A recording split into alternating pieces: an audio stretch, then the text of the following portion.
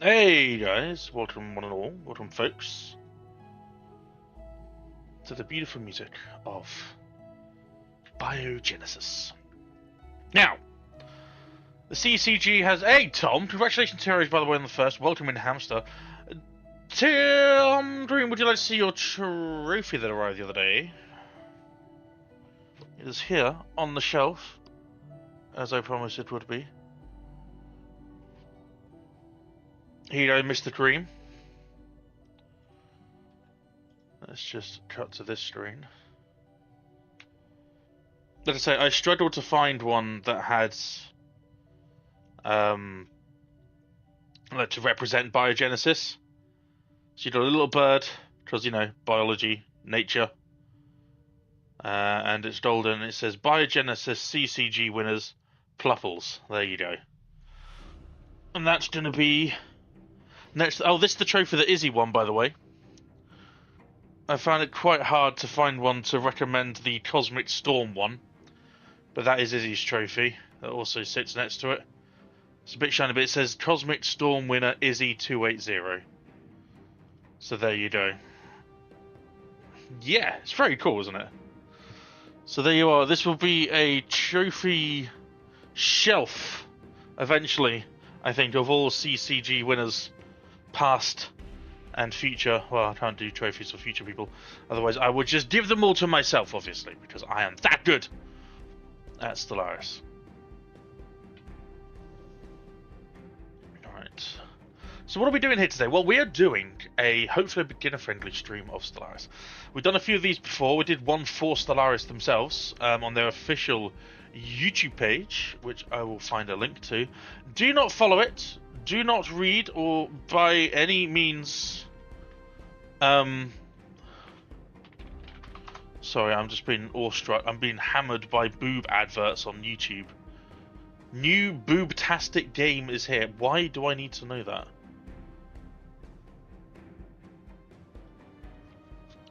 Where is it?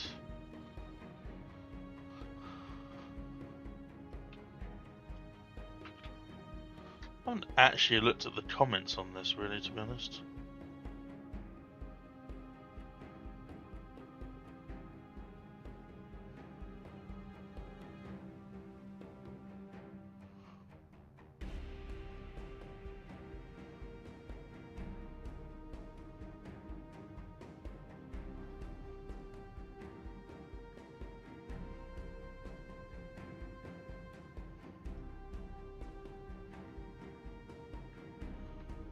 No, it's got 8,000 views though, so I'll take that.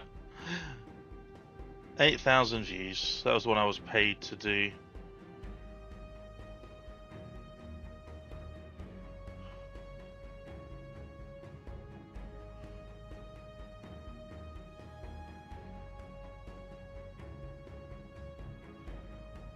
Hey, Invala, welcome in, welcome in, welcome in. So yes, we're doing a hopefully a beginner-friendly stream. So that means we're going to be building an empire. We're not going to be doing a large galaxy or anything like that. We're just going to be hopefully building an empire from scratch. Let you guys know. And we're not going to be doing sort of like, hey, this is the best build to build. This is the best build to build in order to build, micro. This gets you 0.3 alloys every month more. We don't care about that here. We genuinely don't care. If you want to watch content creators like that, there are plenty of Stellaris content creators that will take you through the, well, actually, if you do the 0.35 upgrade here, take this species trait, and then you apply it here at this particular point in time, then you'll actually see an increase of 0.35% ever increase into 2% within the first 50 years of the game. I'm not obviously I'm taking the piss, not of the content creators themselves, but of the people who critique my own content. I don't care how good you are at the game. You could be someone like me who is 2,500 hours in and just be vibing with the normal game, with the base game. Or you could be 500 hours in, watched 900 hours of content, and then understand the game to such a level that you only play to win. That's fine. That's okay if you are like that. If you are okay, if you're fine doing that, then that is fine. However, I understand that a lot of people, like myself, play this game because we love the aesthetic. We love the idea of just being a species in space, creating stories, reading all of the all the bios of different species, creating our own empire from lore. Who, you know, enjoy playing like Fruitful Partnership, which appears at the bottom of all the tier lists, but I was doing a little bit of gameplay with this just because I wanted to play. I'm going to be doing a Blom playthrough. It's all about the lot. Exactly, Digital. Exactly. Aztec, welcome in. 95% of people that play Stellaris play solo. Who cares about min/max? Exactly. Yeah, exactly. We are here to create stories, to be stupid, to not always take the right choice, to not always build an empire that is designed to, you know, push glasses up onto their nose and go, well, actually. Fruitful Partnership is amazing, Brain. Genuinely, it's amazing. It's so funny. It's so... this current practice playthrough, I've had to restart 3 times because the first time... my Tianti friends decided to seed a planet that was the only planet another nation could take. That was pretty much next to their capital planet, so they went to war with me immediately. So I was like, cool. Now we know what to expect is not to colonize the planet straight away, because you get the system. Once you colonize the planet, once you start that process of seeding, you take that system. I didn't know that when I first started playing. I thought I did a little notification to say, hey, you can go to this planet and it is ready for your species. But no, it just goes, this is your system now, that's your planet, enjoy, good luck. I'm like, what? Okay. So I started a war in like year 20 just because I took someone's planet that was too close to their home system. So yes, this is what this playthrough is going to be. We're going to be studying the what was that little noise? Hey, Digitalis, thank you so much for the follow. We do a lot of work with Montu. We've done some work recently with EP30. Actually, EP30 is actually the video that I did that I took part in is probably the best way to experience what I'm like as a content creator. A lot of people didn't get my take on it, and that's perfectly fine. I don't expect people to, and I don't expect everyone to, you know, get it. But they see it in a holy world. Yeah, the Chanty are like, that's a cool world. I'm sure they would appreciate that. You're like, guys, probably not best. Oh, but yeah, we're going to be doing... So, for those of you who don't know who the Blom are, I'll write it back. I do a community-created galaxy. Every time there's a new DLC or a big update, species pack, something like that, I ask the community to create empires that I spawn into the same game as me. So the last event we had, Biogenesis, we had 27 empires created by viewers, essentially. And you did a cool little... I've only done it twice, but I'm now aiming to do a cool little trophy for each winner of the CCG. And a friend of ours called Izzy, another streamer, Izzy280, decided to played the Blom in a Montu timeline series. If you don't know what Timelines is, it's an amazing series. Unfortunately, it has spawned the Blom. So not necessarily a great thing. Hey Dan, welcome in. Gaming Brain, good to see you. So yeah, the Blom kind of like vibe. They chill. They don't really care about what's going on in the universe. They are just, you know, they're happy to be someone's vassal. They made Montu's life really difficult. Everyone, of course, fell in love with them. Montuwu is a direct result of the Blom and Izzy. So, yes. Montu was playing the Blom at the weekend. No, he wasn't. Was he really? Oh, no. So there you go. The Montuwu meme came because of Izzy. So we always joke that whenever Izzy takes part in the CCG or I offer a play, she's like, yes, just make the Blom in whatever version fits the DLC. I make the Blom, they make my life a living misery, or in some cases, they won. He won with the new player crisis. I've not tried the new player crisis yet. not tried that. We are going to be doing a wilderness playthrough at some point, but that's going to be after... Oh my god, I can't believe I'm actually slipping this in organically. There is a subathon, not the 3rd of June, ignore that, because it's the 2nd today, and I'm doing a beginner-friendly stream. It's not going to be on the 3rd, it's going to be probably midway through June, where we're going to be playing the same game of Stellaris for as long as the subathon continues. I'm interested to see how many years in-game you guys will let me get up to. I am planning some mods. I'm going to be releasing the details, the proposed details. Obviously, I'm going to open it up for communication from you guys, what you'd like to see in your critiques and your advice. But Dan and I have curated a small list of options that we're going to release probably over the next couple of days. But enough about me spouting stuff about me doing me things, because it's all about me. Let's make the Empire. So as you can see, these are all the empires from the Biogenesis. We've got lots of different clone army ones. We've got Void Forged. We've got a Scion there as well. There are the Blom. Life Seeded, they blom. But we're not going to do any of that. We're going to create our own one.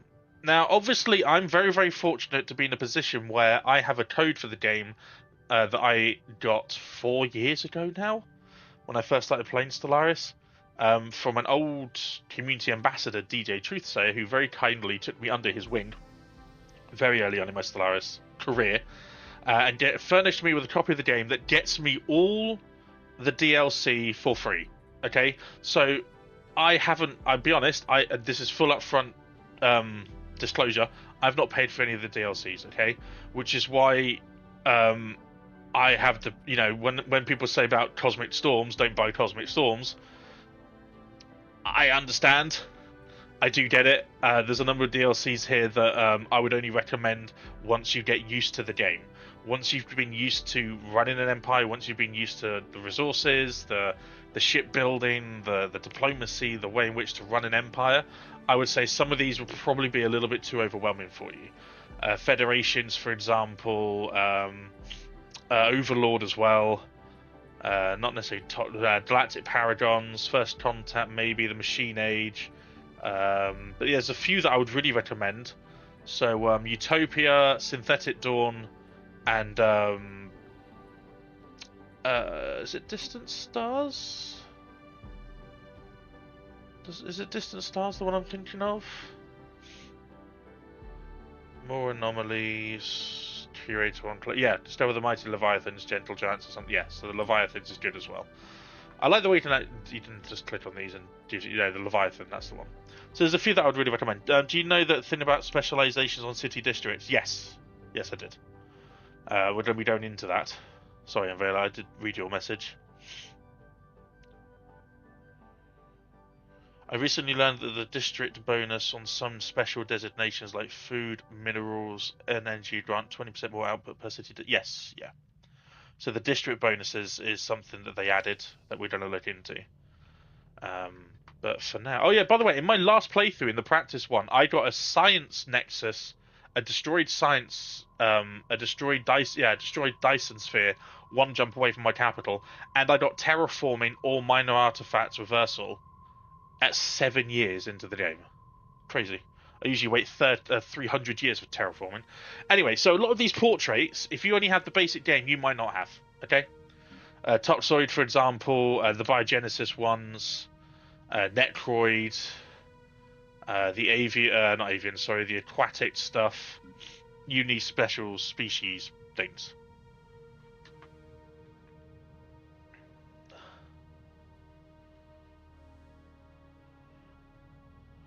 Yes, the subathon Tirouge. It's going to be some point this month. I haven't quite worked out when yet. It's a lot of planning. And you can't really test the widgets and stuff until you actually start it. And Montu, I know, had quite a few issues with them. So that's going to be fun to sort out. Right, anyway. We're going to make one. We're going to keep it simple. We're going to be humans. We are going to be...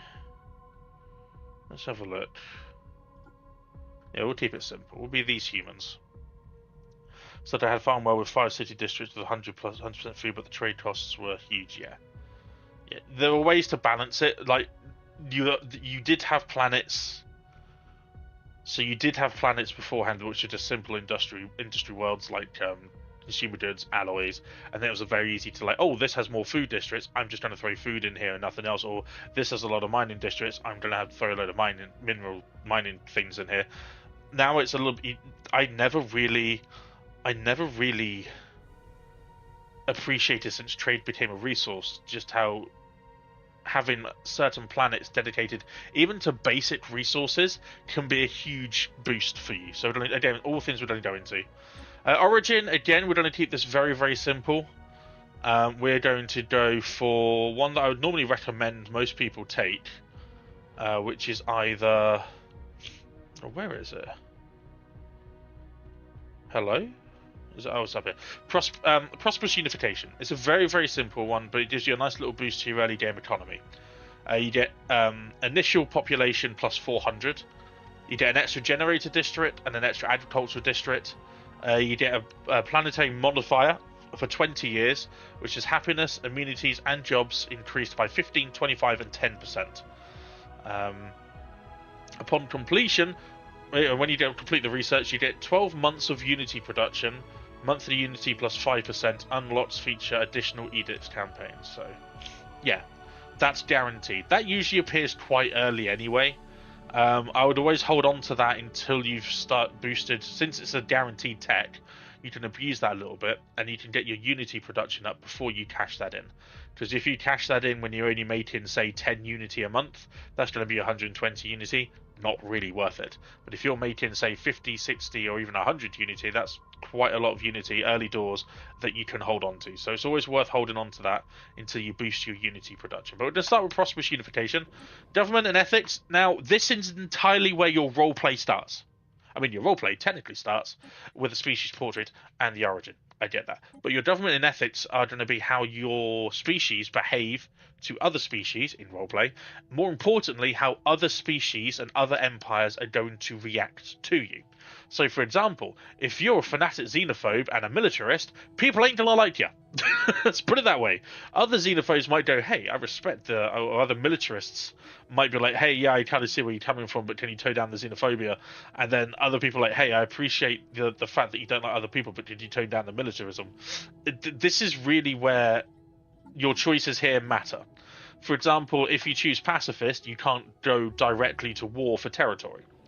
You cannot use unrestricted war policy, and you cannot engage in indiscriminate... Is it going to let me actually to... No. Normally now it holds, and then you can look over it, but no. No, it's not letting me do that. But yeah, so unrestricted wars means that you can just go to war with anyone, make claims, go to war, happy days. Pacifist means you can't do that. But being militarist does cut you off from a number of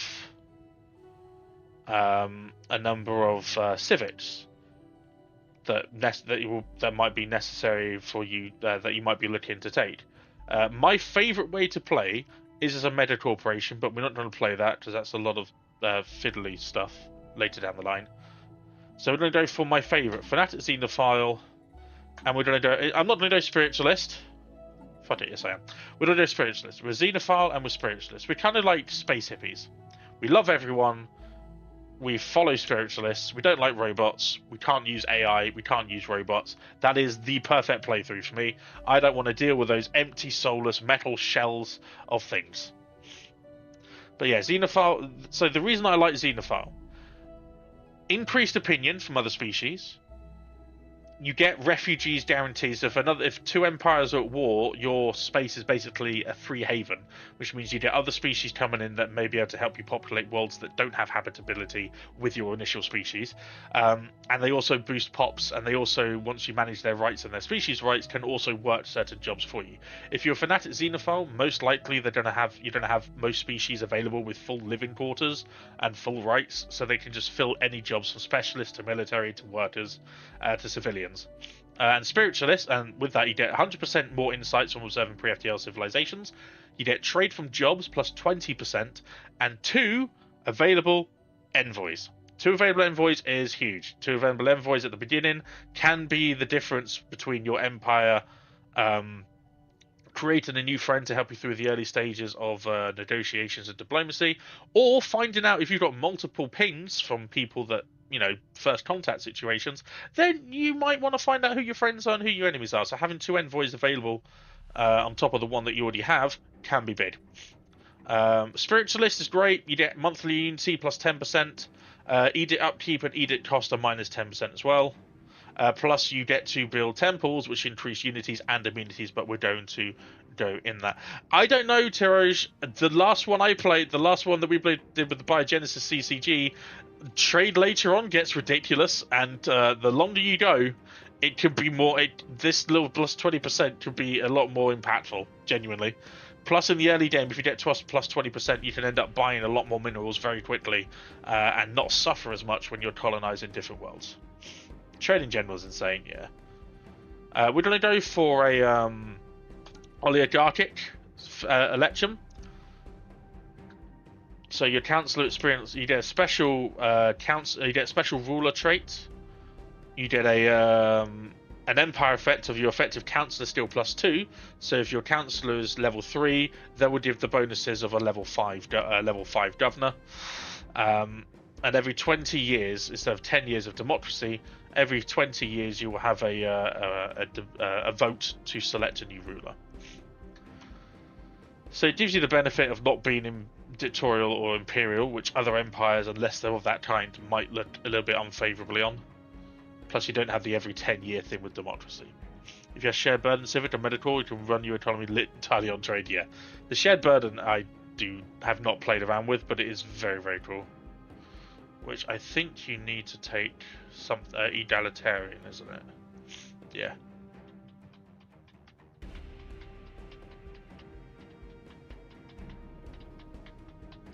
Yeah. Worker pot resource output plus 2%, yeah.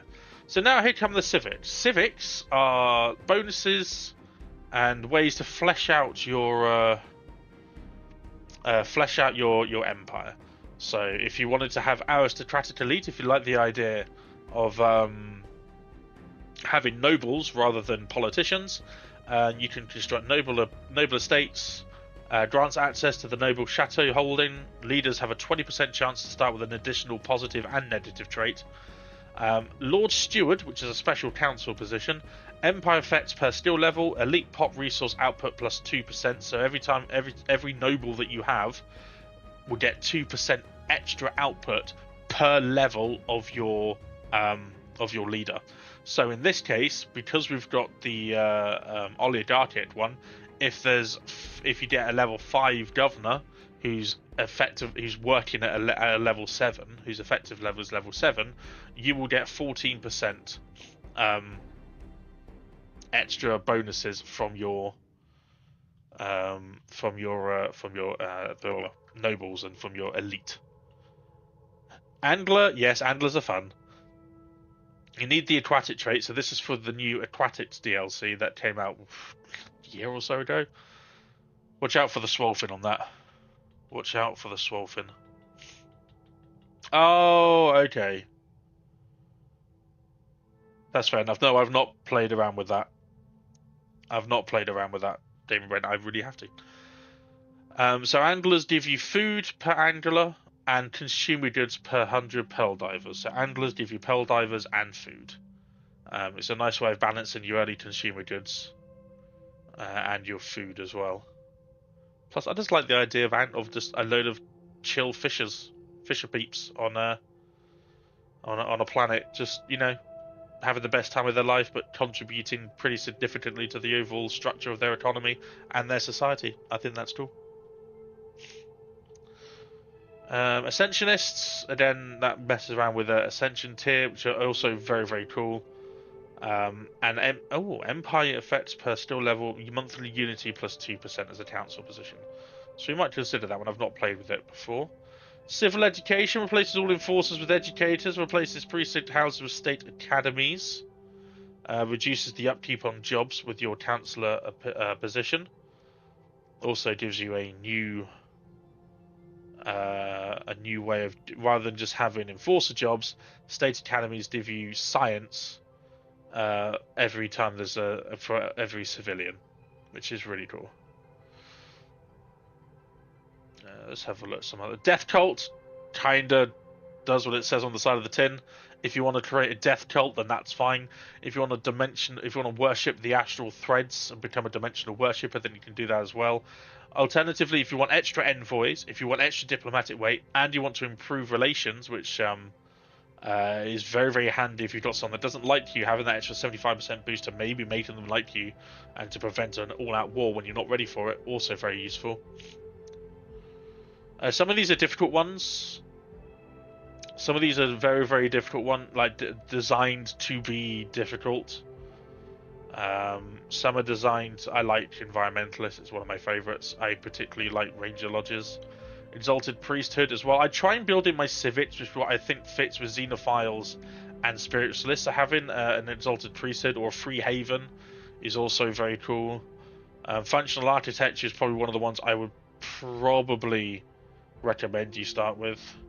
It gives you extra build speed on your planetary stuff, and your infrastructure build cost is minus as well, so it lets you get more stuff up quicker. Quite nice. Galactic Curators is from the oh god, I always want to say Academy. It's not. It's from the museum one. It's the for God's sake, Grand Archive DLC. There you go. Genesis Guides as well. Yeah, difficult, not difficult, but gives you a unique way of playing. Genetic entity identification, heroic past. Again, if you think your society had did something heroic, or you've got a past number of warrior heroes that you want to, you can do that. Who have done great deeds, then you can have a heroic past, which give you a grand storyteller, which is quite cool. So yeah, just lots of reading, making sure that each one does what you want it to do.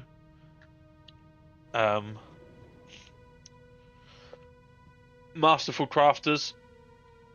Artisan is replaced with artificiers. Artificiers turn minerals into consumer goods and trade, which is very, very useful. And also the master crafter council position. If you have a level 9, if you have a species that lives for a long time, you can create a master crafter council position, which armor hit points plus 1% per skill level. So even if you have a level 5 governor in there, you get 5% hit points to your armor. Very, very useful. We're gonna go for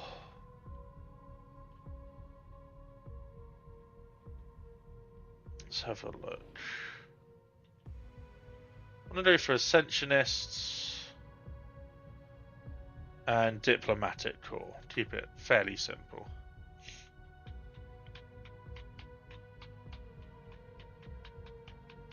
Get those extra things. Traits are what your species do. So this is what your empire gives you. These are the bonuses that you get from your empire. These are bonuses that you get from your population, and from your governors, and from your elites and things like that, and just your general empire stuff. The traits are where you get your bonuses for what your species does. For example, are your species your species goal speedrun life? Overtuned anyone? Yes, exactly. So if you think your species are going to be intelligent, are they going to be rapid breeders? Oh, maybe they have genetic memory. Oh, maybe they're venerable. Cool. I've got 4 really cool traits. Unfortunately, you can't have all the good ones. Every sentient life, especially humans, has flaws, and this game basically forces you. Doesn't force you to take. You can just take if you want. I want to live an extra 20 years, and I want to get extra. I want to be traditional. You can just have those 2. You don't have to take any of these bad traits. I don't know why I did that. They are bad. You don't have to take any negative traits. However, if you want to have stuff like, if you want to have your pop growth speed, how many envoys do you have? Like 6, something like that. Yeah, I think it's 6 or 7. So you get rapid breeders, which gives you 10% pop growth speed. That's with your species. If you want to be intelligent, so you get the extra researcher job extra efficiency from your researcher jobs, then you will have to take a negative trait. So again, they come in 1s and 2s. So unruly now is empire size from pops, and it's no longer. I think it was unity, wasn't it? I think it was like minus unity or something like that. But now it's empire size from pops, which is quite detrimental. This one is newly growing pops with a trait. With this trait, spent the first 5 years after being grown as a pre-sapient. It's crazy. I would probably go for pop growth during war and crisis, minus 30%. We're not planning to be in any wars. Not planning to be.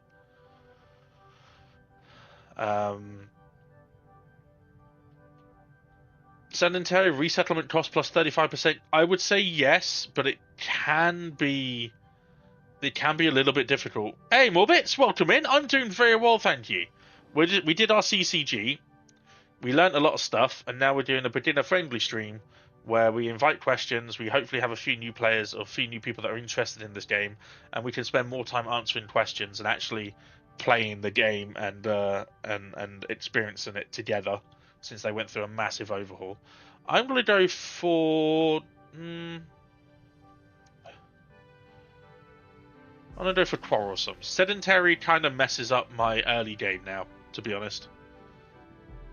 Plus 35% as well. So now, you see... yeah, humans, yeah, exactly. Trying to get used to the new way habitats work with 4.0. Ooh, habitats are... yeah. There's still a few bugs with habitats as well, so just be a little bit careful of that. But you notice that we've got 2 decent traits, and we still have 1 trait pick left. Now, because I've played the game a lot before, I know there's going to be some research that allows you to modify your species later on.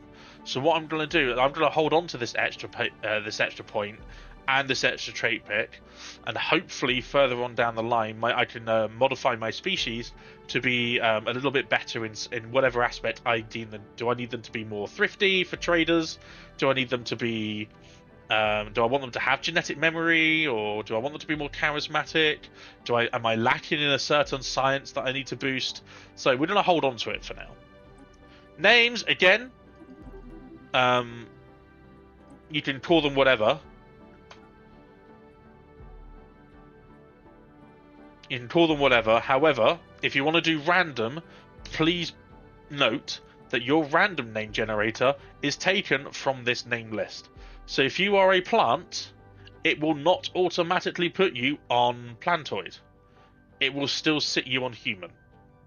So if you go to a plant, for example, then go back to names, it's going to give you lots of cool new plant generation names. If you want Necroid ones, it's going to give you a lot of cool Necroid sounding names, etc., etc.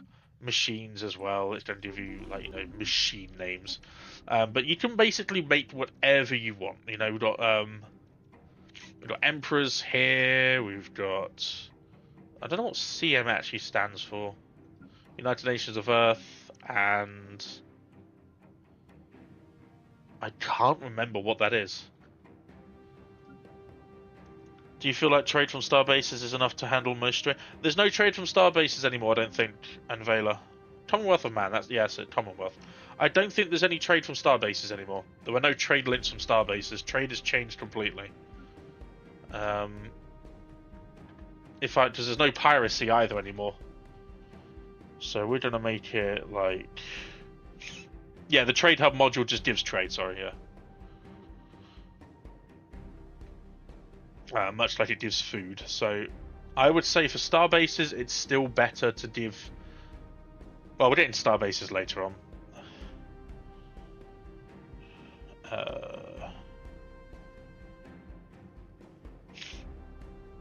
You don't need a bit from jobs. I'd say you need around 95% from jobs, brain.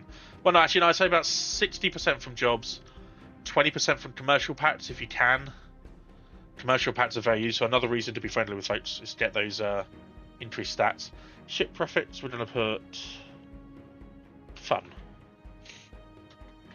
I'll put fun. So it'll be Volusians. Our empire name will be the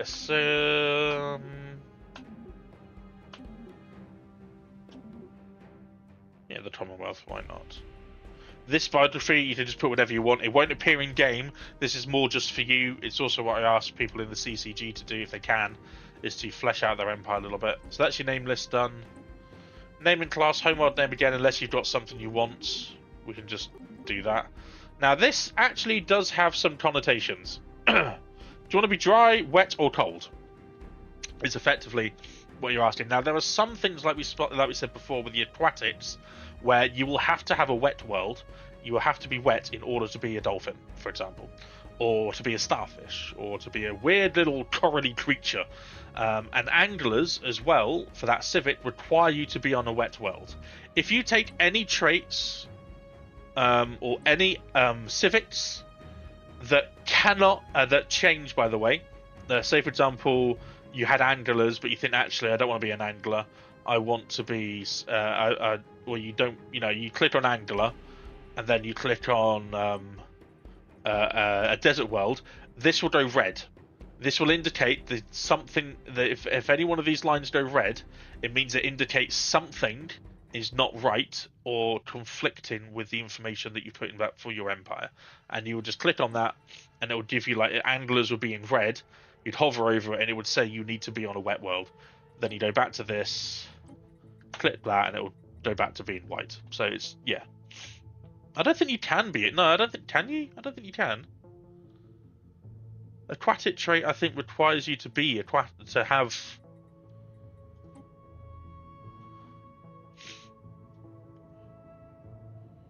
Don't tell me this isn't actually in alphabetical order, is it? Oh, it's just extra host. Okay, it's actually just extra habitability on ocean worlds. You don't actually need it. Okay, it's just... Yeah, don't take aquatics if you're on a desert world or an unwet world, because it will mess you up. It will mess you up. Just don't do it. You can do it, just don't do it. You get quite bad. You get quite... It's quite bad. You can start your solar. You can start that as well. You should just go random. And because we're humans, we're going to go for a continental world. There's lots of new rooms now as well. Lots of new cities. We're going to go for a solar punk city aesthetic. So I really like the way that looks. And I still don't go for wilderness, I think. No, we'll go for... Yeah, we'll go for this. Priority alert. This pre-recorded message is Faith manages.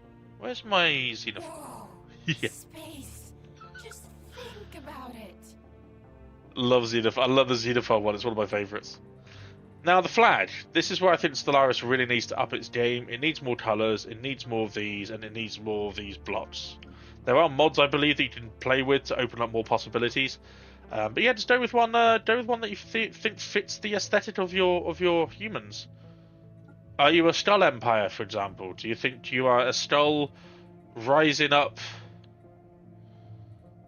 over a new golden sun, for example, with a red sky or a red orangey sky? Are you now bringing this skull emblem into the new light, or are you a nice, cool little happy sort of like Federation empire where you're like, hey, let's just be guys, let's just be nice. Let's just be nice. I don't know what nice colours are. Let's just go for that. Let's just go for that. Hey, we're all in it together, kind of thing. Or are you holding? Are you the torch of a new future? Is that what you're aiming to be? You're looking to be a torch for the future. Or, you get what I'm saying. Are you a technocracy? I, for one, am going to use this one because I don't know what it means. I just think it looks cool.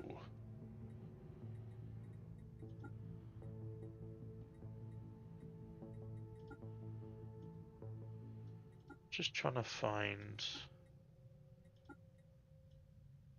the right feel for that. That's right.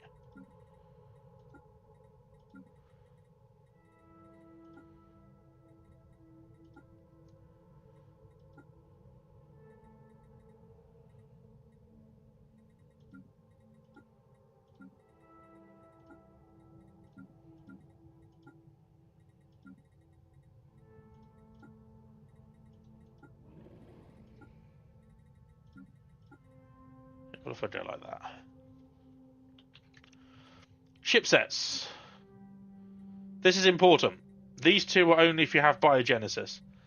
Well, I say ship type is not really important. It's just the fact that this is the biological ones. Biological ships are very, very, very, very, very, very, very, very, entirely very, very, very different to normal ships. All of these ships they work exactly the same. They work exactly the same. They all have the same type. They all look different, but they all have the same type. Corvette, frigate, destroyer, cruiser, battleship, Titans are your main ones. Just obviously, they're all going to look different based on the aesthetic that you go for.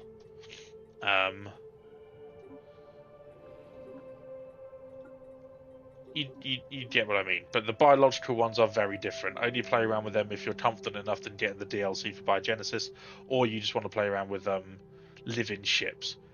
Cybernetic are one of my favourites because the colour of your flag is more easily attributed to your ship. It's very nice. There are little purpley differences on some ships, like there, like there.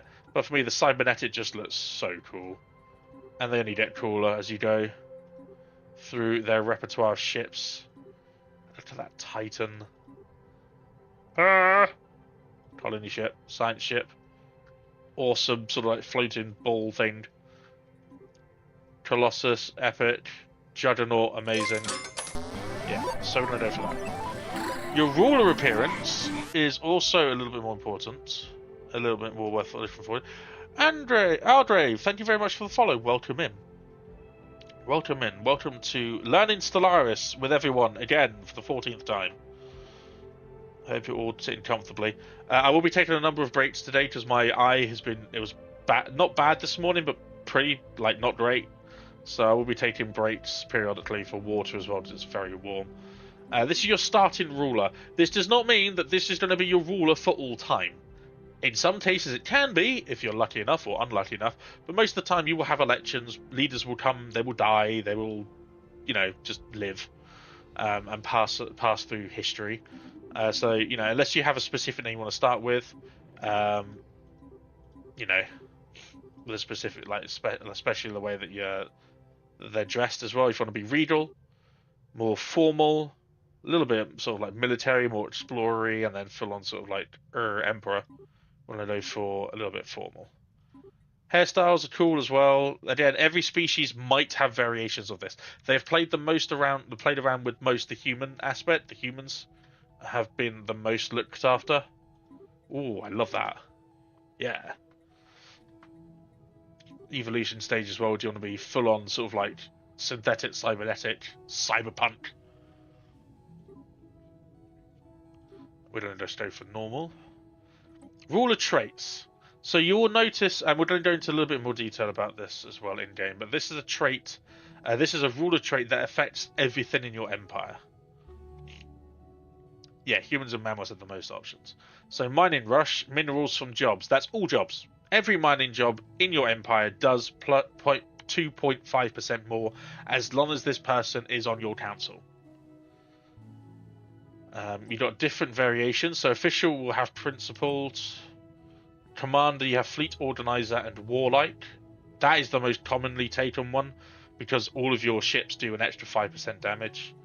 Or scientist, which is the one I'm going to do for Spark of Genius. Research speed plus 3%. Pretty good. Gives you a little boost to your technology. You can only take one trait point. No, you cannot take a negative one to like you can with your species. You just can't do it. There are, in cases, some civics, some empire types that will allow you to take a negative trait in order to take another good trait, or in some cases take two traits. So there are exceptions. There are cases where this is different, but for the most part, you get one trait. That being said, as your leader levels up. And I'm so glad they changed this because in the original 4.0, very recently in the beta, your leaders were not guaranteed a new trait when they leveled up. Sometimes they would get one, sometimes they wouldn't. It was not a great decision. They rolled it back, thankfully, so now you do get a point. You do get a choice when they level up or getting a perk. No, they said in the thing, they said, yeah, every other level. It wasn't a bug, it was designed that way. Which a lot of people are like, no. No. I did have a bud where my leader was level 7 and had no traits. I did report that, because I had a level 7 leader that had never received the traits, which was quite funny. But yeah, in the 4.0 update, they did that, and a lot of people in the Discord room I was in was like, nope, don't like that.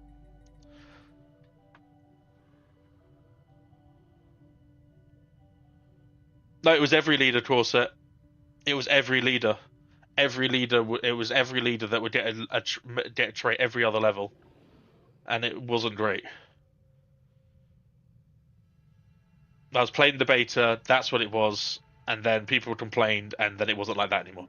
You hit save, and then you press back, and you will see your empire is here. It gives you a nice little overview of what your empire is.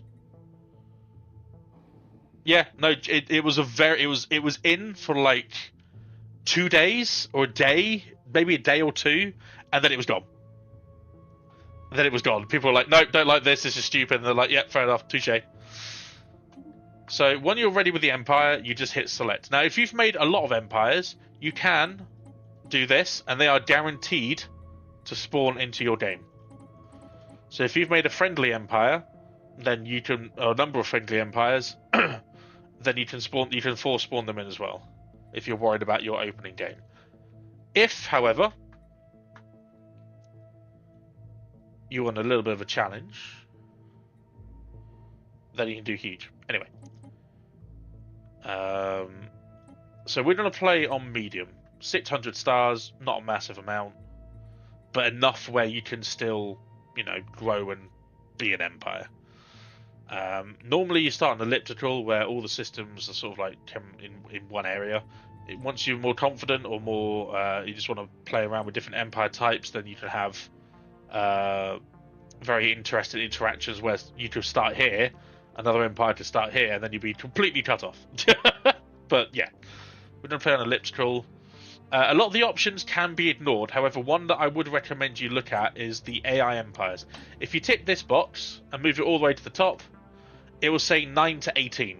So that means there's a potential to have 18 empires spawn in your galaxy, or 9. Now, I would normally recommend that you just untick that box and just say, I don't want to deal with that many empires today. I'm going to go for a 50-50 split. I want 9 empires, but I want enough space to potentially expand into. But, we'll just go for 7 to 14. Advanced AI starts. Turn them off. Genuinely turn them off. Unless you really want a challenge, turn them off. Advanced AI starts are empires. They have a huge start, a huge head start in technology, a huge head start in military strength, economy, everything. And if they meet you first, if you meet them first, then with the vassalization thing and the way that it is, and the way in which empires will now look at you and go, I want to vassalize you, you may not be free for very long. Now there are origins that will spawn fallen empires, advanced AI empires into the game. Just read the origin before you do that, just to make sure you're okay with it. Fallen empires I like to whack up to full because they're fun. Just have a lot of fanatical purifier. I don't think they can be. I've never come across one before that's a fanatical purifier. I have come across one that's like it was an evangelical sort of like, if you're not spiritualist, you're gonna get, hurt. Advanced settings. This is where you set your crisis type and your crisis strength. Now, if you are brand new to the game, I would recommend turning this down to say 0.5.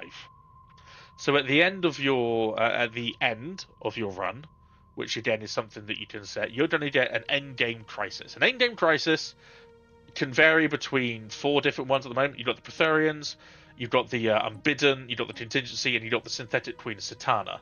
Satana can only be unlocked, I think, if you have the Machine Age DLC. It's very, very good fun. And if you hit all of them will spawn one after the other with increase in difficulty. So I would say leave it at random, or just turn it off. You can have it random and then just have it off, and it just won't appear. We're just going to leave it a nice gentle sort of like 3.4. Scaling difficulty. The AI receives its full difficult setting immediately at the start of the game. Difficulty settings here. If you are playing as a civilian, which again I would recommend, the player you get a massive bonus to your economy, research, and naval capacity, as well as a bonus to establishing new contacts. Additionally, aggressive and disruptive AI empire types are disabled. So you will you will still learn how to do diplomacy. You will still learn how to interact with other empires. You will still learn about commercial pacts and galactic community stuff. If you've got that Federate, I think it's the DLC. Is it the? Was it which one? Where did they introduce the galactic community? Was it Paragons? Was it earlier? Anyway, it doesn't matter. But yeah, if you put it on like I like to play, I usually play an admiral. You get major bonuses to its economy, research, and naval capacity, which means that when I have off, they receive their full bonuses immediately. I like to play with it off. If you want to have them get them mid game, then they will gradually scale up over time, starting at 0 and reaching maximum of mid game start year. And if you want it in the late game, they won't get anything. They'll get even longer scaling until the late game. I like to have it off. It's your choice. Leave this as it is.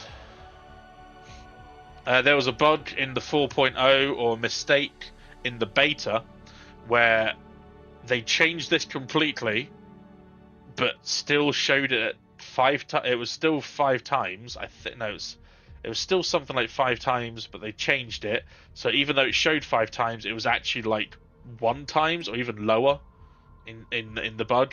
So that's why the population was so slow at the beginning. But just leave this as it is.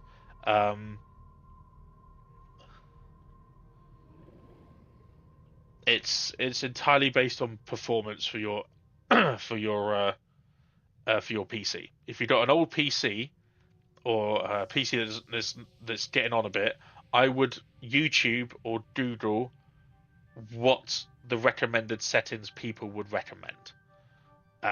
Because when you get later into the game with the more population, the more ships, the more economy, the game does take a hard sort of like can come to a screeching halt or feel like it does with the amount of calculations that it's trying to do.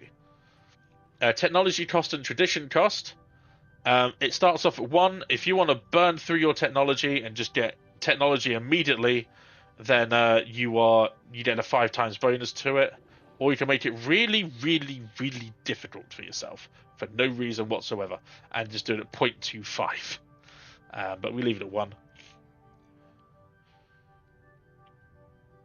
Same with the logistic costs and the deficit. If you're struggling with your trade, and the deficits get to you, you can just turn it to 0, so you won't get any deficits from your planets. But if you want the feel, no, but it's the same thing, Game and Brain. It's exactly the same thing. It just means that your technology works 5 times quicker. Either way, it's exactly the same thing. If you flip it, it's exactly the same thing. It's you get your tech 5 times quicker. If you had 100 tech at 1, you would get 500 tech at 5 times, and you would be getting your technology quicker. It's pretty much exactly the same.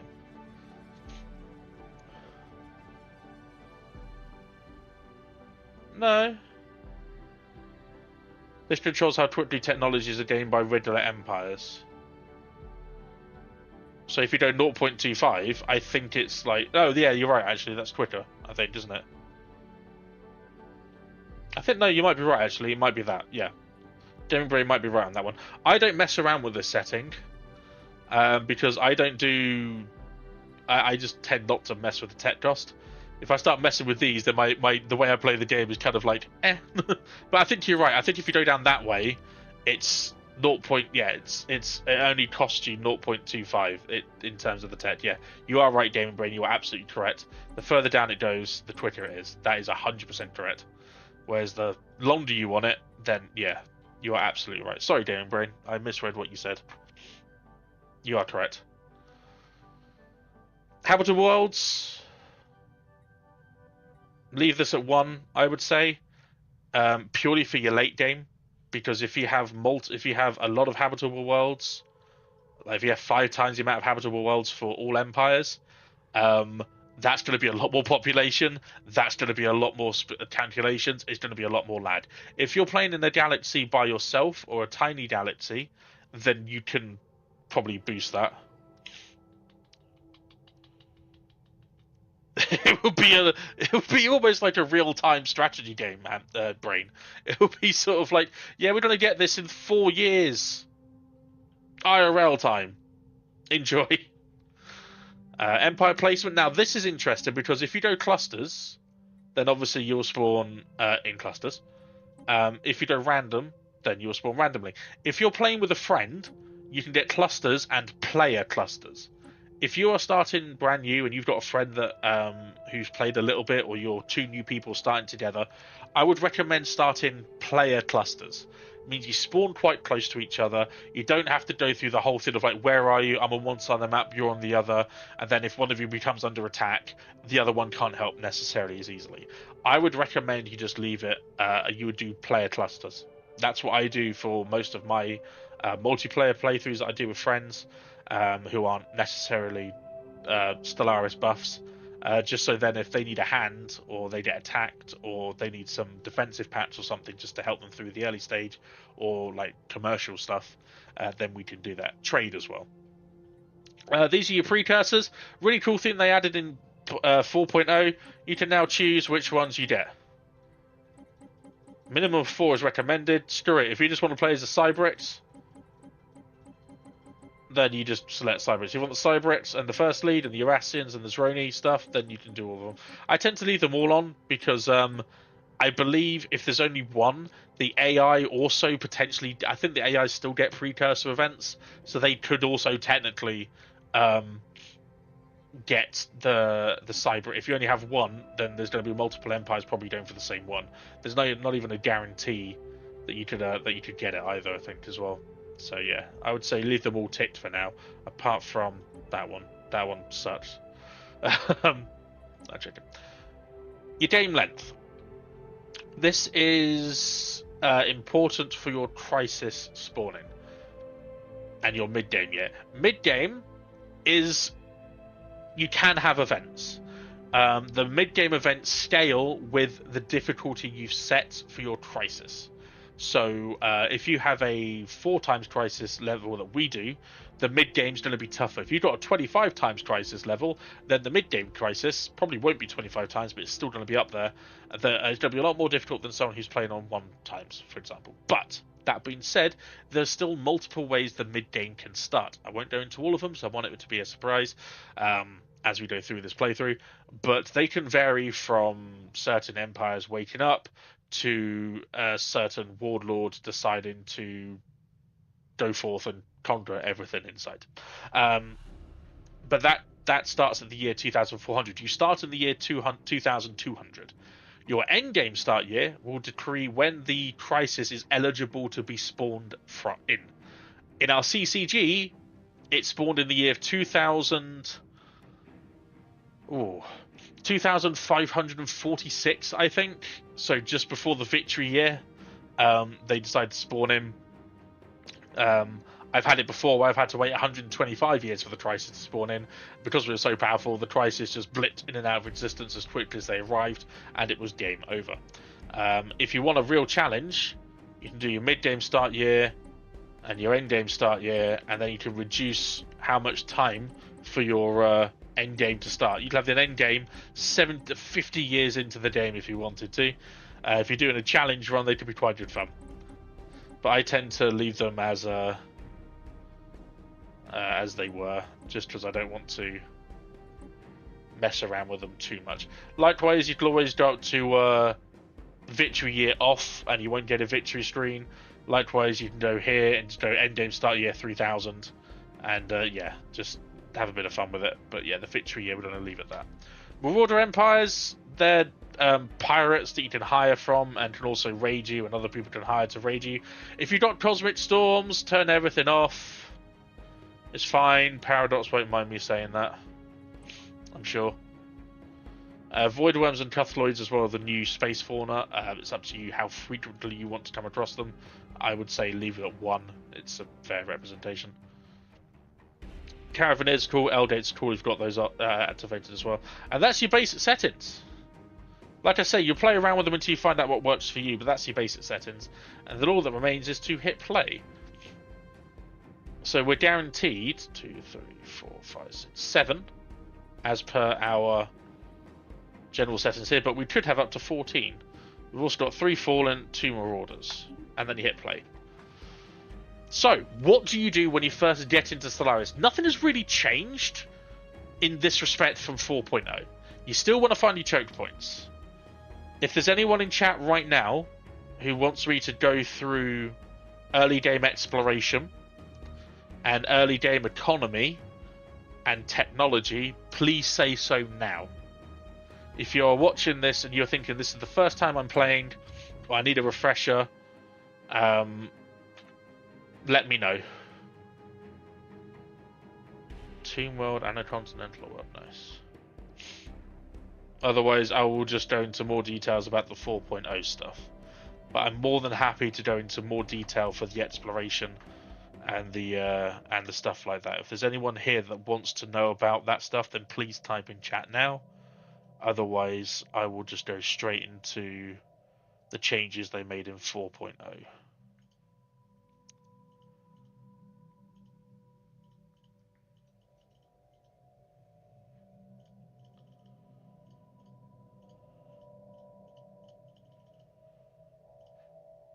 No, we're all cool on exploration, choke points and stuff. Nice. Okay, cool. In that case, I will not go into full-on narration about why I'm exploring where I am.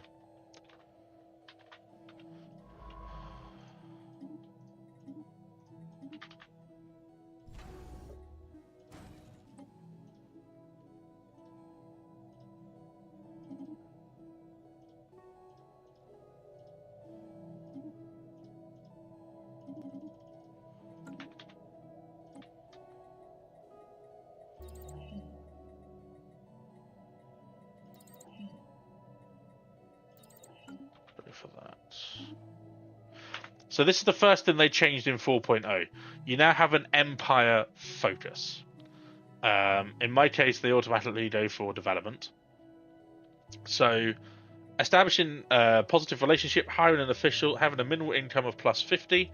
This will give you progression into certain things. So in development, you'll get planetary unification at tier 1. You will get that as a guaranteed technology, as a guaranteed tech, with some extra things with a little bit of extra research already done for you. That's the one that we saw just here. As you can see, it's already got it at the outline. The golden outline and the golden sort of like the golden outline just means it's going to be there for as long as you want it to be there for, until it's researched, basically. Like I mentioned, we're going to try and get our Unity up. So at the moment, if we took that, we would get 12 months of 36, which is, what's that, 12 times 36? You're looking at around about, what? Say about 5,000 Unity? No, 5,000, what am I talking about? 300, about 450, 500 Unity. So not a great amount. Which is why I'm holding on to it until I start looking at my my other stuff.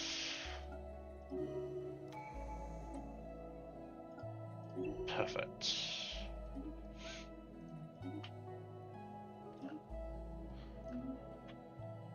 So why am I buying minerals from my trade rather than buying monthly minerals? It's because I want to get as many minerals stored as possible. Wait, Unity's 28, so I was looking at my trade. So yeah, we're looking at even less. So we're probably looking at like what, 280, like 320 odd. So yes, it's well worth staying. Okay, so this is the Draeneur. I like it. It's fine. I like the Draeneur. Fleet management. Again, if there's anything I'm doing that you want more information on, then just please tell me.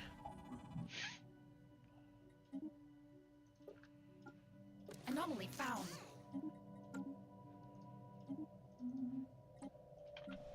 So, here we go. This is the new way that your planet outlier looks. Your planet thing here. All of your planet production, all the planet deficits. Deficits, I think, just impact on the trade amount that you get. I tend to ignore the deficits on the planets unless it's really detrimental, and I more than make up for it just my trade just by selling the amount of resources that I had. It was crazy how many resources you get now, especially the specialist resources. But you'll notice that you now have 2 lines here. There used to be just 1. They made it 2, thankfully. Council agenda available. They made it, yeah, they made it 2 lines, thankfully. So these buildings, you can pretty much build anything you want in them. Whatever you want. You want more temples, you get more temples. You want hollow theatres, you get hollow theatres. You want luxury residences, which is what I recommend now for housing and amenities. You can get luxury residences. Your specialised districts, though, give specific jobs, not resources, but jobs, based on what they are.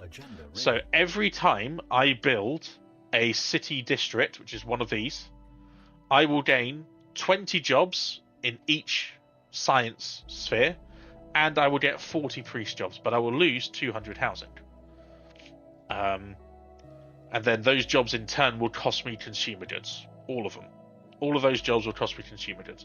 Not a lot to begin with, but the more pops you have, the more pops that are working, you will get consumer goods. You will get consumer good upkeep.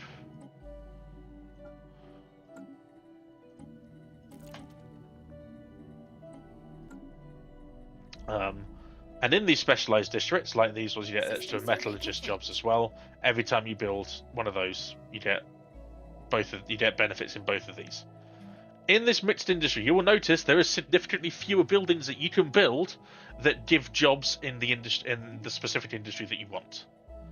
So, for example, alloy foundries will give me 200 metallurgist jobs, and the civilian industries will give me 200 consumer good jobs.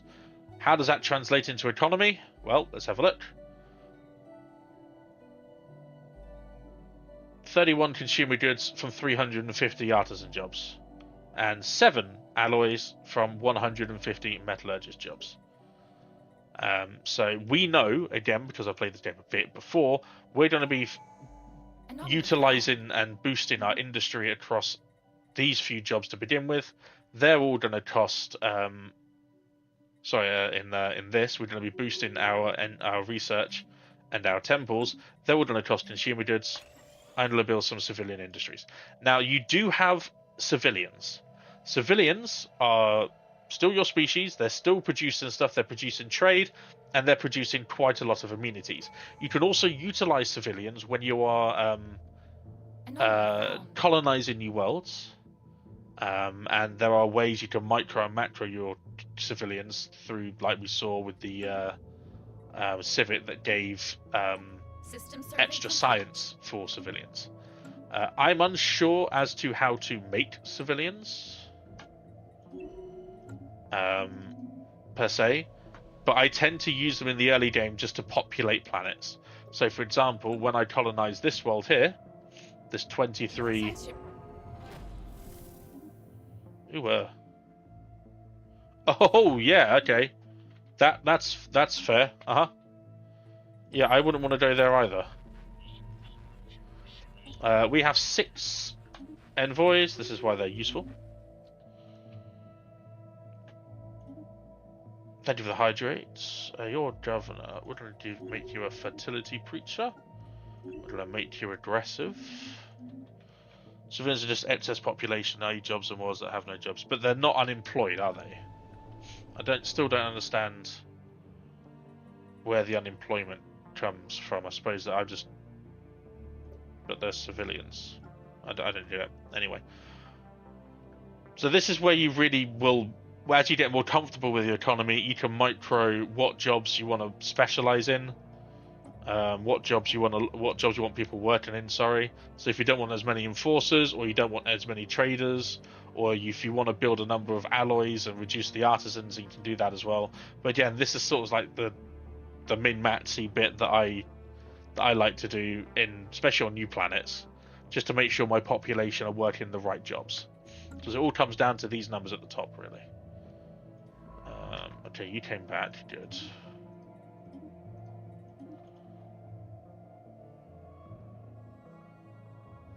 Yeah, that's what I'm thinking, though, Game Brain. So, like, now I don't have any unemployed pops, but all of my economy was full. That's what I don't get. Yeah, I just lost 200 civilians. Okay. Oh yeah, because of that. Yeah. So yeah, sorry. Whenever I didn't realize it was building that quickly. So you notice that I got 200 artisan jobs. It pulls it from the civilians. So those civilians got promoted from being just civilians into artisans. So if you wanted to, you could utilize all of these 1,800 civilians and boost your economy and build everything here as quickly as you want. Or you can use them to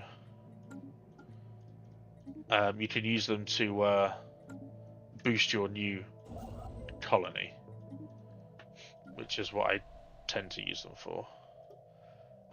So yeah, going back to this, you can switch these out if you have a planet now that you don't want the archives, or you don't want the mixed industry. Say, for example, you go, hang on, I have an alloy world here. Why is this mixed? I want to make it a specialized civilian industry. That way, instead of just getting the plus 50 artisan jobs from your city districts, you will get double as 100 when you make it a specific civilian industry. So you can go, right, okay, excuse me, I'm going to make this a civilian industry sector, and all I'm going to build is all I'm going to build is consumer goods. If you have an alloy plant here, once you converted it to a civilian industry district, you will lose the alloy. That building will be demolished when you complete the transformation. However, your civilian industries, your consumer goods, will still be there.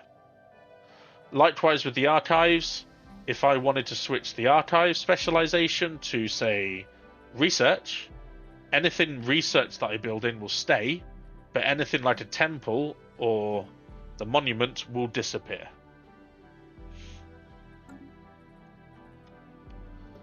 We need some more minerals, so I don't mind building some more minerals there. Minerals are your main currency for building buildings and building districts. Everything costs minerals early doors, which is why you'll see if I've got trade like this, I'm just going to buy 1,000 minerals. I don't care about monthly minerals at the moment. I'm just going to buy a full-on batch of minerals just so I can stockpile them quicker and have them ready for when I need to build more stuff, especially if I'm going to be colonizing the second world. I'm going to be building double the amount of districts potentially, and eventually my consumer goods will also start taking a hit as I get more population.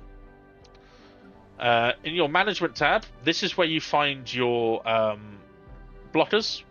So for example, the sprawling slums, let's get an extra 100 pops. Here you will also see how your districts are distributed. So for example, why do I have 8 generators, 8 mining worlds, and 7 farming districts? It tells you. This rich mountain gives you extra mining, this rugged woods gives you +2, fertile lands gives you +2, black soil gives you +3, max mining districts, the tempestuous mountains give you generator districts, rushing waterfalls for your generation, and your hot springs as well. So each planet will have districts. Most planets will have districts you can use straight away, and then they have blockers. So for in this case, it's industrial wasteland, I've got 2 of those that are blocking an additional 1 district each. So to clear them, it will cost credits. Only do that really if you have unemployment or no civilians left, and you have a growing population. There are going to be some blockers. In this instance, maybe this one will tell me. Yep. You will need certain technologies to remove certain blockers, like toxic kelp. You need will give you rugged woods once you've completed that. Dense jungle will give you a prosperous mesa for mining districts. And yeah, the active volcano, once you've cleared that, will give you 2 extra districts as well. So as you looking through your technologies coming through, again, this is where you go, right, I have planets with population that I'm losing population on because I'm still growing my population, but I don't have any more districts. But I do have things to clear. I'm going to focus that technology. Again, a way to utilize the technology to boost your economy. Are you still going that way? Yes, you are. Right, at least we know there's nothing this way, because if I remember correctly, these are just going to be the cleared. Yeah, that's the one of the marauders. Marauders, they don't have any allegiance to anyone other than themselves. You can hire them once they're used to your presence, or you get to a certain military thing. You can hire fleets, and you can hire them to do raiding on other fleets. Let's just do that. Why not? Hey, Varus! Welcome to the beginner friendly stream. Your economy, like we've already touched upon, this is where you min-max your ships upgraded. This is about as much min-max I'm comfortable with. Your job preferences and what your industry is actually supposed to be. Really? Construction complete. Oh, I thought there were ways to trigger it. I thought it was something you had to do when, like, once you get to a certain military might, they go, "Oh, you're like an equal." Huh, okay. And then I don't really pay much attention to the marauders until they become the town. Then I do pay them a lot of attention. Armies, again, garrison stuff. They've changed the way that you do armies now, which is nice. You can recruit armies from your starbase. And then any planet in this sector that has population on, you can recruit armies, and they will automatically recruit from the planets rather than doing it from individual. You'll be using this fund, otherwise you'll be bullying you in your duo games. I'll bully you regardless. I'll bully you regardless. Why do I have solar panel? Is it because I'm a... Okay. Alright. So we're still exploring, that's fine. We'll throw in a research lab. We do want to get our technology going a little bit quicker. Straw, they give you a breakdown now of what your physics, society, engineering, research are. Don't think they did. Did they do that before? I don't remember it being... System survey complete. Maybe I'm so used to it now. Maybe I'm paying a lot more attention to it now that I never did before. Oh no, I know why. It's because you can build special research buildings that focus one or the other. That's why. No, that's why I'm thinking about it, is because you can build, once you unlock, for example, this technology here, Field Dynamics Center, you can now build, rather than just being reduced, focused on research labs, you get special buildings that focus specific parts of research that you can designate planets to, like, just... Wait, what was it before? I was doing that, wasn't it? That's why. That's why I'm thinking about it more. You can have an entire industry now, entire district focused on one specific bit of research. So if you know, for example, that you've got more society technology that you want to focus on because of your empire, then you can do an entire planet based on society research specialization. That's why in my CCG I was getting like I think it was 17k science in total, but about 8k of it was coming from physics research. That's why. Yeah, hello.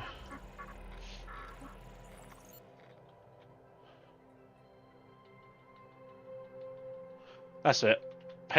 When you have a rival, we can pay them, and we can hire leaders as well. That's what you can do. That's what you can do. Once you have rivals. Unless it's going to pop out and say, you can't do that until you've done this.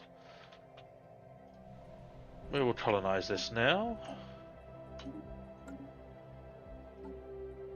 That's going nice and smoothly. We're going to be getting some research so that hopefully this will be reduced a little bit. Yep, there you go. 129 months to 94, so on and so forth. It's only because our engineering research is doing slightly better, that's why it's only 27 months. Also, depending on what type of technology you want to do, the costs also there as well. So if we go here, build a mining district, and it starts to, you know, you can see your progression to certain things. They did this as a way to help new players as well. Unlock certain technologies quicker, so Federation, Starhold, etc. So more of these that you do and check in every now and then, so you do get some pretty good technology. This is also one of my favourite things they've done. You now get a timeline of your empire, all the major things like wars and who you've gone to war with, when you find intelligent life, when you first research your rare technology. It's made the CCGs a lot more interactive because we actually get a timestamp of when people went to war, who they were feuding with. It's really, really nice. Make them happy. So if we go to our government, you can see that our chief presenter, the person that we had at the start, when you create your empire, you get to create your leader. Spark of Genius level 2, research speed plus 6%. Minister of State, pop growth speed across the empire is plus 5, and food from jobs plus 15%. And the one I just unlocked for our head of research, ironically, is Champion of the People. So happiness plus 3%. Be awesome if you could save the story and play it back like Dwarf Fortress. Honestly, I've wanted to do. I remember watching when the Yogscast do their Jingle Jam, they do a Civilization 5 like multiplayer session, and they zoom out, and they have a thing that shows you, like, as the map fills out, like where each empire was as the timeline progresses. I would love Stellaris to have a similar thing. So for my CCG, it zooms out to here, and over a period of like 500 years or so, you just see borders change as it goes across. You just see borders change. You see empires grow and disappear. I would absolutely love Stellaris to implement something like that, just so you can see an overall galactic timeline of how every empire started, finished, ended, which empire expanded quicker, that kind of thing.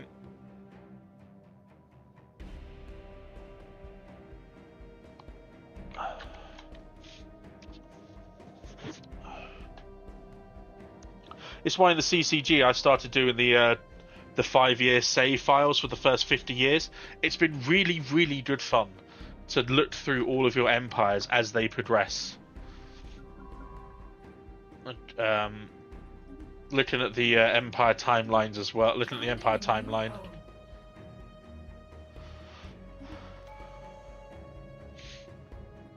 So we can now sell like 30 credits, that's fine. We can buy 30 minerals. Give me the resources from jobs, then yeah. We're going to go this way and take our second guaranteed habitable world. Guaranteed habitable worlds appear either within 1 or 2 jumps of your main capital. There are there are going to be people typing. There are certain origins, there are certain civics, certain play styles that will have no guaranteed habitable worlds, and every world will look like this: red, red, red, red, red. But for the most part,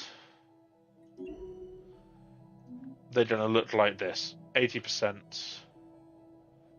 This one's got 80% as well. Ooh. That's an actual science ship. That looks like an avian science ship. The benefit of having 6 envoys. They started very close to me if they're already here within 9 years. So this is what I'm saying about choke points being so important. If I can get to there, then I know they're not going to come through here. They won't be able to come through here. This is their only line in from their empire up here somewhere to me.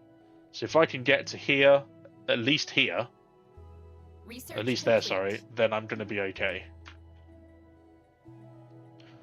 So, this is the first one. You will notice here, you do now have, this is what Anvala was speaking about earlier, you have specialization bonuses, okay? You'll be required to find the technology in order to unlock these specializations. Mineral purification is one of them. We're very fortunate to have mineral purification now. It's going to take a while, 132 months, but once we've finished that research, we'll have access to this, which means we can build special mining buildings in this district that's going to boost all of our minerals. It's going to be very, very important. What are choke points? I hear you ask. Choke points are for the means of which empires to get into your the meat of your empire, the main course of your empire. In this case, it's my first 2 planets and my other continental world. As soon as you find where your best planet types are, the most habitable planets, you really want to get there ASAP. Start colonizing, getting the economy up and running each and the population up on each of those planets. You'll also notice that I'm not building, even though that's got a decent amount of resources for a system, I am focusing on, now that I know there's a species coming from here, because this is a science ship, this is an actual Anomaly found. science ship that is doing science things together. We're doing it together. That's I believe that's an avian one. Yeah, it is. I know that's going to be an AI empire. That's not like the Reavers. It's not a it's not like oh, do we want to ever do that? It's not like a Tianqi or a space whale or something like that. It is another AI empire that is capable of claiming land, and we want to make sure that we get to here so that they can't just start taking all this land from us.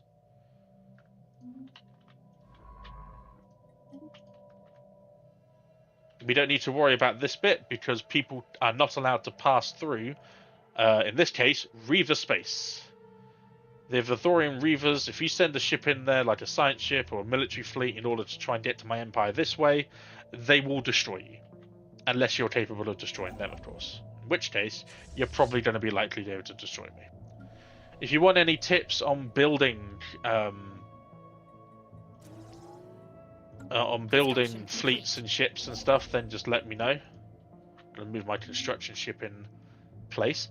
The reason, again, that I'm not focusing on these is because they cost influence. 75 influence. I'm only making 3 influence a month. There are ways to boost that. There are also going to be things like leaders and other aspects of your civilization that's going to complete. eat into your influence. So I'm saving it for a big System push here, survey complete. rather than filling in the gaps. I can always fill in the gaps later on.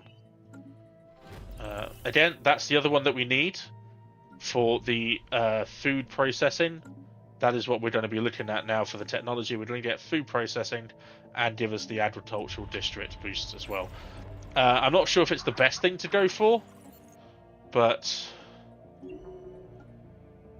I'm going to try and unlock it a little bit earlier. Just a little bit of extra trade from jobs in that sector. If you want to update on a refresher on how leaders work and traits and things and sectors, then just let me know. Again, any questions you folks have, please ask. I will do my best to answer them. If I can't answer them, the chances are there's going to be someone here who can. I'm actually, even though I'm maxed on scientists, because our leader's a scientist, I'm actually going to order another. No, not going to let me. Science show. I don't know what's going on with my mouse, but maybe I need a new one. My factions came in. They're now under the government tab. They have been for a while, but you never know. Empty shells. They need AI. Robotic workers are outlawed. We are spiritualists. We don't believe in them. And that should bring my factions... That should bring my factions up to full, I believe.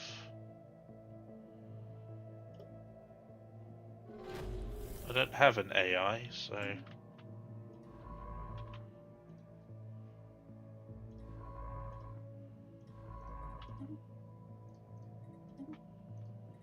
There's a black hole up there as well.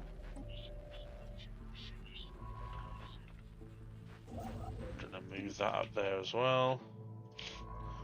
We're ordering another... We're gonna have another scientist. Unfortunately, because it's over our cap, it's gonna cost us a little bit more, along with our monthly upkeep, but I need to know if there's any empires attempting to wheedle their way into our lands, potential lands over here. Starbase again, still got enough influence. You know, we've got 100% now, so they are giving us 11, essentially 11 unity a month.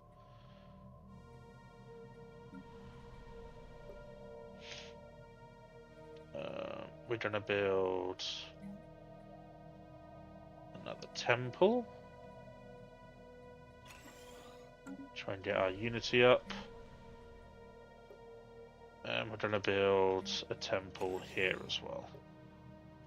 So in the economy, this gives us food, gives us a little bit of trade, gives us gives us planetary build speed, happiness. You gonna let me flick onto that or not? No. And amenities as well. So they're colonists are fairly decent. I'd like to reduce the amount of colonists just so I can boost other aspects, but because we've got so many civilians in our economy here, we're going to move some of them over. Council expanded. It's going to be the monthly unity, the Minister of Ascensions. Thank you. Which means we're... Oh God, why does everyone have that alloy upkeep? It's decent. Congratulations, you are the governor of another planet. Evolving society. Check up on these now just to make sure that our progression... Yep, planetary unification is now an option. System survey complete. They look holier than thou. I like it. Got quite a few there to do.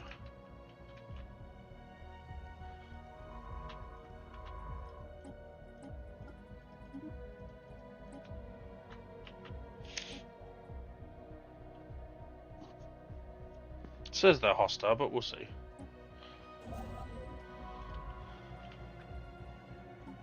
Not making many alloys yet, but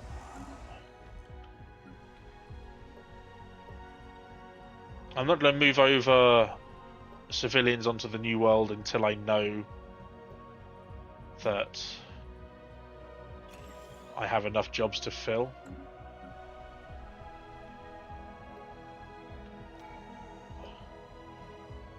Always worth checking up here. We can throw down... I'm going to throw down an alloy foundry. Since we're doing a little bit of fleet stuff, might be worth it.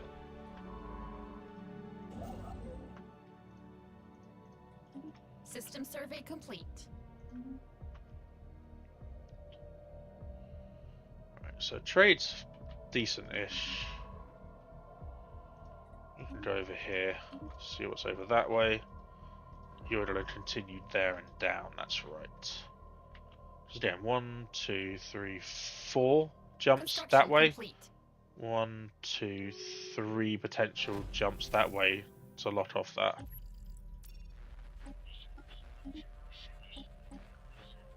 That usually means spaceware. Again, I don't know what's wrong with my mouse. System survey complete. It does seem to be shaking a little bit.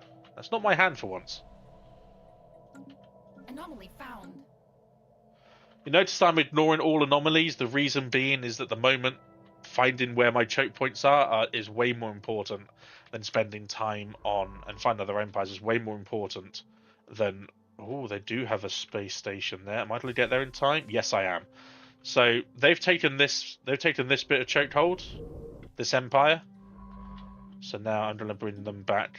Bring my science ship back here to fill in the gaps in this place, to make sure they can't come through this way, to make sure they don't jump my borders, because until I know who they are, I can't close my borders to them. So for our first specialization, we have quite a few city districts, not a lot of these. Construction It's complete. going to be heavy industry. Heavy industry is going to give us straight away 100 metallurgist jobs, and then every time we build a city district like this, it's going to give us 100 more. Which is, it's going to give us is it going to give us 200 first? System survey complete. No, it's just going to give us the ability to build. Yeah, so it's going to give us 100 first. So we're going to start getting our alloys up. Because I know this is the border. I know this is the border system with their one. We're going to upgrade the starbase immediately into a defensive one to make sure they don't try any shenanigans. My fleet are now 10 corvettes. We're building a forge world. System survey complete. It will automatically select your specialization. For example, I built 2 temples. It automatically put it to an ecclesiastical center, which means the priest output is plus 10%, which means our unity will be plus 10 from this planet, which again makes sense because I built 2 temples. However, because I want it to be a forge world, I want it to be a forge world immediately so that the upkeep is less and it's costing us less minerals to upkeep. This is a lot of systems very closely knit together. Interesting. So now it's all about setting the boundaries of our empire. Research complete. Blue laser, because if you remember, our fleets are all lasers at the moment. System survey complete.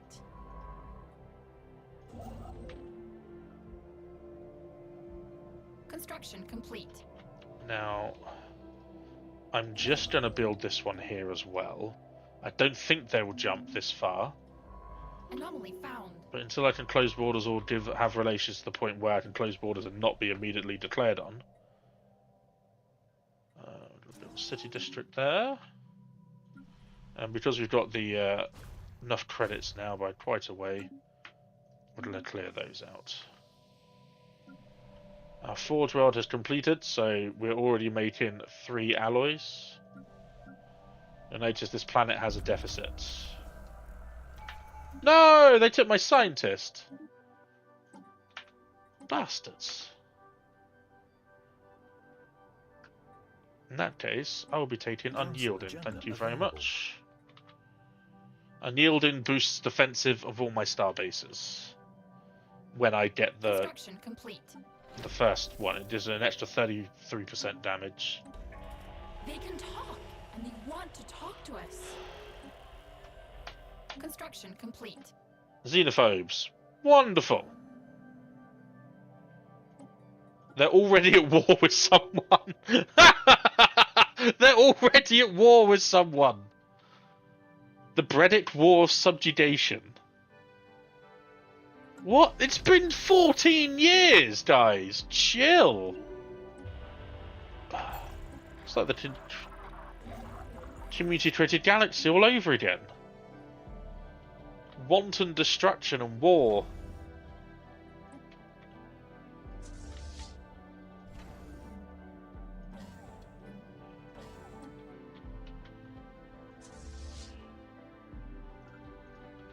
Move them over there. Forge world, wonderful.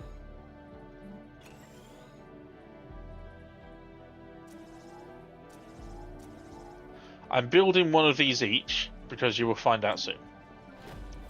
Once the technologies start coming in. Construction complete. Hostile birds! Oh no. I can't believe they took out my scientist.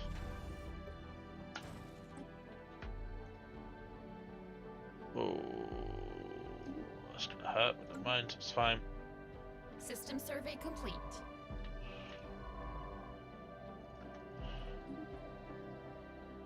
Actually, can you come down here and survey down here?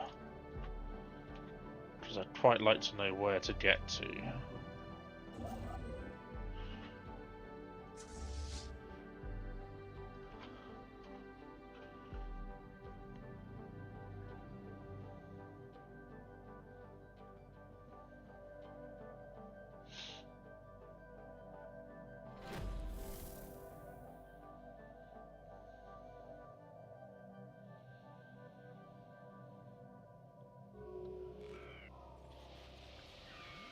Another militarist spiritualist, so they might have something in common with us. Oh boy, they've already taken quite a lot of space in there. Okay, they spawn quite close. That's okay. Blocker cleared. We're gonna need you to start taking these, please. Don't think we can lock them in that sector, but at the same time I don't want them to come down here. Yeah, just continue going that way, my friend. So we're going to be locked in here. I still can't believe they are at war. Come on, you're spiritualist. It's fine. This could end in disaster. This could be the shortest playthrough ever. And again, sometimes it happens like this. Sometimes it cannot be helped.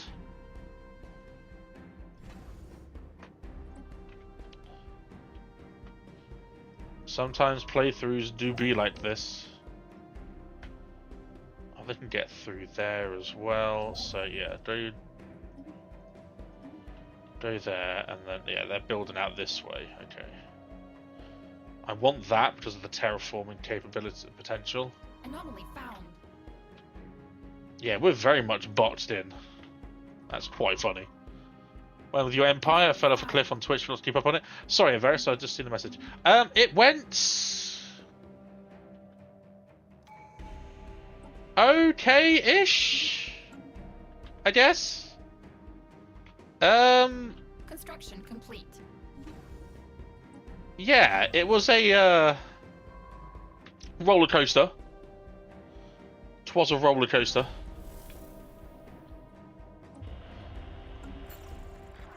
They can talk, and they want to talk. Okay, I don't mind you. You're just a curator.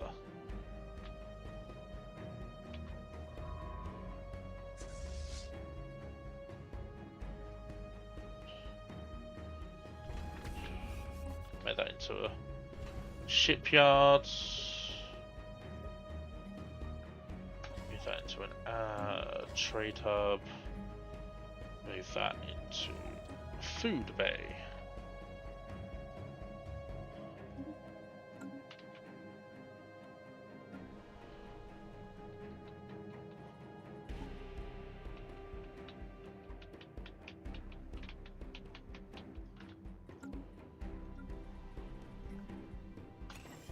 Some research on there, can't we?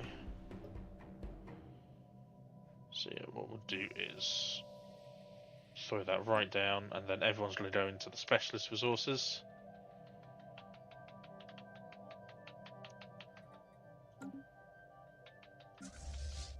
System survey complete. Hoping that it goes out a little bit further than just that, but it doesn't look like it. Construction complete.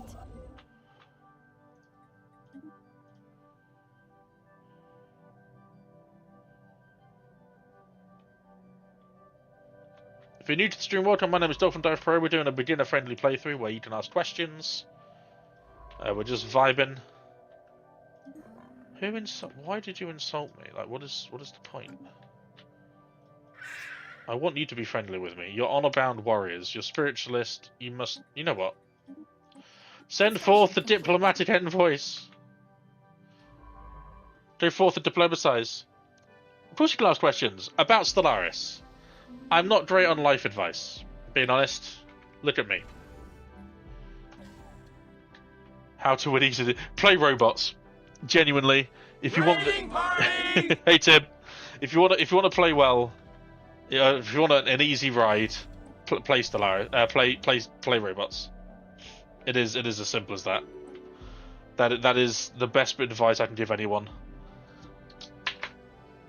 Play robots or a hive mind. Construction complete. Less resources to worry about. Better habitability.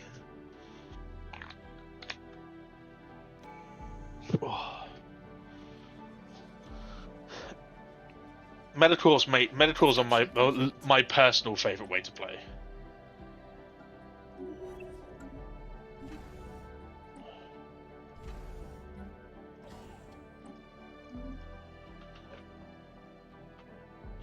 Tant fanboy now. I am a fan of being in a tant with people that don't care if we do well or not. That is my yeah, they got there first. Oh wait, did they? Wait. Did they get there first? Where do you think you're going, Sunshine? You taking that system there?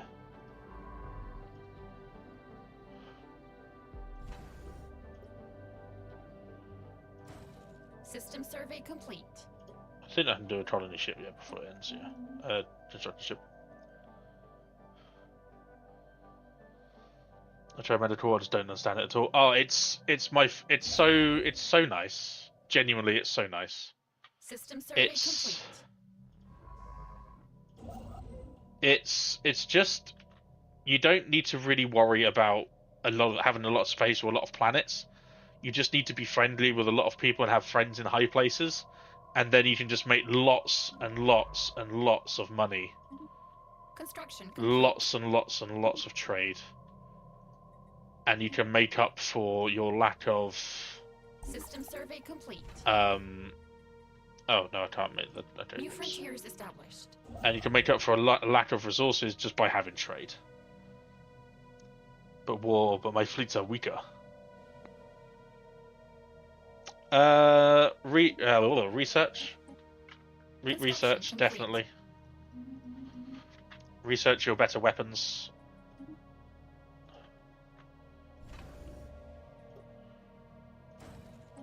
Okay, so I'm really, really, really locked in. That's quite funny. Are you friends yet?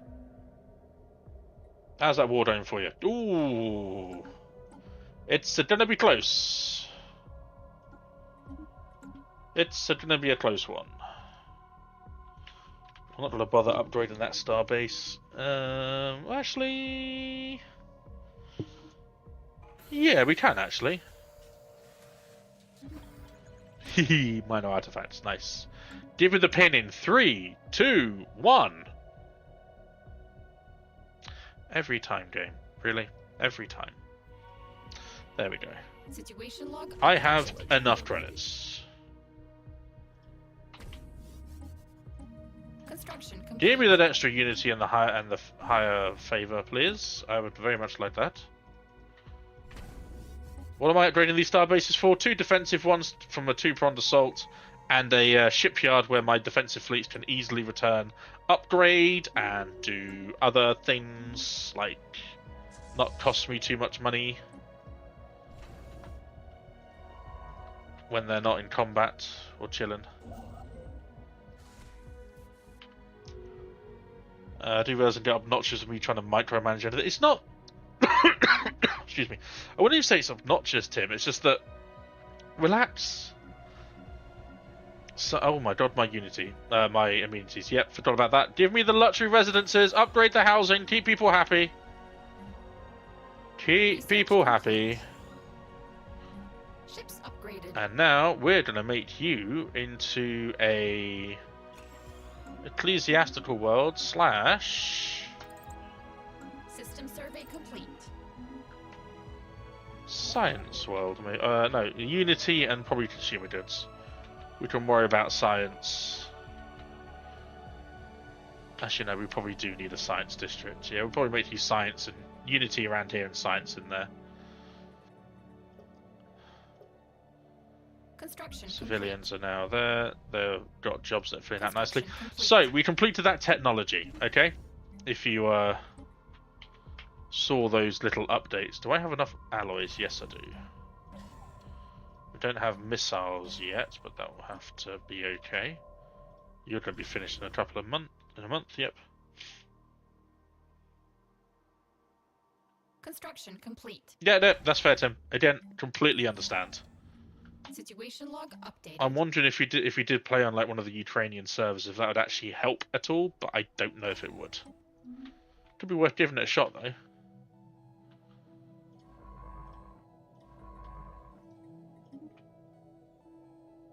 It's not a lad issue, it's a game issue. Oh, it's a frame drop, okay. Oh, maybe I should have taken Toxoid. Let's go here, make sure they don't jump any systems. So we are very, very, very small. So 12 months of Unity would be 1,000. We need an additional one of those. So we're just going to hold on to that technology for now. Wow, I can already upgrade. They have made changes to the population because that used to take a lot longer, and I've not transferred any civilians. That's going to disappear in a minute. Do not worry. That will go back to normal. Now I just need to focus on that because our economy is there. We still have a healthy amount of civilians here, 405. All our normal districts are doing well. I was going to pop growth for now. All of these are full. I don't think I need to boost anything else too much. So this is something they've changed. Okay, so as before, once you completed the mineral purification technology, you could then go here and build mineral purification, and it'll just give you extra minerals from your planet minerals. Okay, so that's all it does. Now they give you access to specialized districts. So this one is metal extraction. You can also do mineral research mineral research support. You do need to unlock the self-connecting circuitry technology. That's something that appears later. Likewise with the farming, you can do biological, and this one you can do physics research support as well. So we're interested in more minerals. So I'm going to click on this and go mineral extraction. This is the reason that I built one of each on each of these, okay? You will see why once we've unlocked the specialization. Where did my Minister of State go? Hello? Oh, you were... No, you're kidding. Really? Sorry, research person. I need my old leader in that position. We're going to have a new official there. We're going to have you as my head of research. Well, not my head of research, but... System survey complete. You're not head of research. Are you not on a science ship? How did you manage to get out of that? You're a scientist. Construction complete. Touche. Let's get you a desk job. Don't worry, we've got you covered. You've done your duty. Let's get you a desk job. System survey complete. So even though Besh is not a governor, you can now, thanks to a recent update, like maybe 5-6 months ago, or with Paragons, I think it was, you can now have scientists as governors. They don't necessarily always get the same benefits of like some of the extra bonuses you get from this, like trade output, mineral output, etc., etc. But what scientists do is for each level, or no, sorry, for the planet governor effect, you get 2% extra physics research from in each field, and for the rest of the sector, so every other planet in that sector also get 1% physics research. What level is she? Level 3. When she hits level 4 soon, we can make it so it's extra science, which again we'll show you later on. Welcome in, Gestalt Mind. Needless to say, you a Stellaris fan? Judging from that name, I hope so.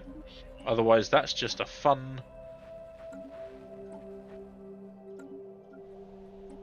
coincidence. Each planet has a governor. That's quite rare for me. I usually don't mind about that. Construction complete. Hoping the Drenua don't screw me over actually by putting their dig sites all over the place. We are fairly well wedged in, my friends. We are fairly well wedged in.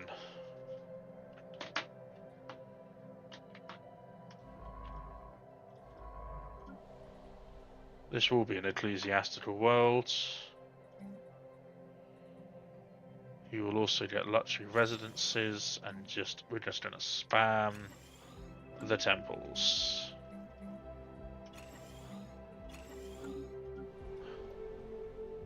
Research complete.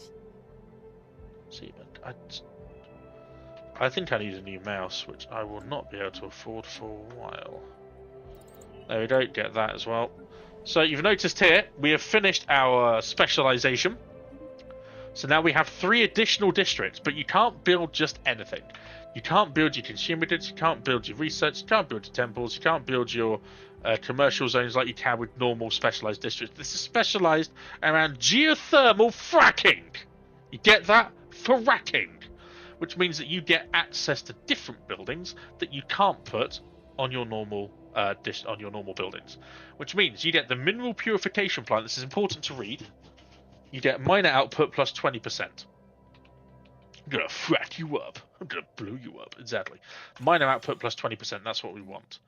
Now this is, you can only build your resource silos in the specialization areas as well as your star bases. You cannot build resource silos out here anymore in the wild. You have to build them in your specialized districts. So that's where you get that. Industrial mining sites. +2 mining districts. This does not mean your main planet goes up by 2.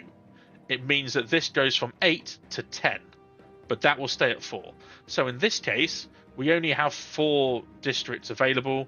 There's no point, unless you take Mastery of Nature or artificially expand the size of your planet later on through some sort of civic or whatever it is that you've got. There's no point taking that at the moment because we've only got 4 districts. It's not specifically a mining planet. However, if we go here, this is going to be a mining planet. We've got 15 districts available and only 7 left.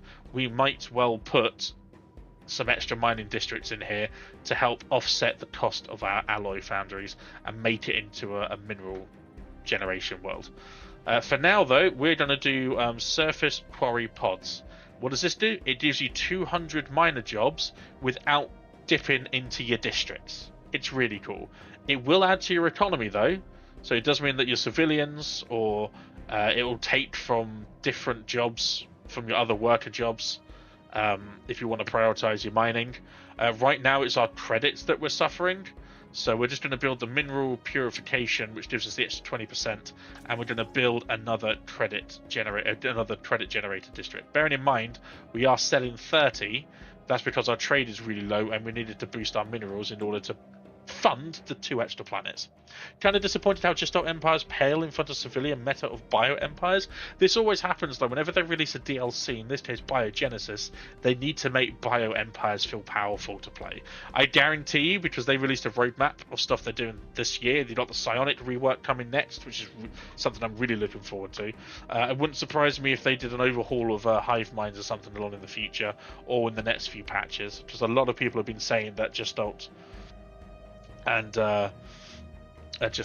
hive minds in general just don't seem to be that powerful. Still fun to play, but just not that powerful. But yeah, just keep leaving those Reddit comments, I guess. To be fair, none Gestalts fell so far. Yeah, they did. They did. But at the same time, not this far behind. Not this far behind. I've always liked playing squishy bios, though. I've never been a fan of playing hive mind or robots. So I'm in my golden era right now. I'm thriving. I'm having fun. I'm in my best headspace. Yeah. Well, it's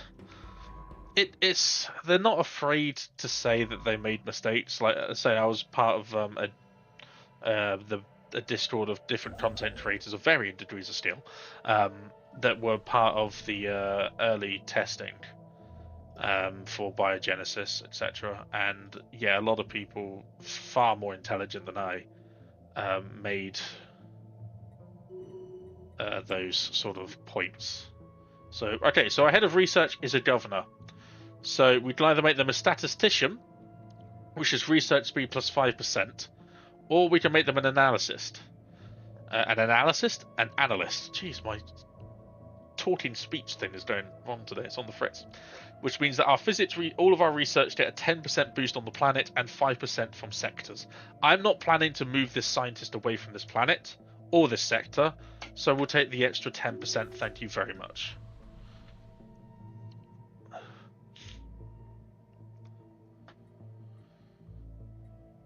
Now 103, our technology is not looking awful. What do you have? Minister of Ascension. Give you leader experience gain. Nice. Are we friendly yet? You're wary. You're harming relations as well. How's your war coming along? You finished it. Well done on you. But you're not harming relations anymore, so... You're a materialist, so we're not going to get...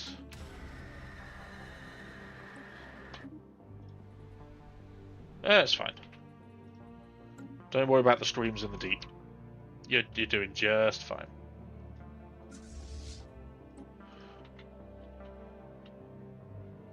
So like I said, population goes up, consumer does fall behind. We are also getting the energy credits boost as well, but we've got a lot of those in the bank, and we're buying 30 anyway. Selling 30, sorry, to buy minerals. We could probably take that off now, to be fair, to get our trade back up. The minerals are probably a little bit too expensive. But trade we can increase whenever we need to, really. We're just going to let this planet flesh out now. We've got metallurgist jobs that we've got alloy jobs that need to be filled, and we've also got the worker jobs as well, so this planet's going to be fine. We've got plenty of space to grow into. The Unity situation is great, which probably means I will take, after pop growth speed, I will take the Unity boost. Wilderness is kind of fun to play. Not played that yet, that's going to be a special playthrough. I wanted to play it after they finished doing the bug fixes. So that's the reason why. We're nearly at adaptive bureaucracy. We're almost at specialized combat computers and exotic materials labs. Study these mists. Don't mind if we do. They can talk, and they want to talk to us. They do, because we love them. 64 months, that will take away from my science research, my physics research. Don't really want that. Has that been done? Nearly. So you System survey complete. Fill in that blank. You're still doing all of those. You're nicely defended up. We should probably do the same down here as well, just in case, if they're, especially since they're still wary and harming relations. We are sending most of our envoys in that direction. What's the trade here? 5 unity, yeah. Gives the extra 5% unity. Won't be much, but it'll be a little bit of a boost as we fill in these spiritualist jobs. You have another temple. Well, that kind of puts pay to that area of exploration, especially since they've probably blocked us off now. We can still go through their space. They've not closed borders yet.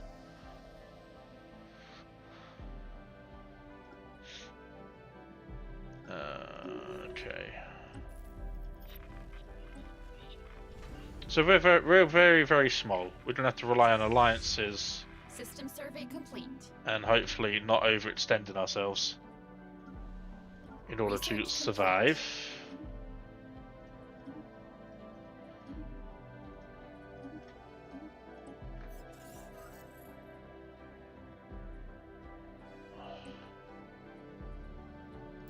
take upgraded armor, please. Thank you.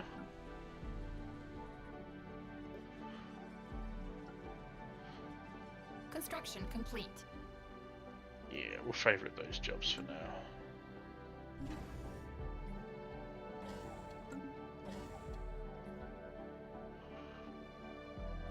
Food's still fine.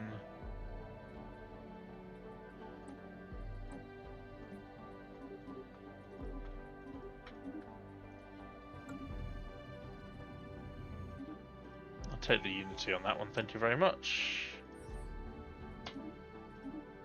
Still gonna do my normal... No, we'll do Eternal Vigilance actually, since... Oh, that also reminds me. No spending, thank you. That really... That did annoy me. So we can... I want capacity subsidies when we're on. But I might as well put mine in subsidies now. We can afford it. We're under our edict funds, so we're fine. Fortifying the border we can have on as well.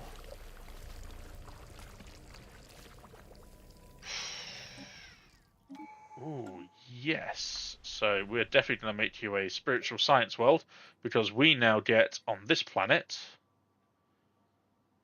exotic gases per 100 technicians plus 0.2. So we get exotic gases now, and extra society research, thanks to that little event.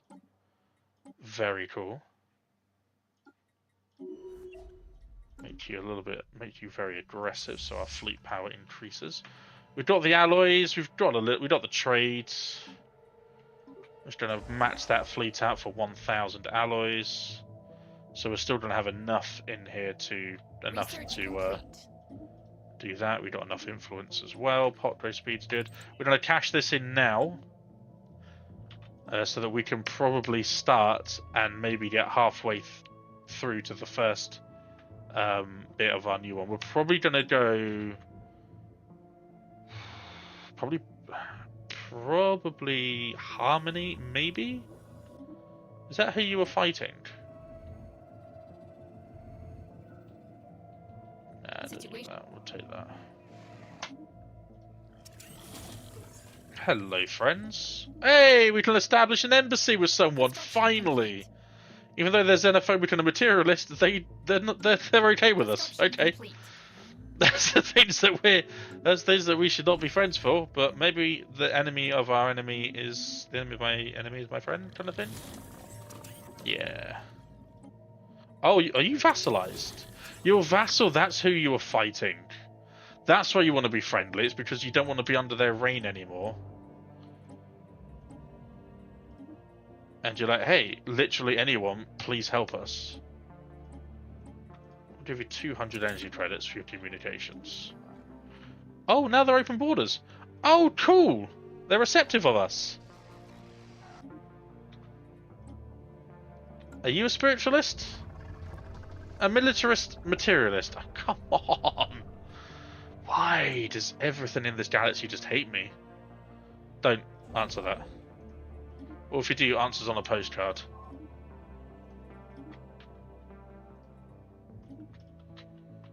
Oh boy, we are on the struggle bus, folks. We are on the struggle bus. These people are more friendly now, I guess. They know I'm not a threat.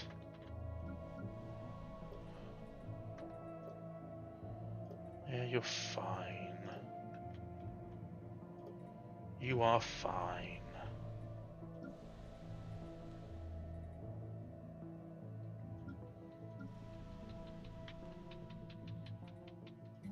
We will build that though, just to boost, start boosting our science. Maybe get some of those exotic gases in.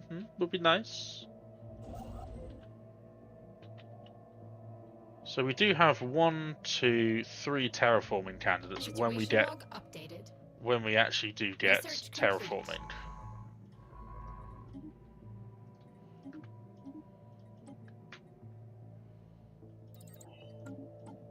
Give me that. Give me. I thought I had global. Did I not get that? Okay, now I'm getting the global. Okay, so I just got booster credits. Now I'm getting what I need. Okay. It's either going to be diplomacy. We don't need expansion anymore.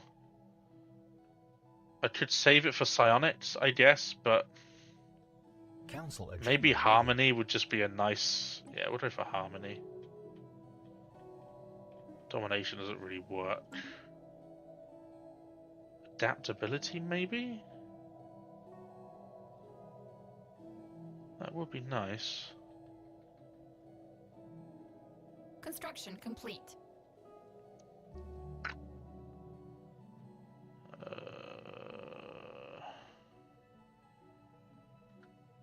Mercantile, we'll do Council agenda mercantile. available. Extra output now.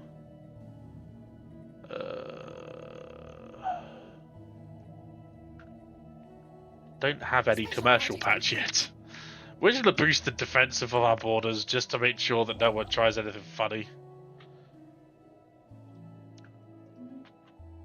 Give me that little bit of extra boost.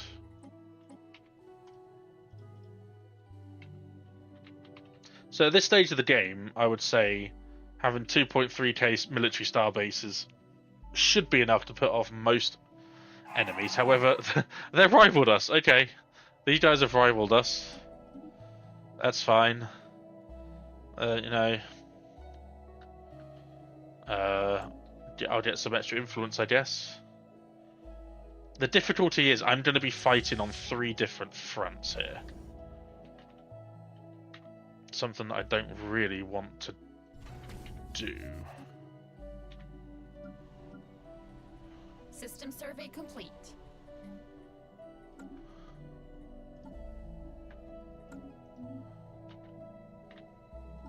But hey ho.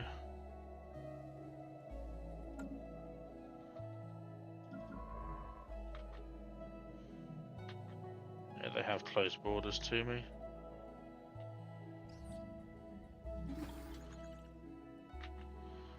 Alright, we're just going to leave you up there. So that then... Who's got a negative trait? Who?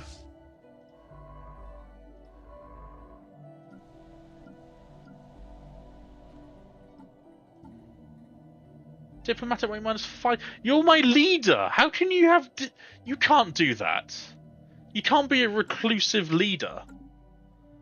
That sucks. Construction complete. Admittedly, diplomatic weight isn't really an issue right now, but it could be in the future. Construction complete.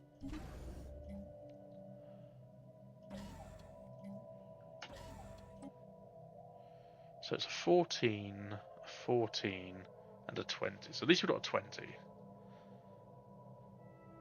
What we need to do is to beat these guys into submission. We've got a routine. We're going to start doing a spy network. Yeah, we've got 4 envoys in here, only giving us absolutely no benefit whatsoever. So I'm going to bring you into here. You're at war as well. Who are you at war with? Not you. Okay. Very cool character model, that. I really do like that.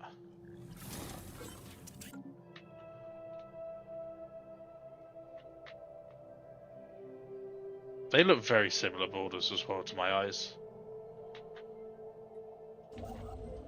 Construction complete. So, Sapphire Lurkers. Okay.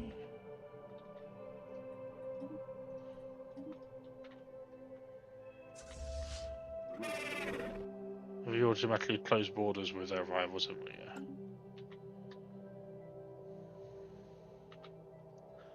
Ideally, I would like Starholds.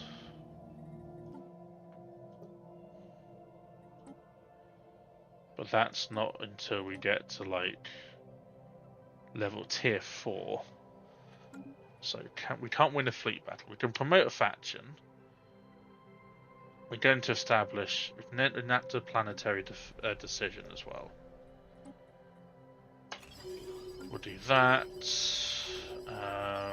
we're going to government, factions, and promote,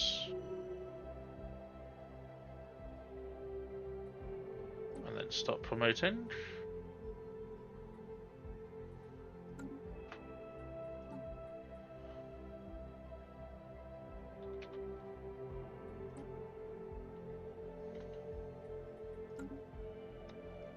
Don't need to hire another commander just yet.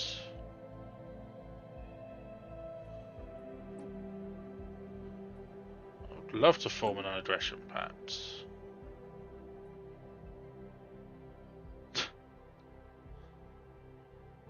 Form a defensive pact, okay. How about you? Are you open to... Construction complete. Not quite yet. We'll do an embassy. I'm happy with an embassy now. You're not... Shame we have no civilians, but... I know we have one civilian.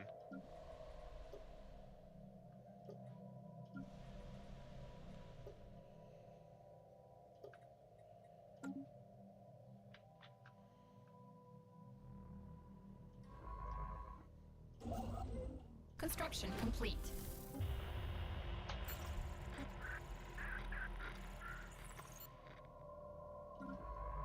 Unfortunately, we've got nothing left for you guys to do. We've got nothing left. I mean, you can... Where's my head of... Oh, my head of research is on the planet, yeah. We can go there.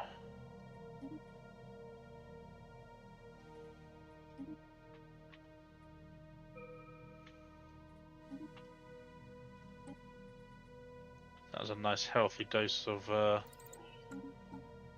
unity into our next one. Handshake protocols activated. Did you say yes? Yes, you did. Okay, good. I thought they were going to be part of like a hegemony around here, but the fact that we got 4 empires here out of there could only be 7 empires, by the way, and 4 of them have spawned up here. It's like, guys, I did this, you know, to prove like we can have time. Construction complete.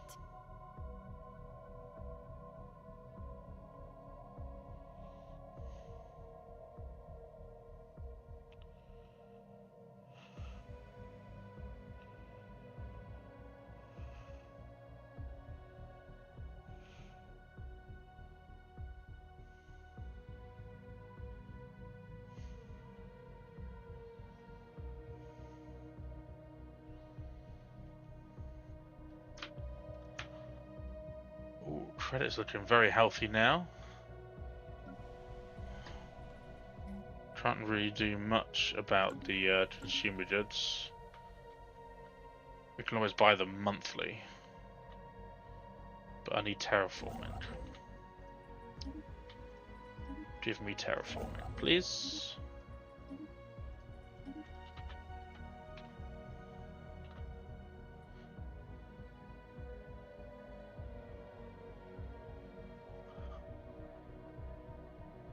Are those your real eyes, or are those your real eyes? You're a very confusing thing. Or we just need to go to war and take land, which could potentially be the next thing that we do. Complete. Hangar bays, please. Thank you. I'm a sucker for hangar bays. I love them.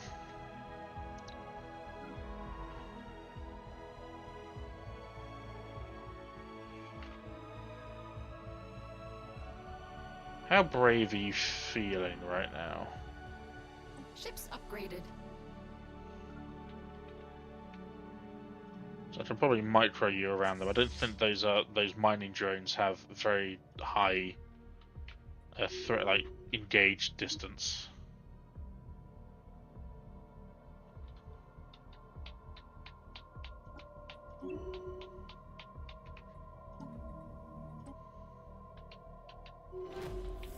I don't need capacity subsidies just yet. Special project complete.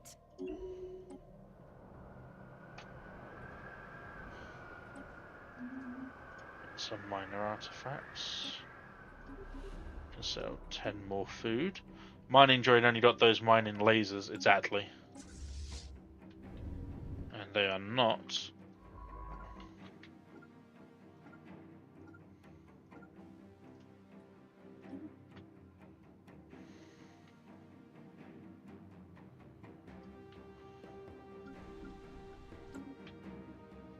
If you get engaged on, it's your own fault.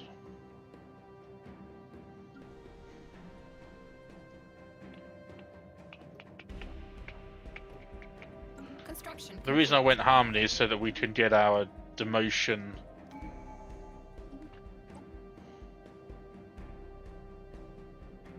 Oh no, I didn't go Harmony, did I? I went for this, that's right. Whoops.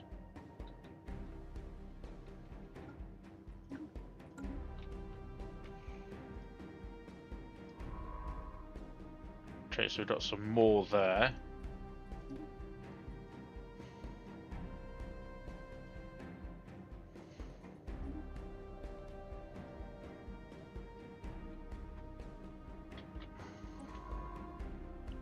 Hey, Cinder!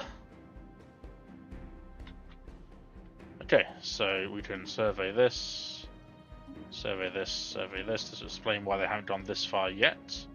And we're away from the nasty, evil Shantalian Covenant. Which at some point I will go to war. Because I want their stuff. So I'm so small, Cinder. I'm so small. It's not fair.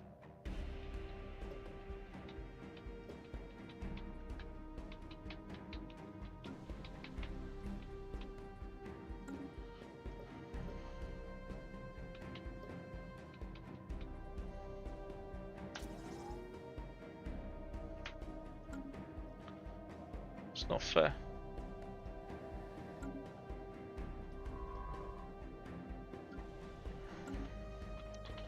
I haven't finished my bloody habitable world survey yet. Need 3 more.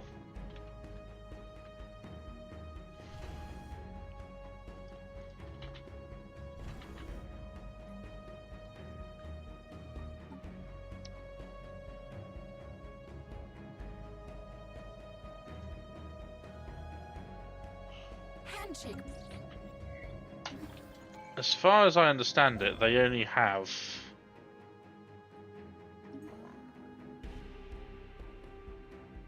Handshake protocols activated. uh-huh.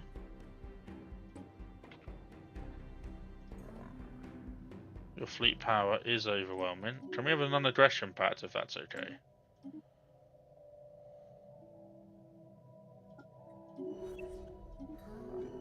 Oh, that's what you wanted. Okay, cool. Construction complete. Don't think this means you Map can found. take me over just because you're so bastardly big, okay? Agenda available. Because you've already got a vassal. They've already got a vassal, Cinder. They hated me before, but now they're kind of like, oh, please don't patronize me like that. Let's not do that.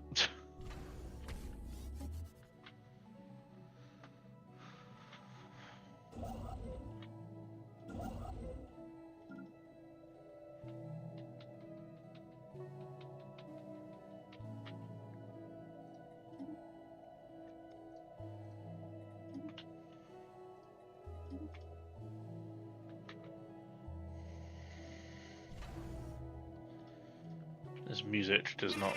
They're overwhelming as well. I'm not surprised.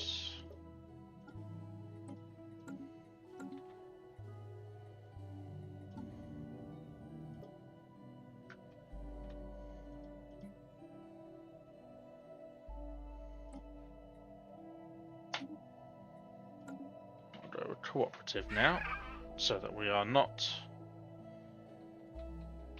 Hopefully not doing border draw too much, or border with them too much.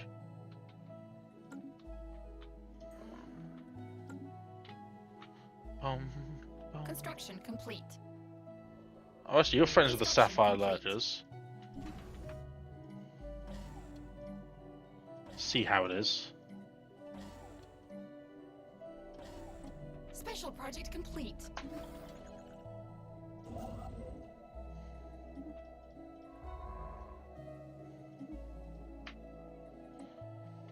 hoping the Dornir doesn't take me here, there, and everywhere, Cinder, like it normally does, where I don't end up in, like, over here or something.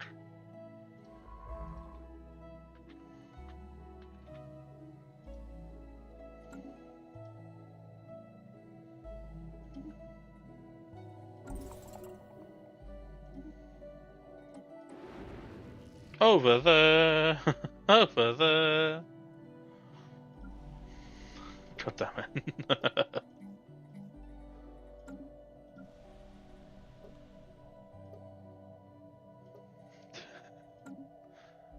So we're going to be taking a break soon because my eye was weird as heck. 2.5 hours. How? What? That has to be a glitch. There's no way that's been. There's no.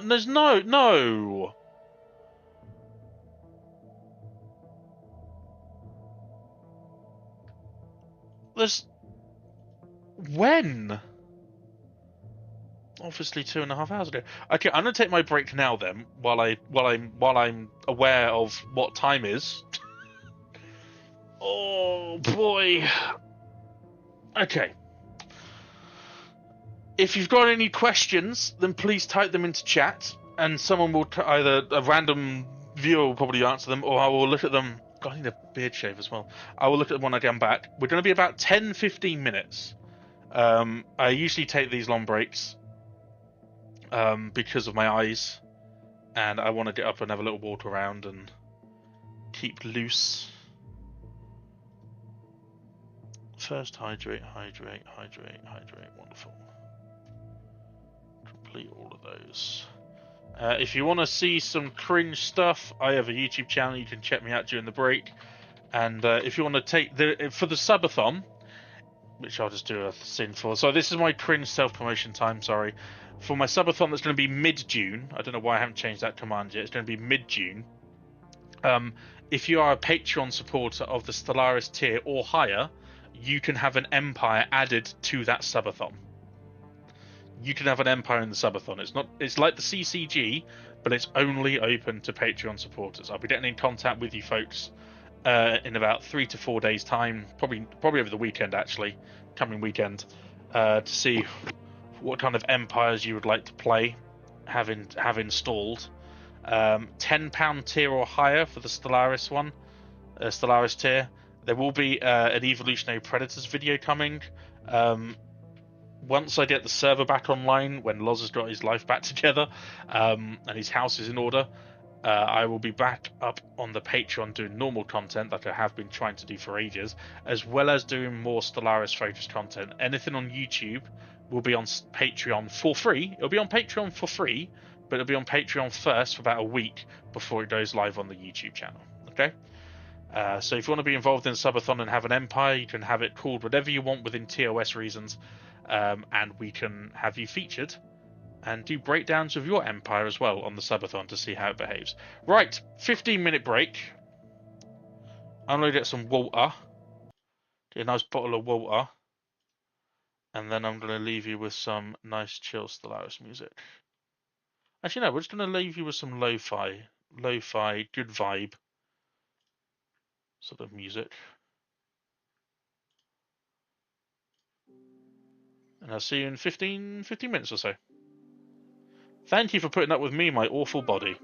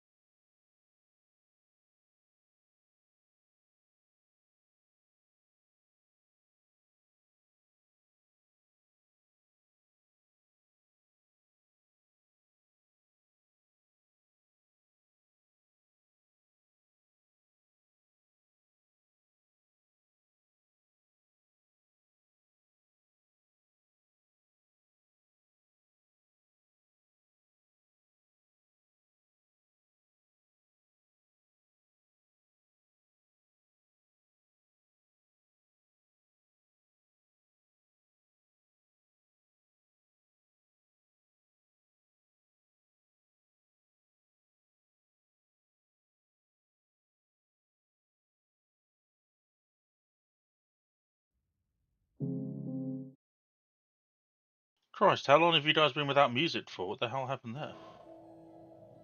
I'm so sorry.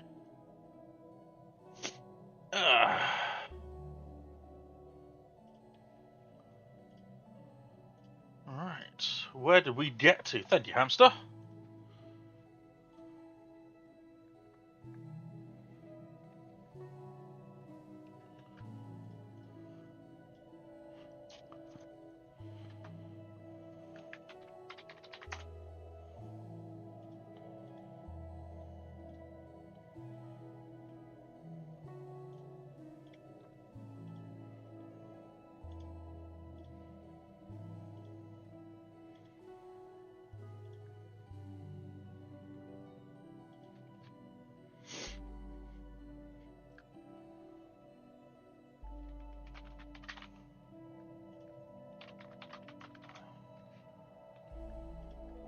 Sorry, 1 second.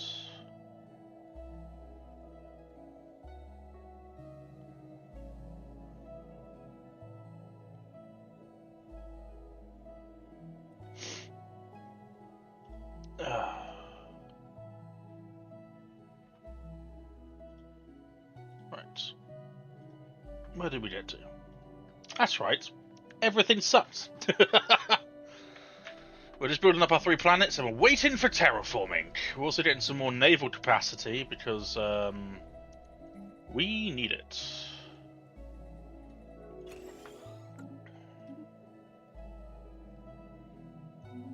Are they too powerful? Yeah, they're too powerful. Everything is too powerful because everyone's got 5 planets. 1, 2, 3, 4 planets. These guys have got 1, 2, 3, 4 as well. I would very much like to not be... Handshake protocols activated. Oh yes, please. Thank you. System survey complete. How many... Oh, it is just 30. Handshake Nice. protocols activated. So their science is pretty good as well. Their science is overwhelming. Handshake I did not protocols anticipate activated. this to be so... like... It's never been this... I've never been sort of like this far behind. It's mental. We'll start the Grenade Ruins. You're still doing that.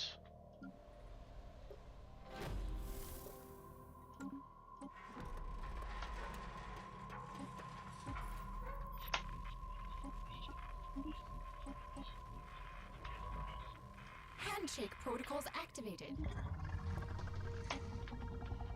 So their science... This is, we only learn 9 more. Spaceborne life form It's not encountered. that bad. Handshake protocols activated.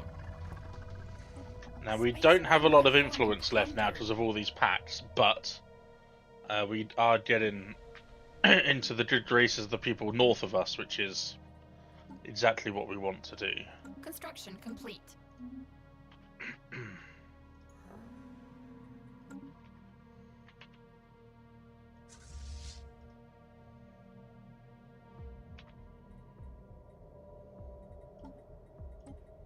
Construction complete. Construction complete. Get 10 more Corvettes. Well, 15 more Corvettes. That'll take us right to the limit of our current naval capacity.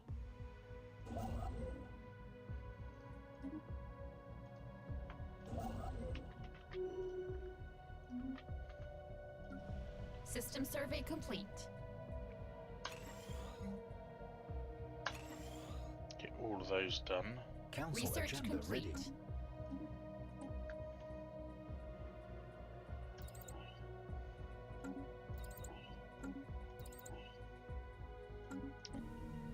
Get naval capacity.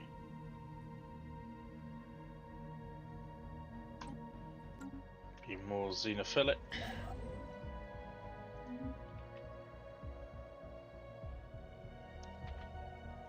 So now our starbase, yeah, 2.4k.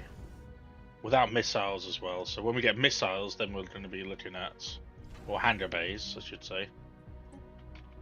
significantly more. Not significantly more, but enough. Research complete.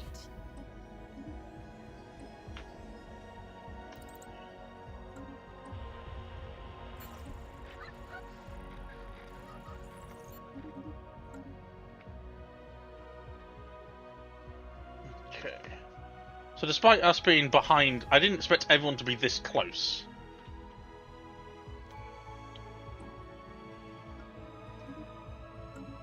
Which is kind of annoying. But it is what it is.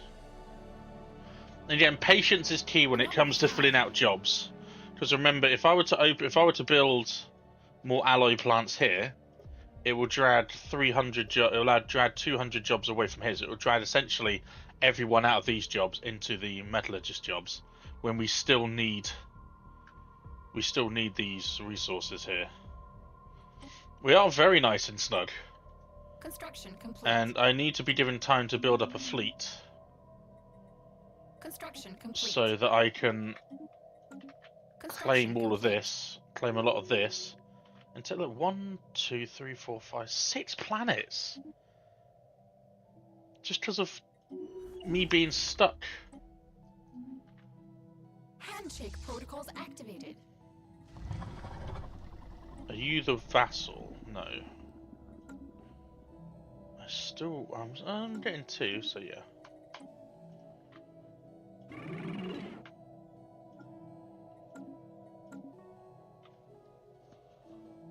We are very cozy. They're now any Research superior complete. tech, that's fine. Take that.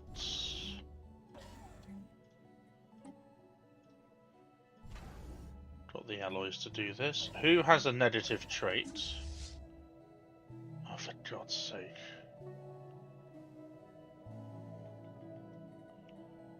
If you didn't have the aggressive trait, I would replace you. If I'm being honest. Situation log updated. Handshake protocols activated. You have ocean. Sorry, I don't have ocean world, so I got alpine, tomb, and tundra. I thought it was tomb. Construction complete. Oh, pain.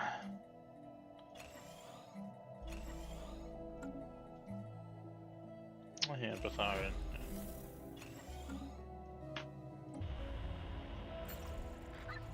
Oh, you're receptive. Nice.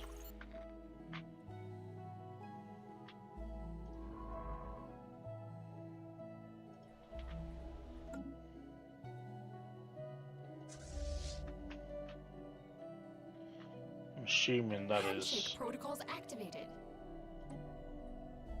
Yeah, they are in the middle of a raid. Ooh, what do you have as your main world? You've also got a dragon? No wonder you're you're not overwhelming yet. You will be, though, when that dragon is yours. Tundra, ooh. Do I know what your species traits are?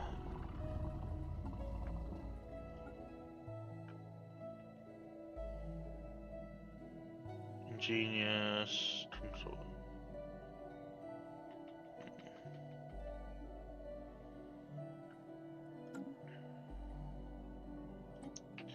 Yeah, I mean, I may as well.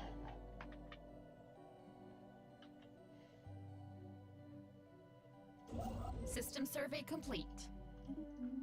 Get that migration treaty, and then we can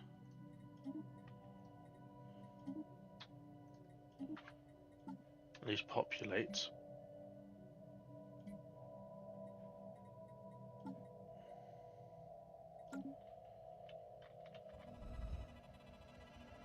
Special project complete.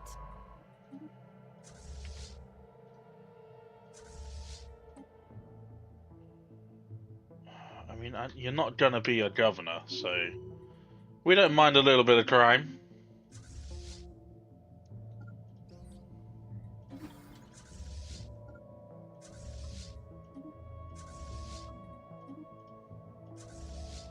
Construction complete.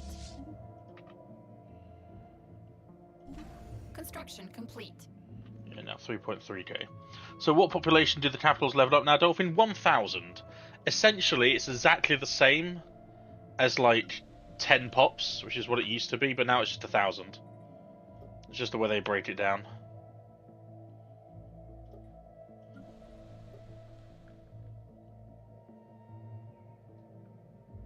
We'll have that more evened out now, can't we? Because we're matched on credits.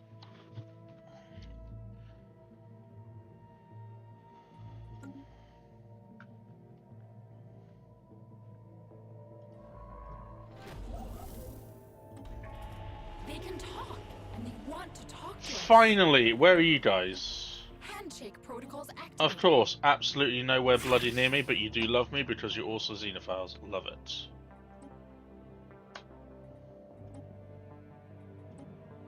Handshake protocols activated.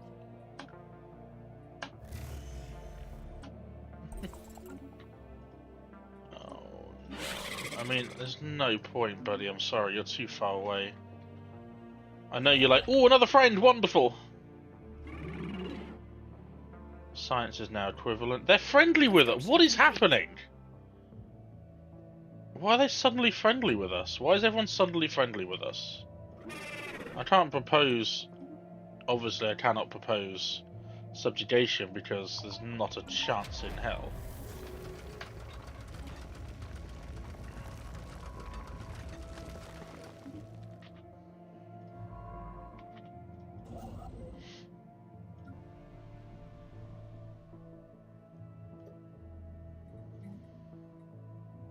Research complete.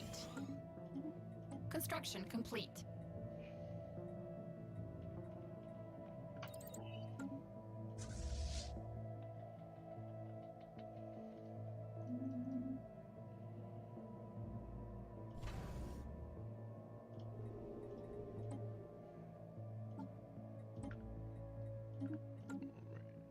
Do that.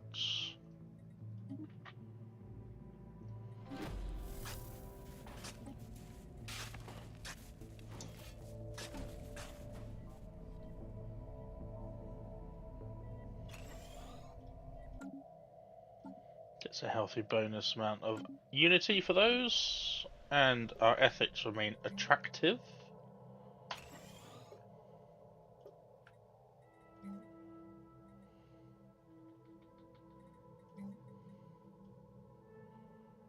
Kind of waiting for the not the upgrade to the temples anymore. Well, you can get hollow temples, I think, now.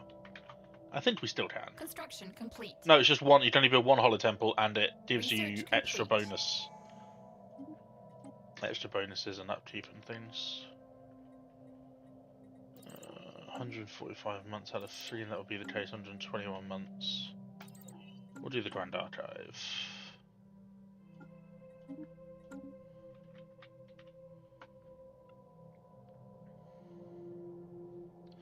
The big issue is when our governors start dying. Ooh, I won't have enough. Can I buy exotic gases? No, I can't. I don't think I can afford to do 2 of those. Actually, no, we're not going to bother.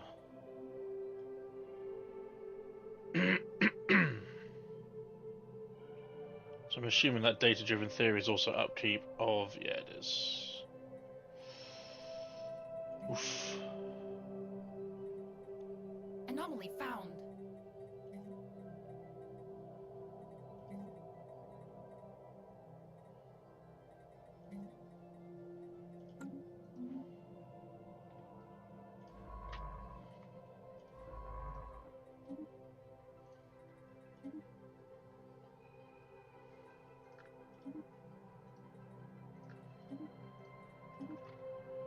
If one scientist out in the open, that's only going to work as long as that they are not attacked, basically.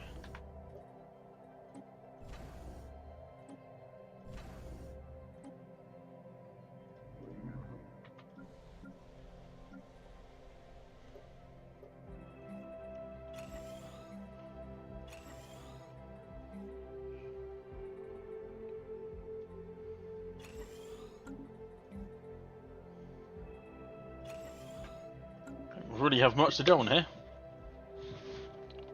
I think it is that, yes, small bits. I believe it is pretty much a light for light. It's just the way that pop growth is now. It can sometimes seem, like for example, I colonized this System survey complete. in the year of 2218. It's been 20 years and only has 7.63 pop. Which means I can probably... If we do this... Just food I'm fine for. Just half the food production.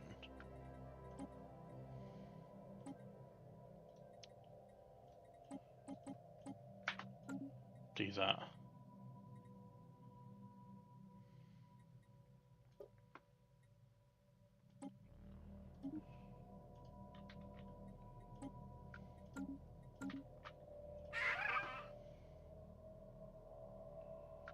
I don't know why they're friendly now. It makes no sense to me.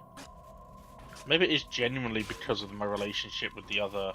How much space they have to go into! Look at their fleet power! That is insanity!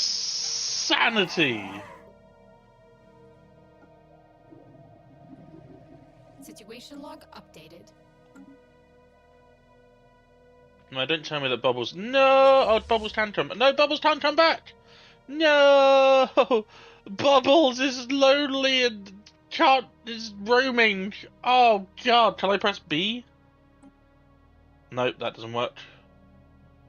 Oh, Bubbles, you poor soul.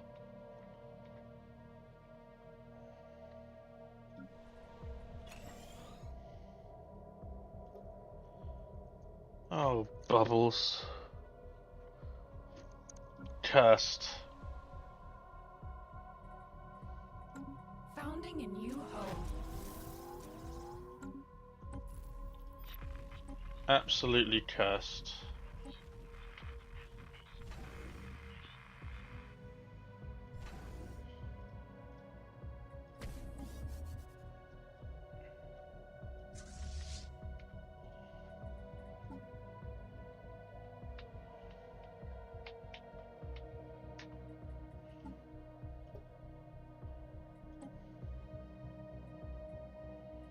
Nearly on our way to Starhold.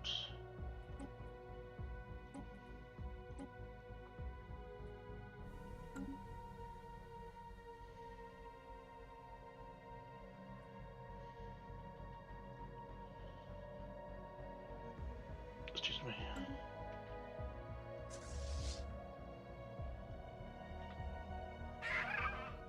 I dread how much fleet. That's just so much fleet power.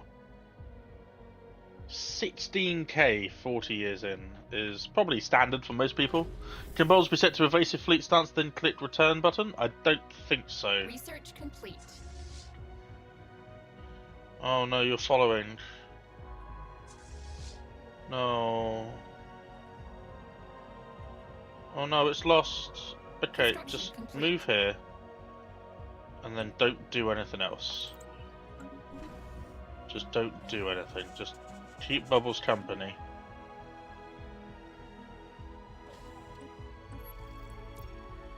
Keep Bubbles company.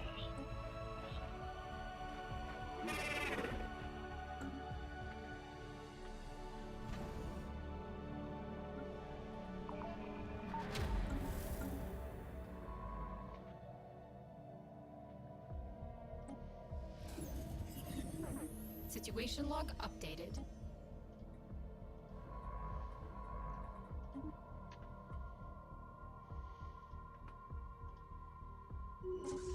Bubbles has gone missing. Yay, Bubbles will come back. Research complete. Not quite how I imagined it would be happening, but he is.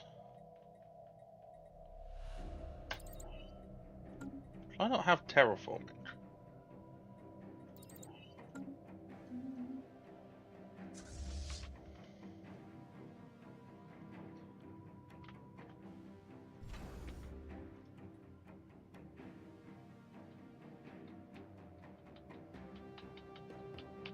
Hey, Halo, it's going badly. This is my little teaching thing, and it is we got hemmed in very quickly, even though I didn't select that many. Just a chill one, just so I could teach people how to play the game. So there's Xenophile and Spiritualist, so people can talk to us and be friendly. Agenda ready. Research complete.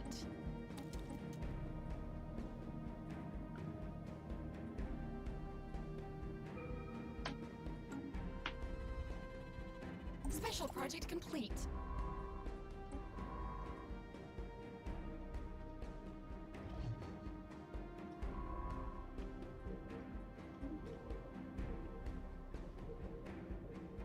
Yeah, everyone here is like I'm just researching destroyers now.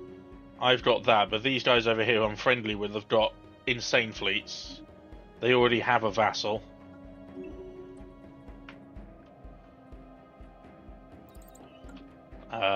These folks down here who were hostile with me who are now friendly for some reason.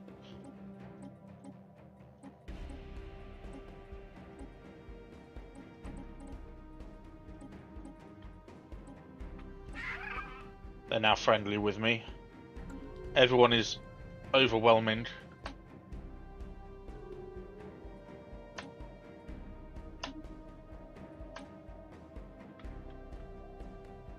These guys just have all the space in the world.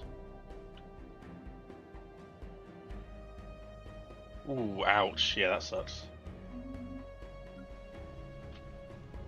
That does suck.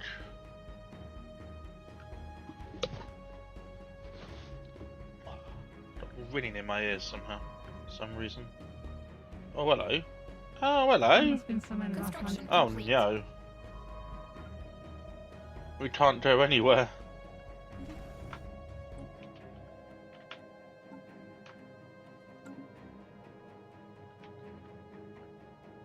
Yeah, I'm completely boxed in. Bubbles is free though. Bubbles is free.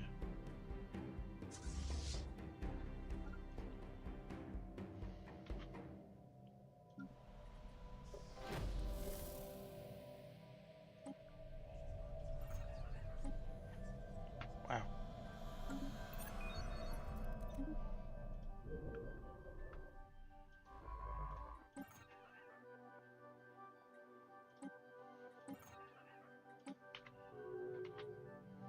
Jag tror jag vann. Vi kör trolk. Shut up. Oh, come on. I can't afford the 5 alloy upkeep. Who are you? Well...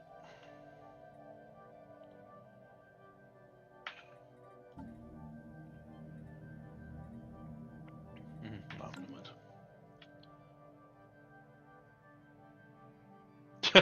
mind. Nice. I don't get destroys in every single one of my games. I don't know why. I don't know if I'm not procking it correctly, but I don't get it until 40 years. Battleships I don't get until like 80 years or something ridiculous. And in researching a lot of like the stuff that I usually thought did give me Handshake protocols activated. the better tech. I built 3 defensive platforms on this front line, so I thought they were going to be aggressive.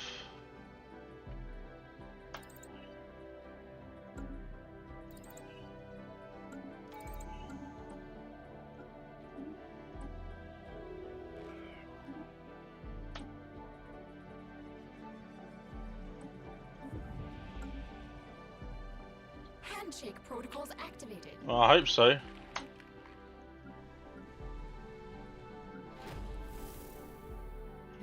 I really do hope so.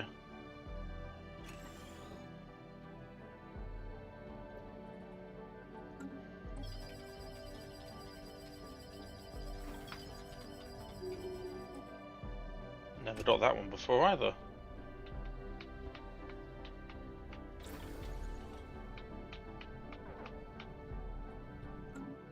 Battle commenced.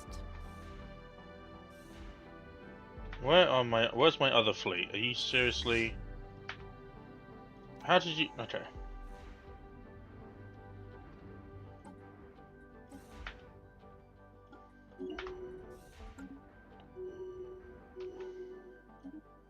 Anomaly found.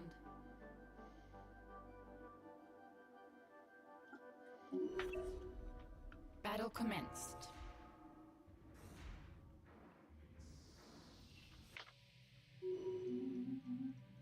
Sure.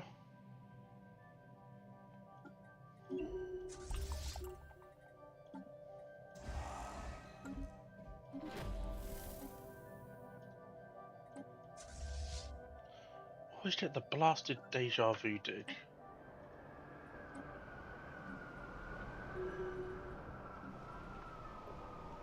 Construction complete.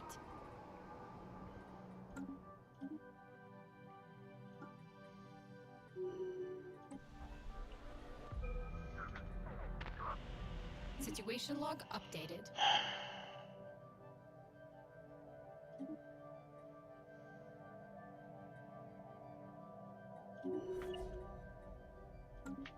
Yeah, my science ship over there has gone missing. There's nothing I can do about it.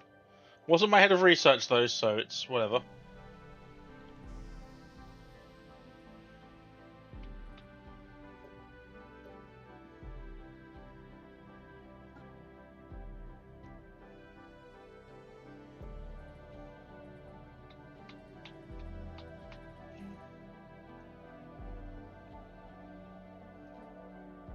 How many immunities do you give at least?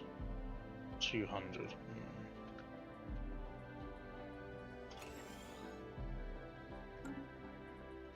I think Hollow Theatre still gives enough, doesn't it? Yeah. Pop switch bio ships possibly due to space for not origin, so just a discredit bio research. Again, I don't know how you folks do the. I don't. Let's say a lot of the time I don't know how to build empires around. To min-max that sort of degree. I play the game for fun. And apparently to be bullied by literally every empire. Oh, they're protective over me. It's adorable.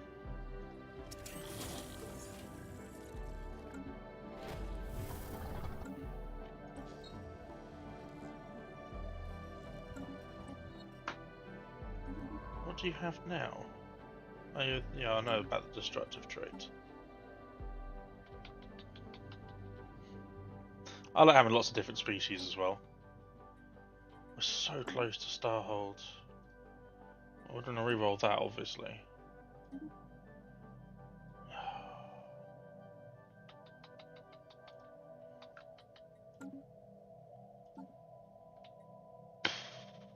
Don't know what to take for my next one. Research complete.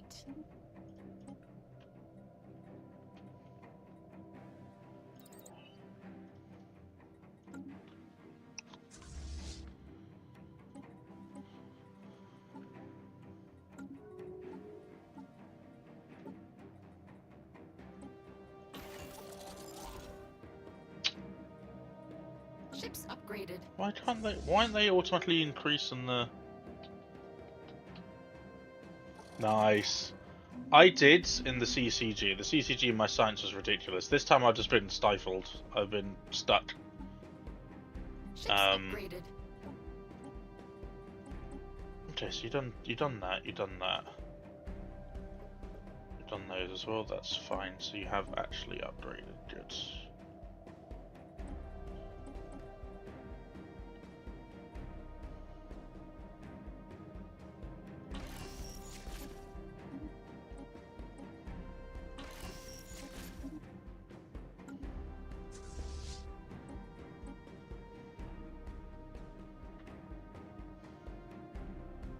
Ships upgraded. We did get bubbles very early as well, which is nice. Ships upgraded.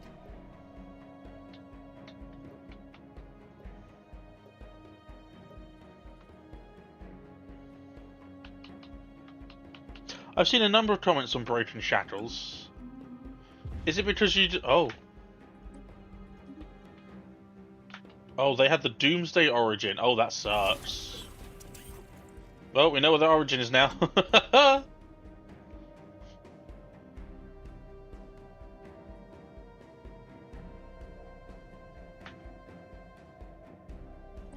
Fine, you can take 100. Whatever, I can't really afford to say no.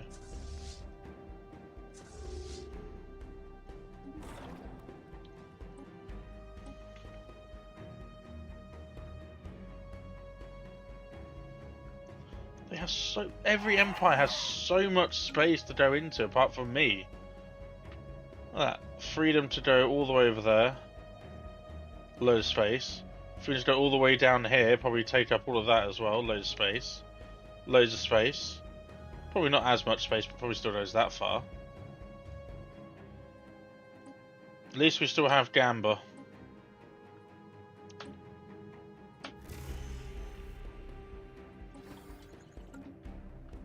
Did we build our Grand Archive yet? Close.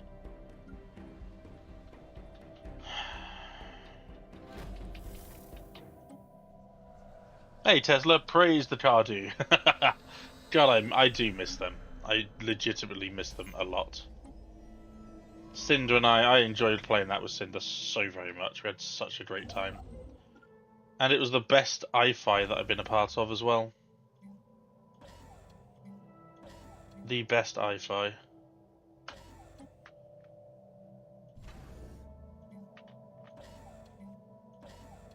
Let's just get all this sorted out so when destroyers come through we can build a few. Not saying my alloy income is anywhere near enough. Yeah, here we go. Transcended to a higher plane.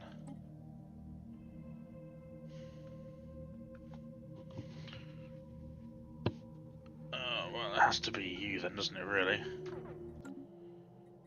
Let's get you in.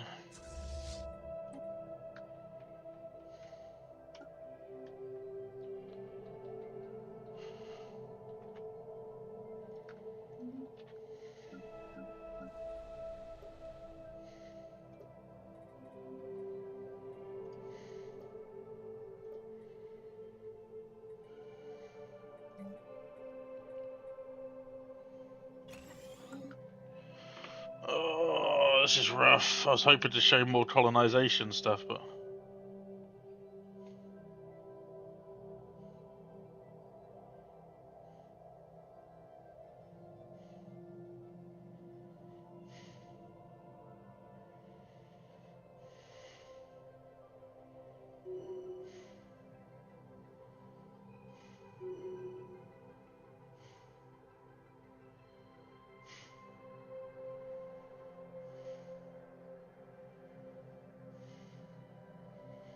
We will not forget timelines 2, the Mischief James Bot EP40, the arms race between Alice, Paradox versus Ruby and I, as well as the bar. The barman was amazing. I did not realise that I was making him the richest person in the entire galaxy. Or not in the entire galaxy, but like in the entire human race. Did not realise that.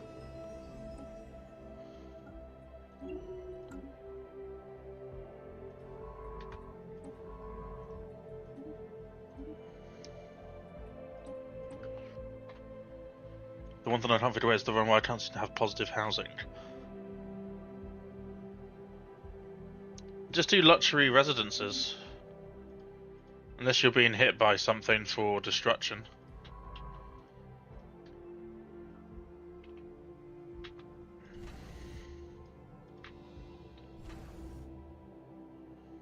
Maybe?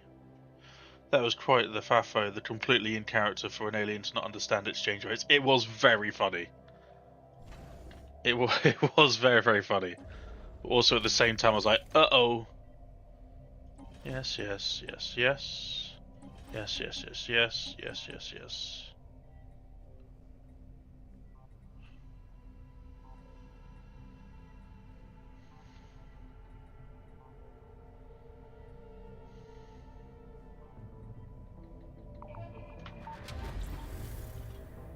Yes. 20 yes. Thank you.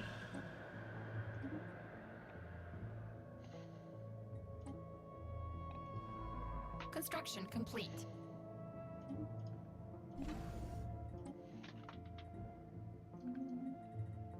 Construction complete.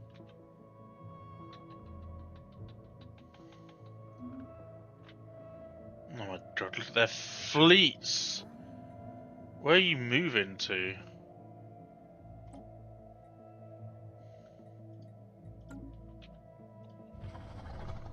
System survey complete. It's gonna be the power difference, isn't it? Yeah.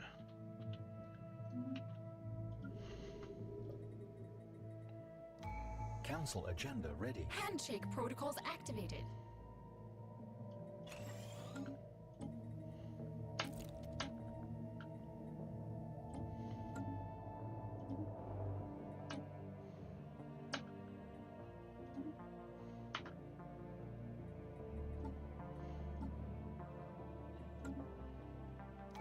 Greens from James and the others from the server. Hey, Tez, thank you. I know it's been a while since I've been in there, but Council agenda available. the last few timelines kind of killed the whole RP thing for me, so I've struggled for RP stuff Complete. when it comes to group discords. It's nothing personal, really isn't. It's just something I've struggled with. I'll do the nebula refine. I don't think we have a nebula, unfortunately.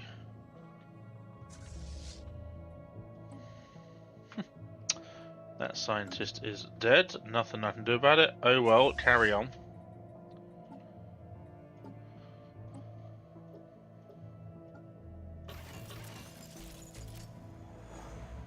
Situation log updated.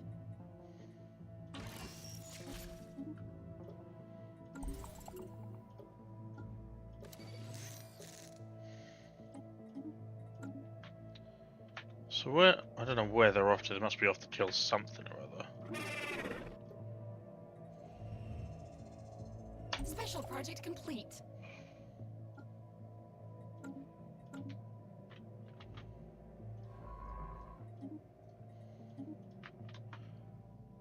Your one planet has plus 104 growth. Yeah, it's a little bit. It's a little bit ridiculous, that dude. I'm not gonna lie, that's a little bit. That's. Have you considered that is too much?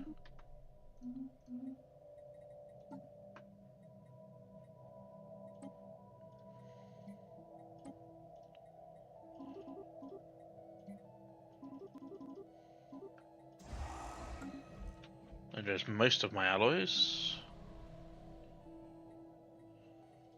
Research complete. That planet is filling up nicely now as well.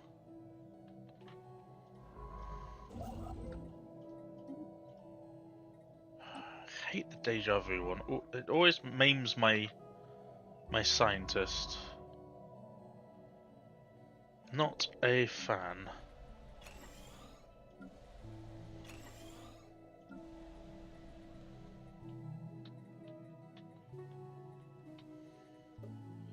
Is it this one that has the bioplants? Yes.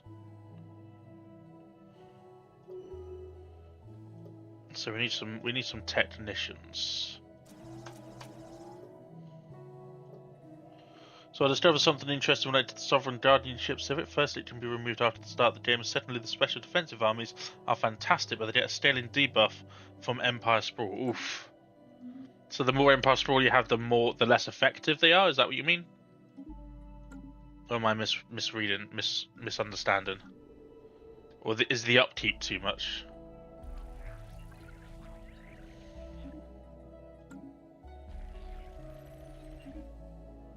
Construction complete. Which one was it? Is it the fact that they're less powerful, or they cost too much? One has been That's where their fleets were going. Council agenda available. I'm going to be their vassal, I can feel it. So there's them a huge debuff to sport. Ouch!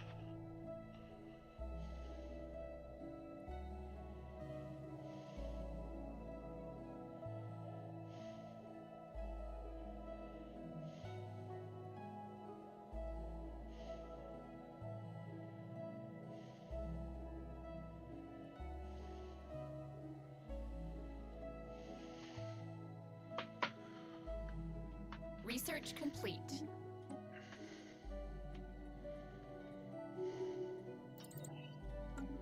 May as well do plasma thrower.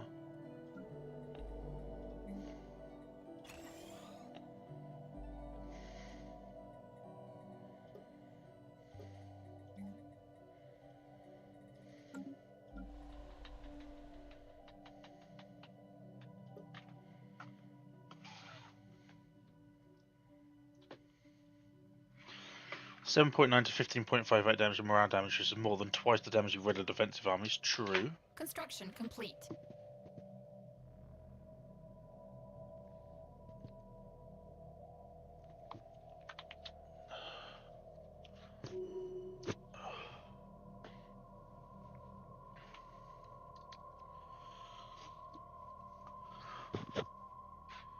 Another negative Research trait, complete. really?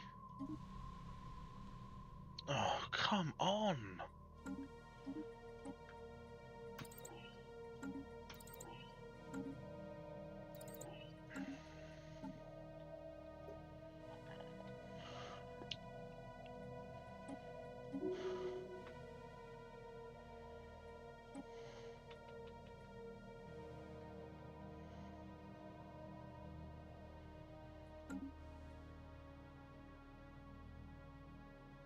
I don't really want to build 3 defensive platforms.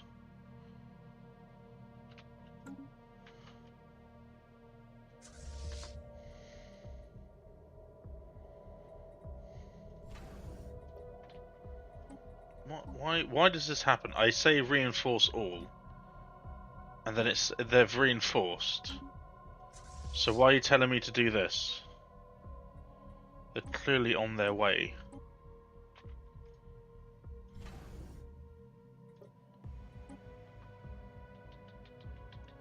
We do have planetary ascension. So we are all ascension.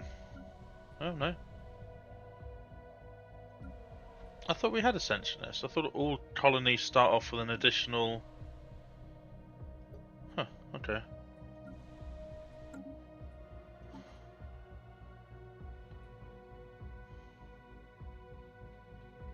Oh, on game start, colonies have +1, so. Okay, well, that's not as great as I thought it would be.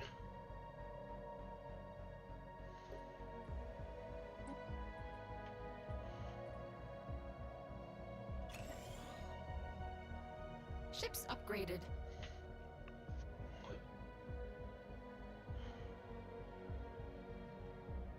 Why did that change? Is it because you're a trade? Is it a trade capital? Yeah, essentially, I thought it was like each new colony would be +1. I was like, oh, that makes more sense. But no, it's just literally you get +1. What do you mean? Look, it says here. Why are you saying why? When I say reinforce all, does it not reinforce all? See, folks, there are still bugs in the game. There are still bugs.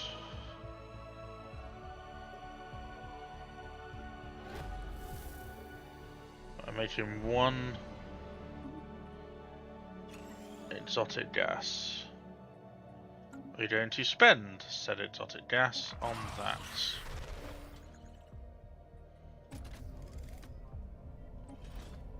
Nice.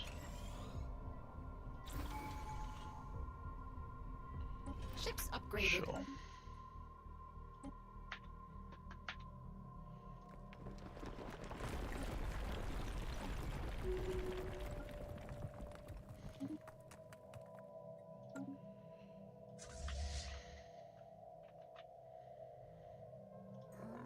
Yeah, you're going to be insane, aren't you? You're going to be... Oh no, they've taken some territory, but I don't know if that's a... No, yeah, the defensive war exhaustion is mental.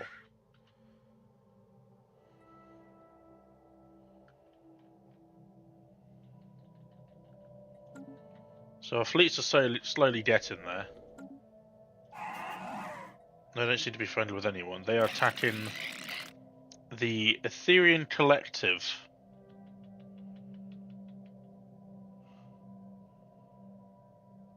Ha! That's just, I'm sorry, that's just funny. That's really funny, Halo. That is just really, really funny. Oh, brilliant.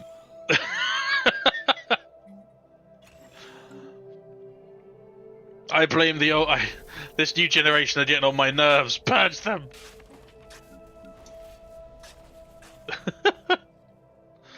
Oh, that's so stupid.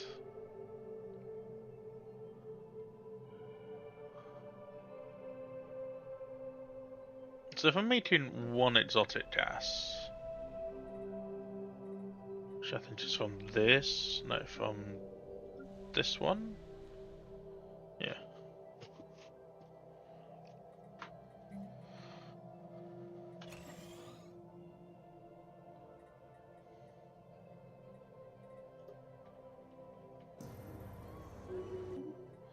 How low on the pecking order are we? We're pretty low.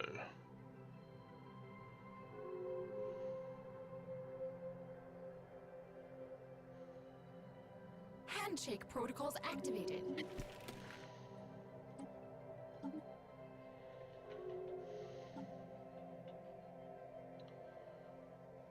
Well, I'm not exactly going to be Handshake protocols activated. incorporating any enclaves anytime soon, am I?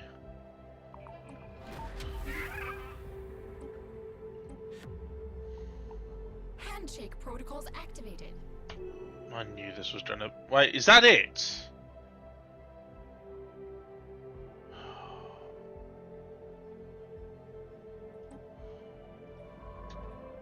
She's now traumatized. Well, I think you can retire. Research complete.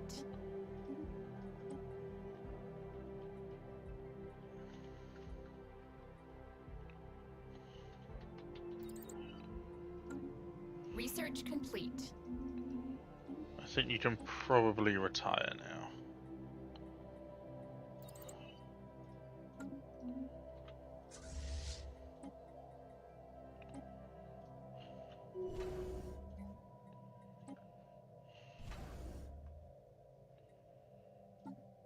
Ships upgraded. Come on, please. I need Starhold. Please. Ships upgraded. Psionic already. Wow.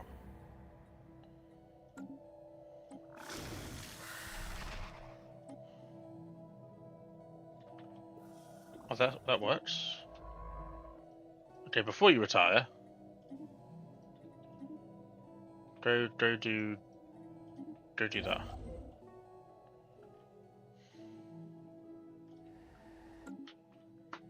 The barrel relic should really help us with the terraforming process as well.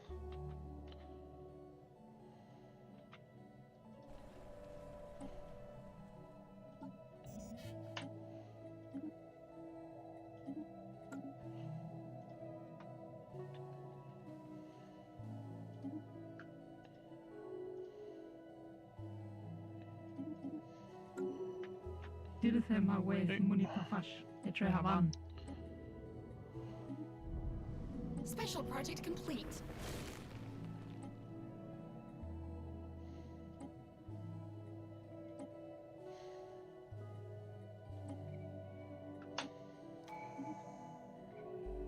Handshake protocols activated.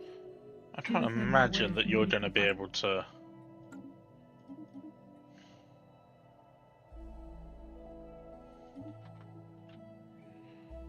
God, there's so. I'm going to be the smallest empire in the entire galaxy, aren't I? That's insane. Handshake protocols activated. I can't afford that.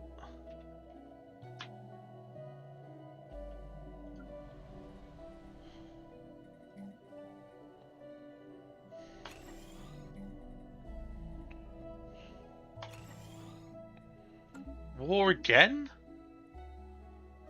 I've not tried any of them.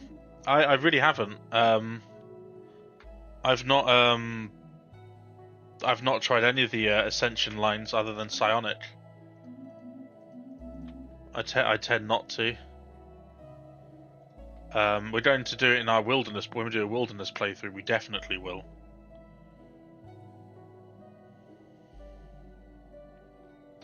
Get 150% pot growth, and the negatives are boosted the same way, so you don't like minus 100% habitability.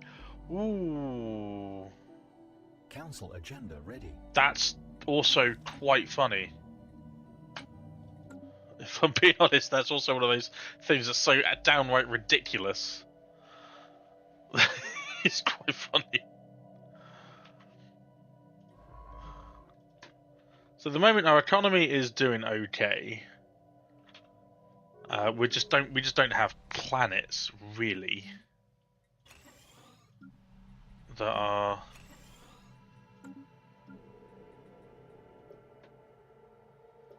able to.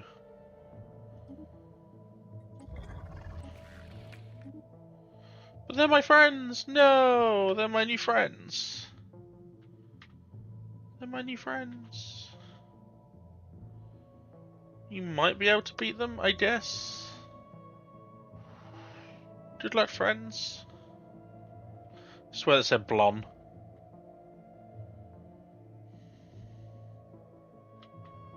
Oh, are these guys involved as well? No, who else is involved then? Who's that? Oh, it's a raiding fleet, okay. Might need a bit more than that to defeat them. Just a little bit more. System survey complete.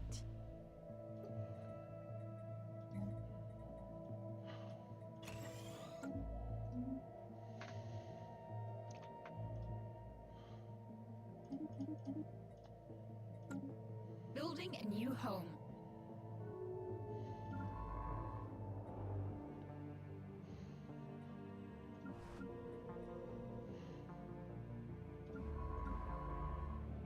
So, Pova.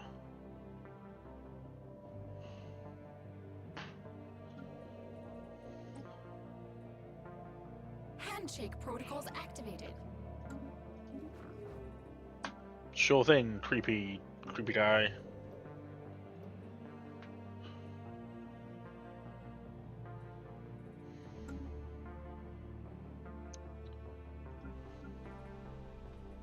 Research complete.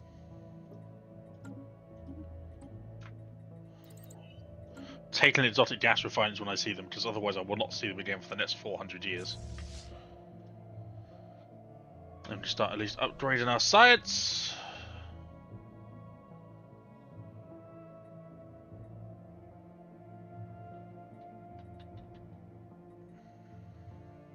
Battle commenced.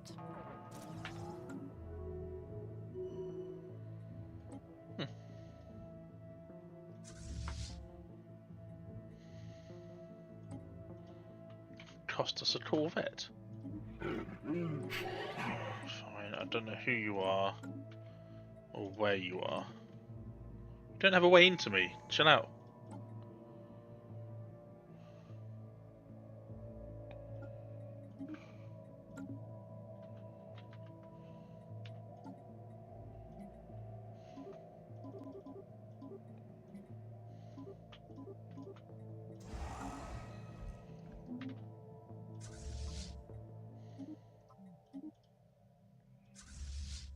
Come on, Bubbles, you've got this. No. Oh wait, no. Oh, yeah, that's fair. Sorry. Got a little bit confused. I was like, oh yeah, it's a situation log now, isn't it? Yeah.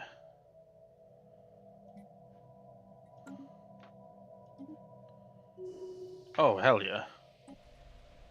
Oh, yes. Forge me! Forge me! I'm not sure which one I liked in the multi-species empire. I guess maybe I've not played cloning for a long time either. I always sucked with the upkeep. I found clones to be way too intensive.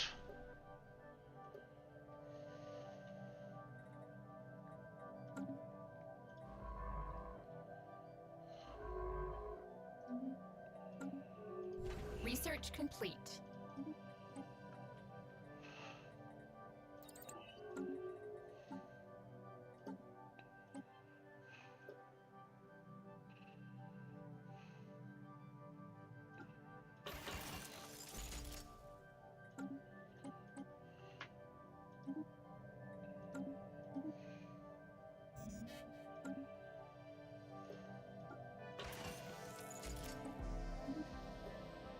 Construction complete.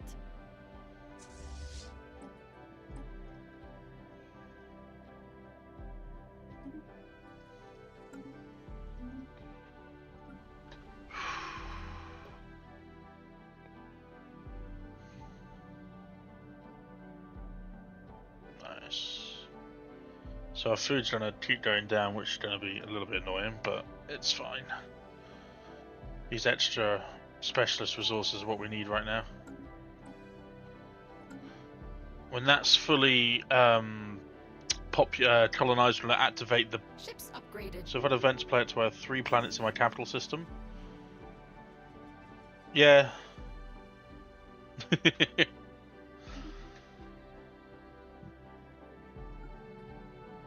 Ships upgraded. Oh yeah, the soul. Is that from the that event from that random system? What's it called? The Deneb? Is it the Deneb system? The alternate reality. That's a crowded solar system, my friend. That's a very crowded solar system.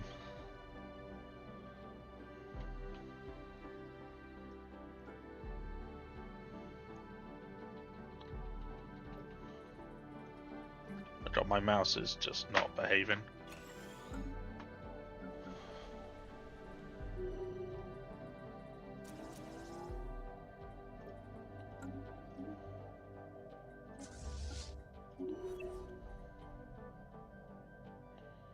Council agenda available.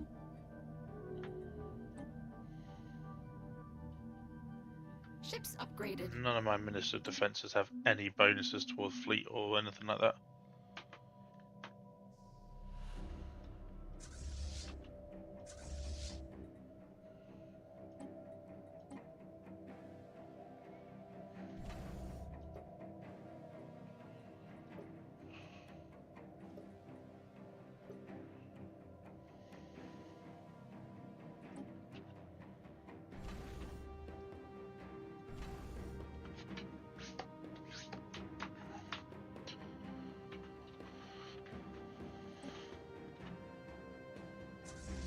Managed to lose my Stellaris mouse mat as well in the move, which has really annoyed me. Ships upgraded.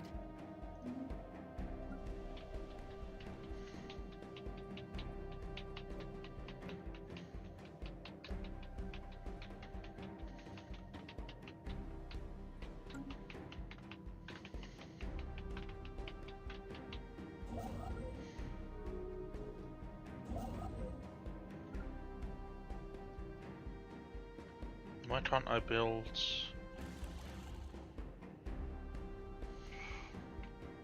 Handshake protocols activated. Nope.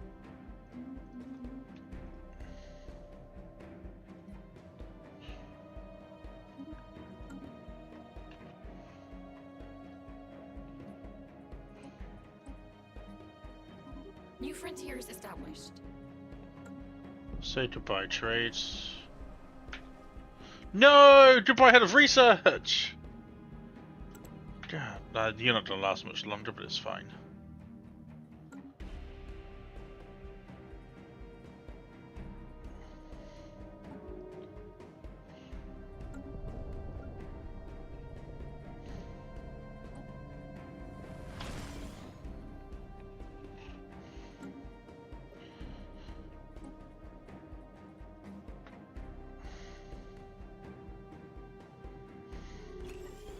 Construction complete.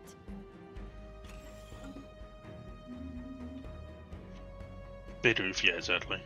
Organic species troubles that losing these. Yeah, I know, your metallic friends are insane.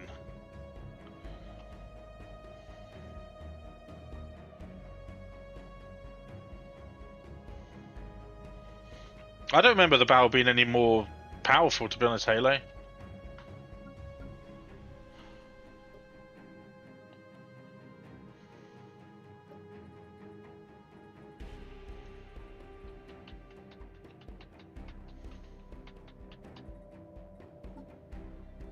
Yeah, not doing too bad. Robo Dusty forever. Jazz Dusty! Curse everything is vile incantations. Situation log updated. Finally. The trade capital of the world. The galaxy, sorry.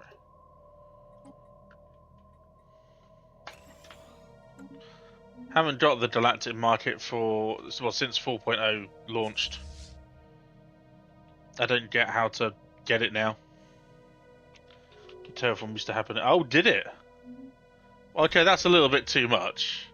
I know it's got a long cooldown on the relic, but like 720 days is not bad.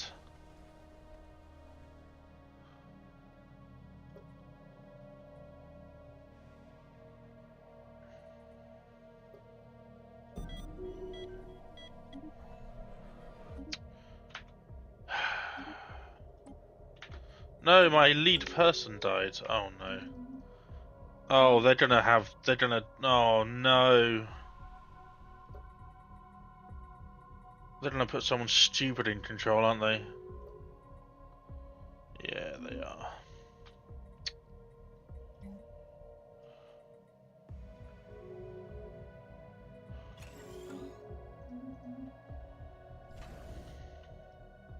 Research complete.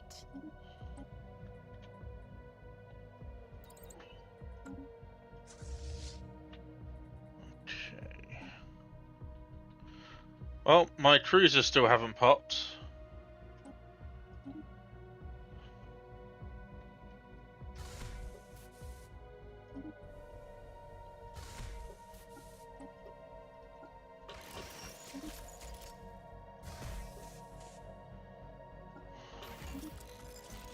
Oh, this mouse is starting to annoy.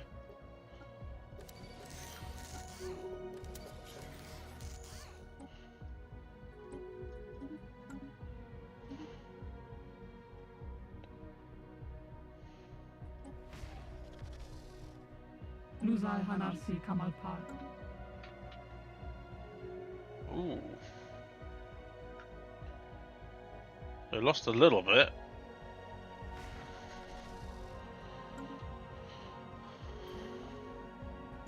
Still overwhelming.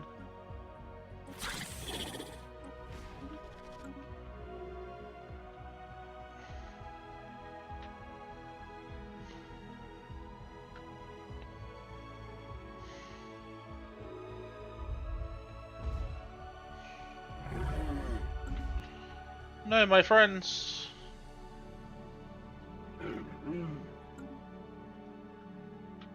No.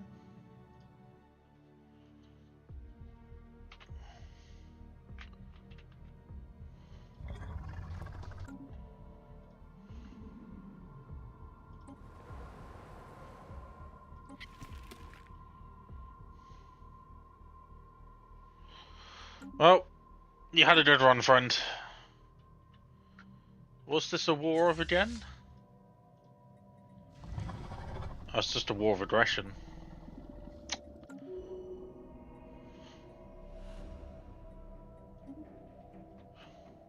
Handshake protocols activated. And just like that, we have a Gaia world. With civilians. No.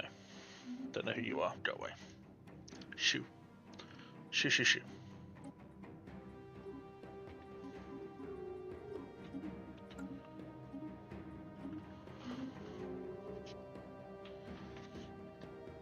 I'm not used to being so small.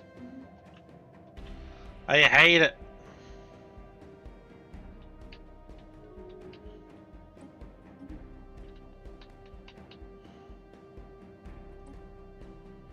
Oh, come on, please.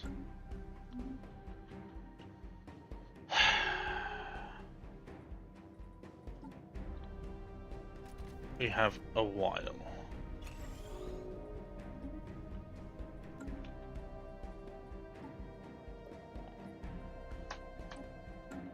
$21 not too bad.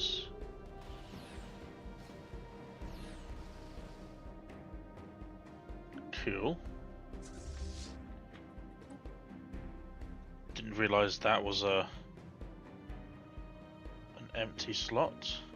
Of course, the only human one I have is is gullible. The only human one I have is gullible. Oh, this game is so rough.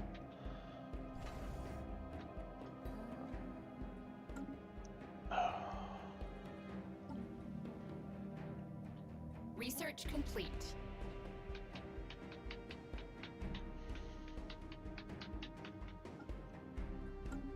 Take that off, see how many minerals I lose. Yeah, not too much. Take shields, please. Everyone over there doing cool things, Hams, and I'm stuck here, looking out.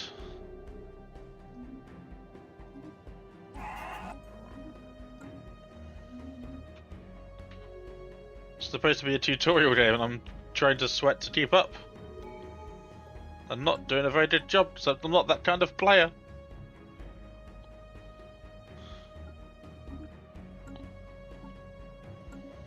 Council agenda ready.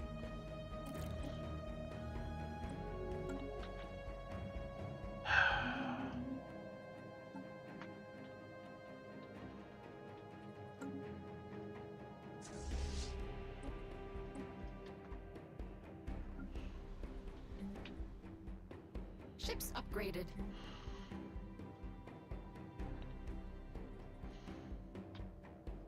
Ships upgraded.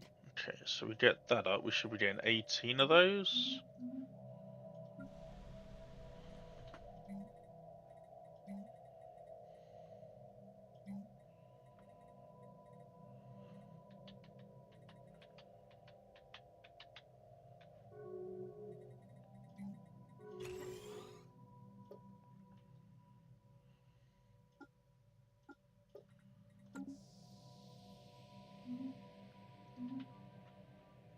Have you guys not lost yet? Genuinely impressed you managed to hold out for this long.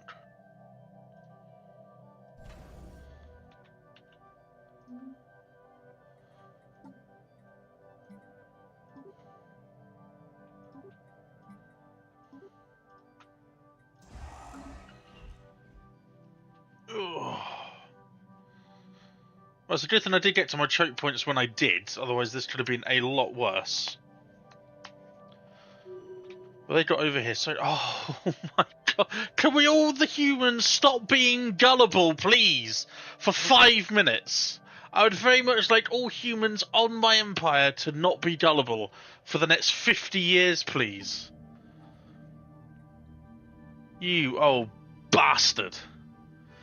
What? Reactor bays produce food? That makes a lot of sense. Reactor bays.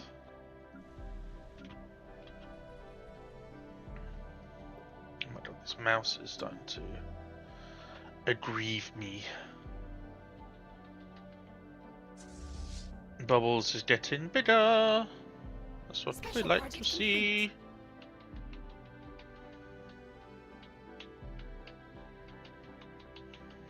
Research complete. Expert military theory, expert biology. Human, not gullible. Sounds like a pipe dream, I know, right? Trump for king. Spaceborne life form encountered. I like how this is an alloy world and I'm getting 65 alloys. Oh, okay, so you lost Handshake protocols. a lot of space.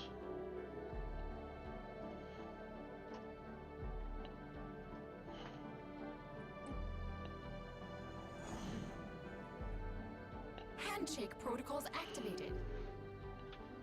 So how much is that then?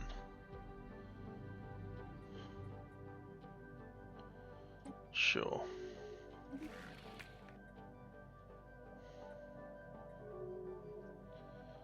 Cool.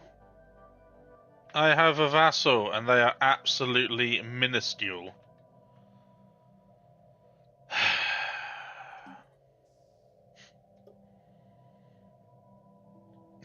They're giving me fourth, bless them, Bless their little cotton socks. They're trying so hard.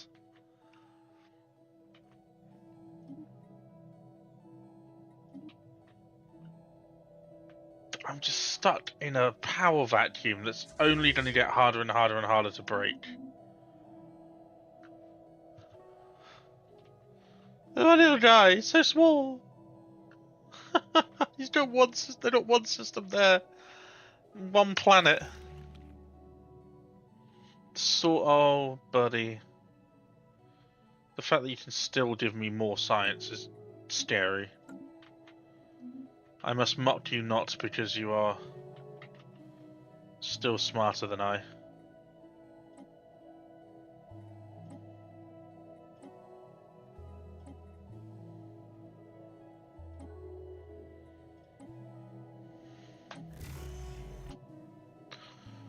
Take it.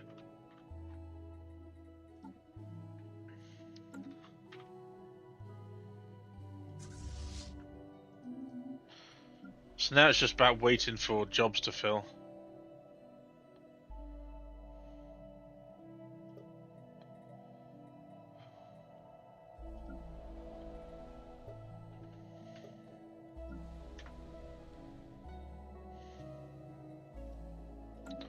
Don't need to buy them anymore.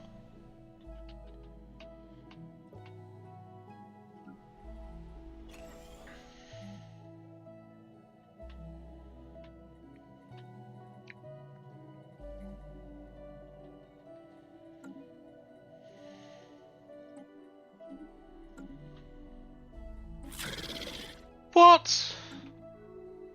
They got it! Absolute fix. Are you receptive now? Why? Okay.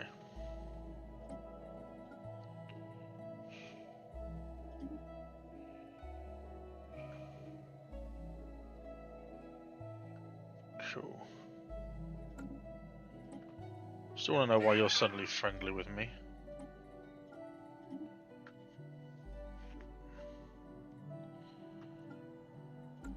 Research complete.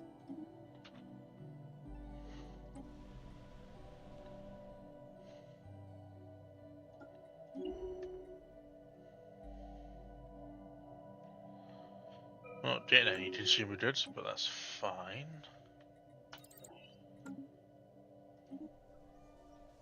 So I wish when you double click this, it would take you to the planet that they arrive on, not which planet they came from.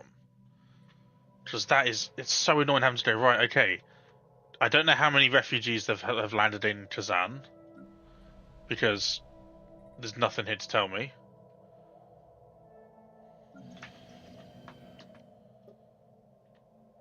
And I don't have an idea of how many have popped into there either.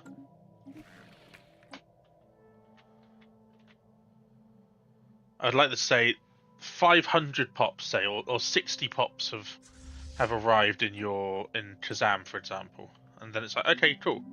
I know how many I need to keep an eye out, or whatever. I now know what I need to,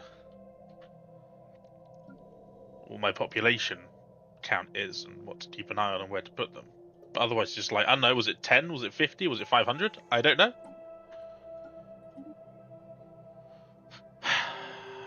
Oh well. Oh well.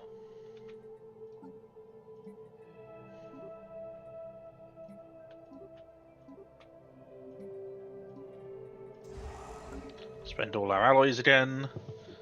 I think we might stay just under our fleet cap. That's going to be a consumer world. This will be an alloy world. I'm just not going to have enough worlds to do alloys on. I'm going to be so far behind. Quite literally everyone.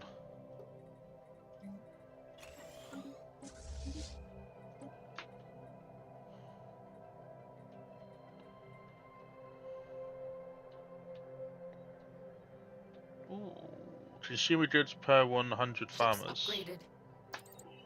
That's gonna take a while. Never mind, we'll come back to you. We'll come back to you.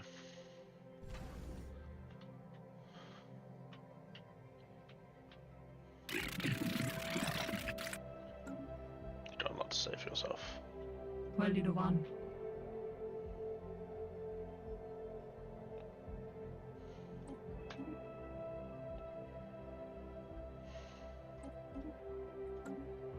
Handshake protocols activated. Sure.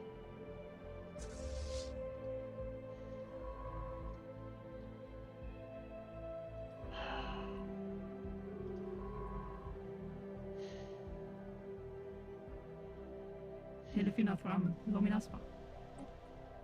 Council agenda available.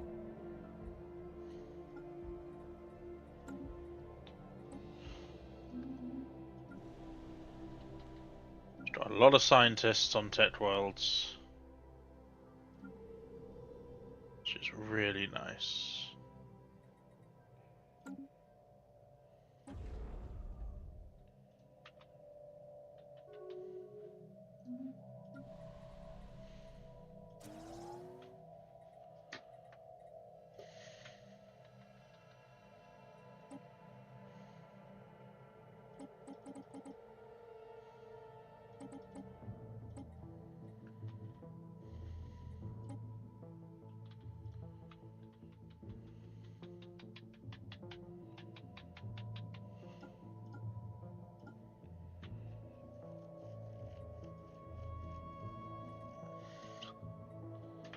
I don't mind energy credits being down, that's fine.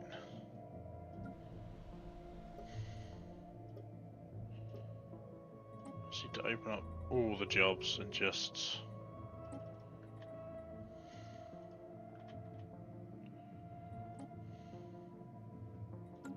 focus on that.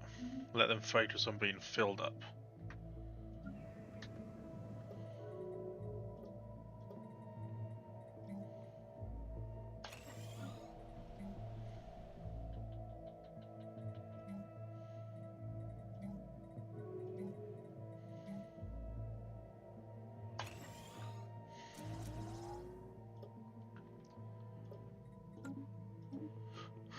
Just watching everyone else have all the fun.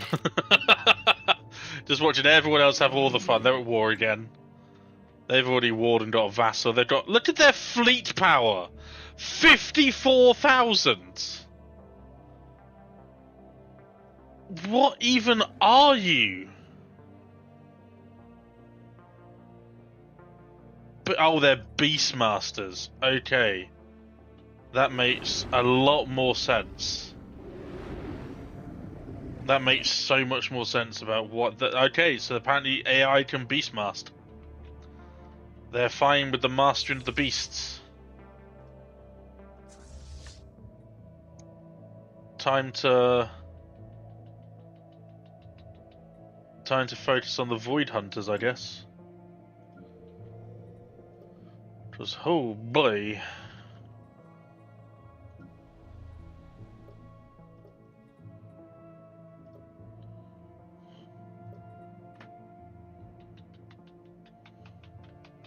Research complete.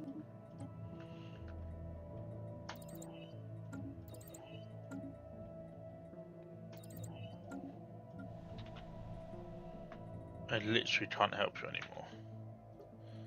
So, and it doesn't give me when they're unemployed either. If I go to resettle, there's no unemployed civilians. Do they count as unemployed? No. So I'm gonna move. What do we need here? We don't need specialist people there. Ichion. Gonna move.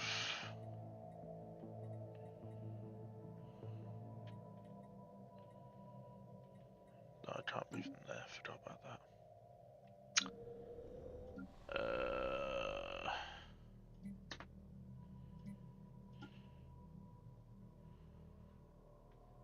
Let's see what I can do here. Nothing.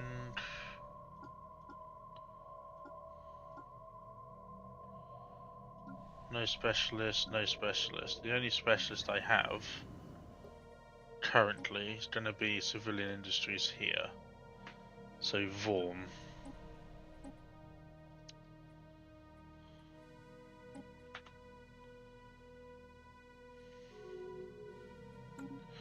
Oh, you had Beastmaster in the CCG, did you? Oh, interesting.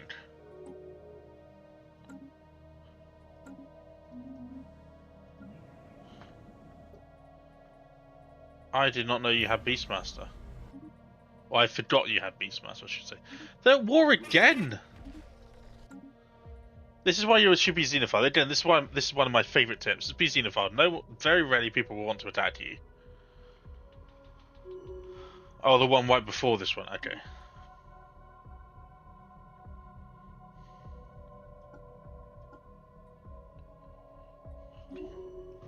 Be engineers there.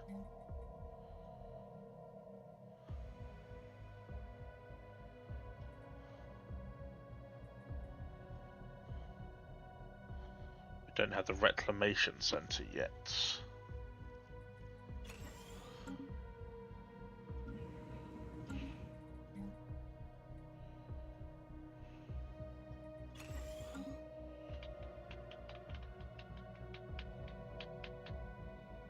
Oh, we're going to be using Fruitful Partnership as a role play with the Blom. Huh? What? Where are you?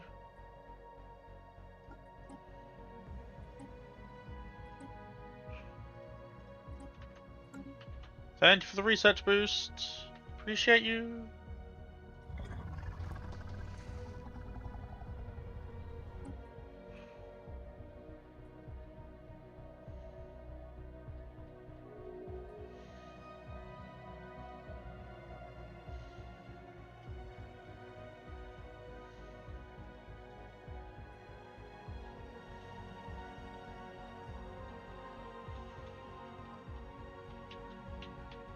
You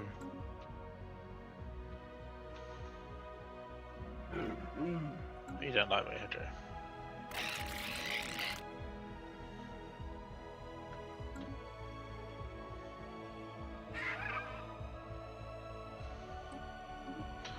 I hate that they are so there to get around that bend. No one could cut them off there. They can just. Ugh. Ugh. Disgusting.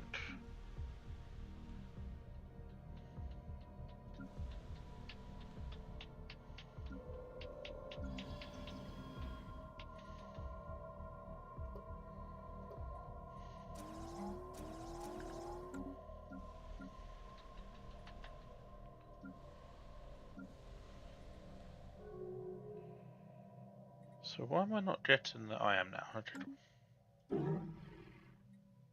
Okay.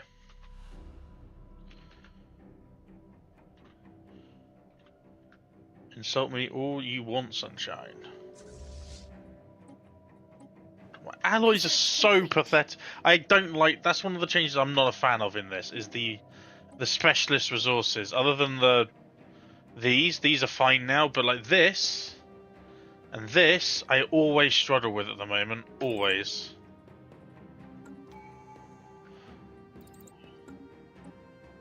And I don't know how to get better at it. I really don't. Research complete. Council agenda ready. I used to be able to pump out really, really good alloys and not worry about it.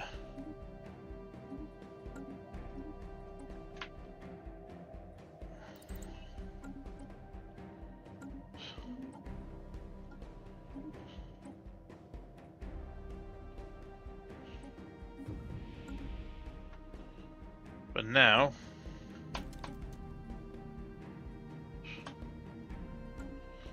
not a chance. And it makes me sad. Ships upgraded.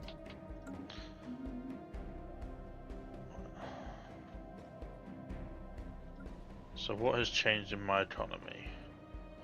I don't like the way what that just Activated. goes up and down so weirdly.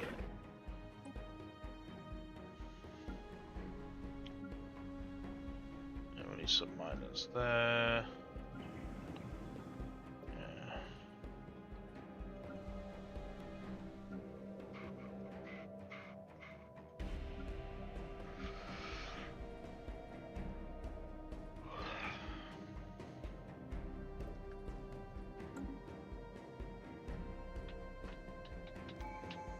Then just chops and chains all the time. I can't go to war.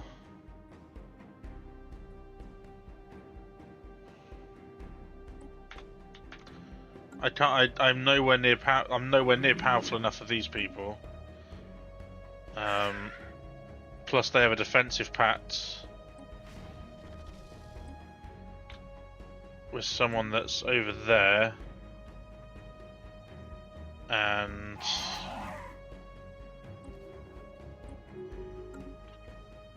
people that are also down there. So if I go to war, I'm going to war with quite a few empires.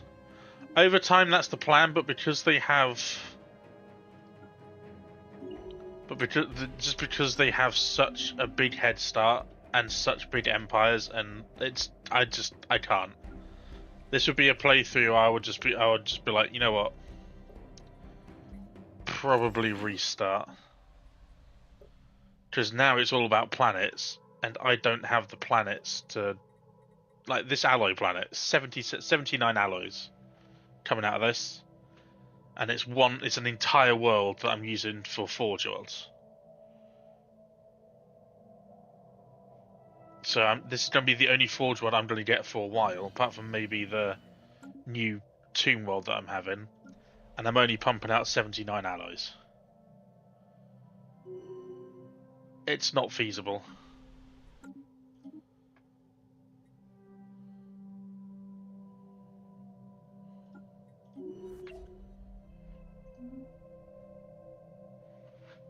My resources are all over the place for reasons I just don't understand. Handshake protocols activated.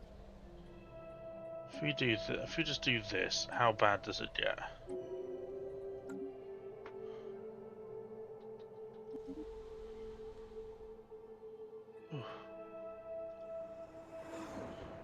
Research complete.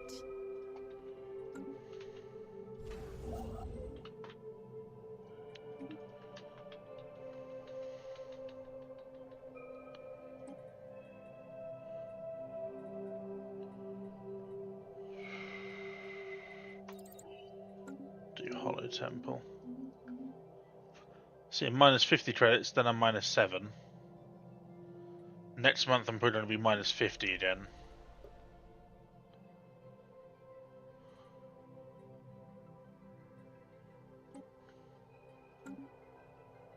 Yeah, minus 46. New home. For no reason. Minus 59 now. Gotta wait for jobs to fill up. Just when I think I've got a handle on this sort of stuff, it just comes and kicks you in the ass again.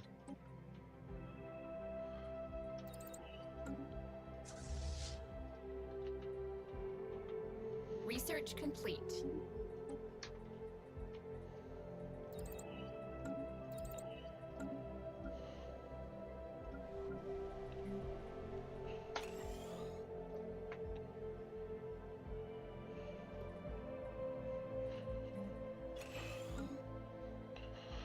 It costs me more consumer goods and take away from my workforce, but that's fine.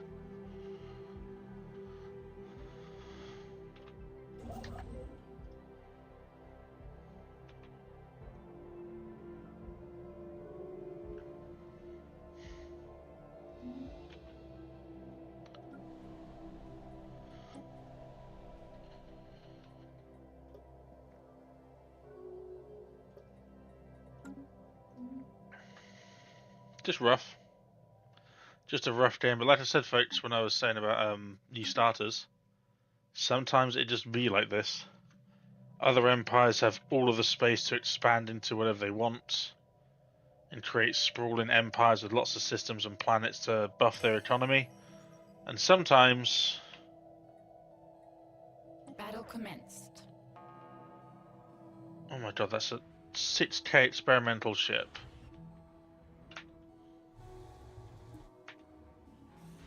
Can you not send just 7k ships at me, please? Special project complete.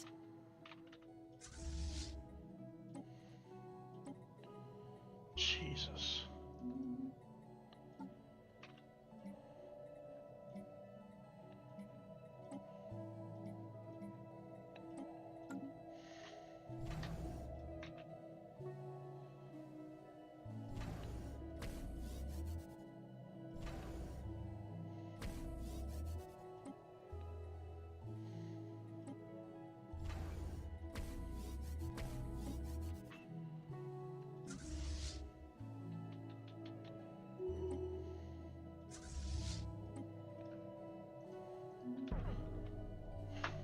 Work themselves to death.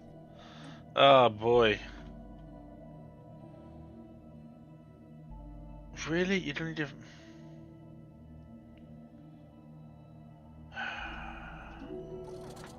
Come on, Bud Garland, I guess.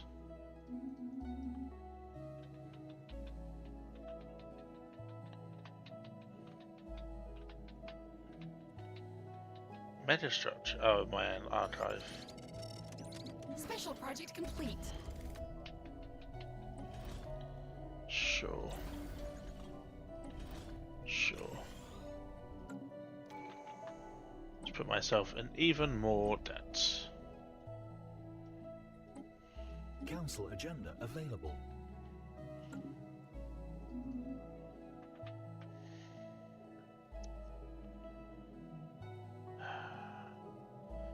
They need to do something with this. They need to do something with this.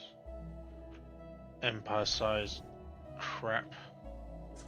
It used to mean something, now it's just like, oh, the moment you go over 100, which is literally first few years into the game, start experiencing plus 30% everything. Makes no sense. I would love to see EP do a run where he's not allowed to go over 100 Empire Sprawl to incur any penalties. I would love that. Council agenda available. Mission impossible. Can't do it. So why even have that as an? It should be like maybe 500. It is. It's like. It's insane. Because normally that would be 16 pops.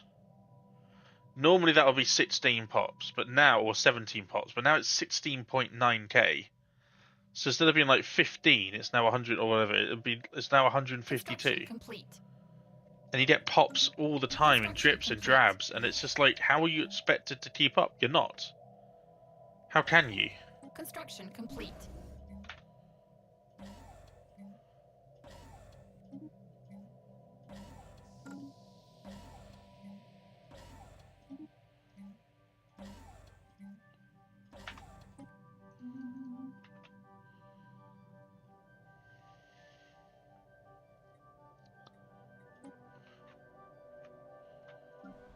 Don't know where we're going to put that hollow museum, I'm afraid.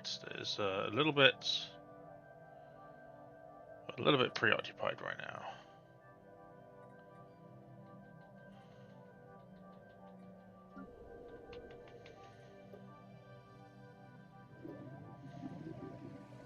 Special project complete.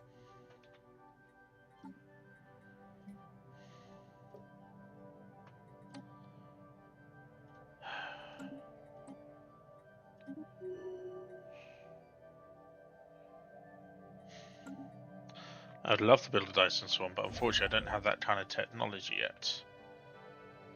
Otherwise, I would build one here for the science. Definitely build one on Greneur.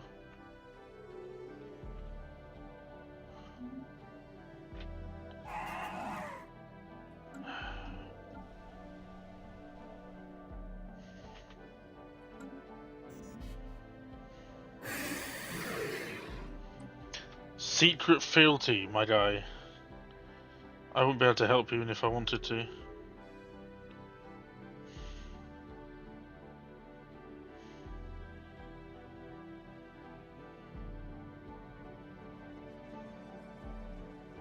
New frontiers established.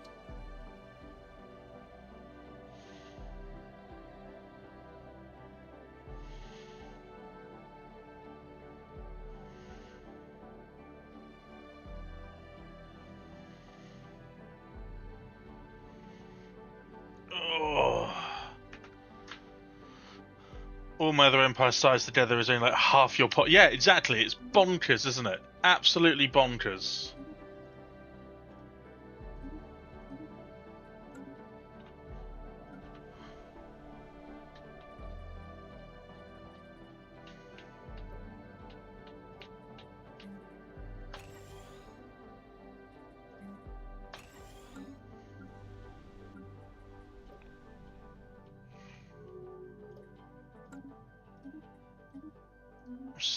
I feel like I'm so just. Ugh. Let's just get enough fleet power to take them out and see what happens. Not that my pathetic alloy per month is going to have... And I have plus 10% alloys on this planet, by the way. Unreal. Research complete.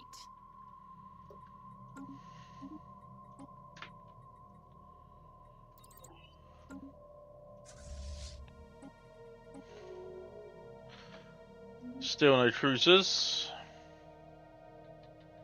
Starting to feel I was being lied to by saying that you had cruiser tech. But since we're not under any threat, Construction complete. now we can literally just wait. And as long as we let our population catch up to the jobs, we will be okay. It's just going to be very, very boring. Ships upgraded.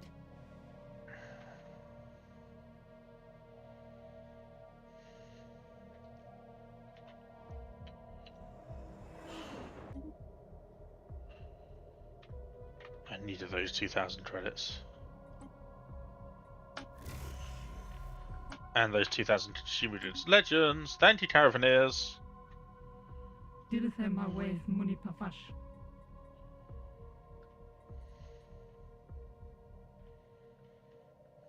Research complete.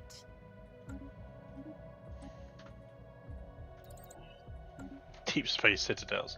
Yes, because I can afford those.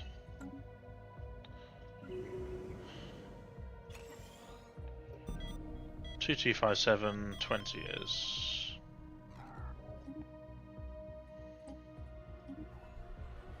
Until we meet again. Don't know when. Construction complete. Don't know when.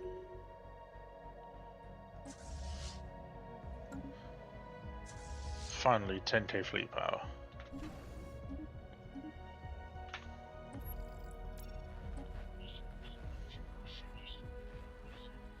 Research complete.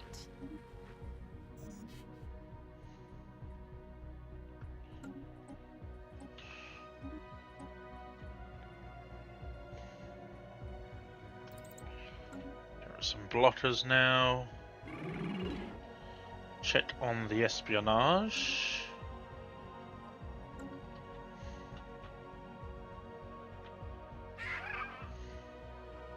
They also have prosperous unification.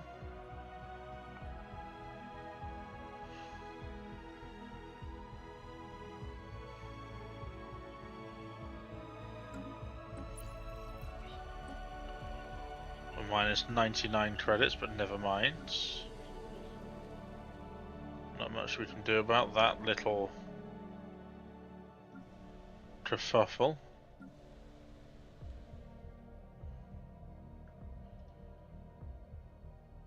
Very much like my Dyson swarms.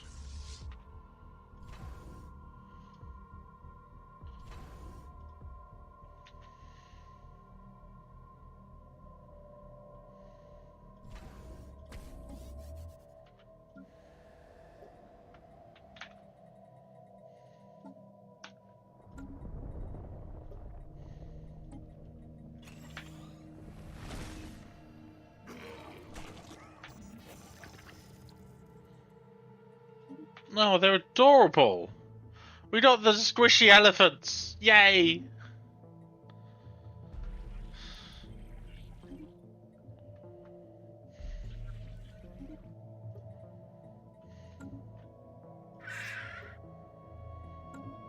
We got the squishy elephants. They're so cute.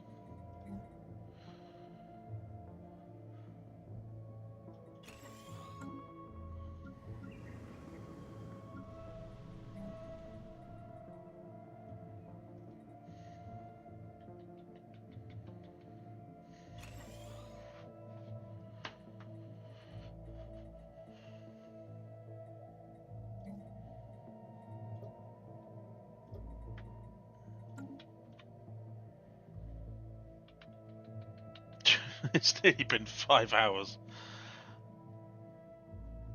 500 society before year 50. I still can't roll the climate restoration. So in my practice game Halo, when I was practicing with the usually I really struggle with sleep, and I was practicing my Blom with the Fruitful Partnership. I got terraforming in 7 years. The first 7 years.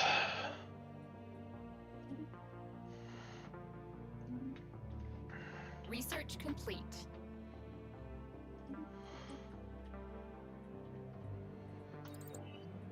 Take that. Research complete.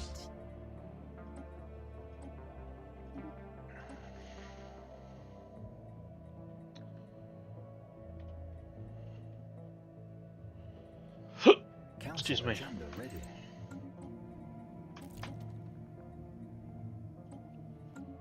We'll do inner stability. We'll get some stability down.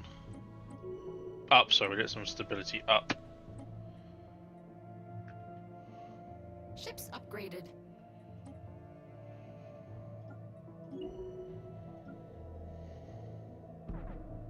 Oh, come on! I was... Oh.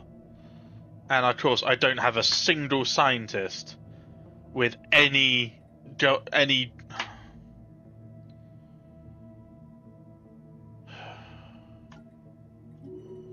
Wonderful. Thank you. That's wonderful. So that is all of my research bonuses. I'd be surprised if you died in like 10 seconds. Ships upgraded. Fortunately, I don't think my luck is that bad.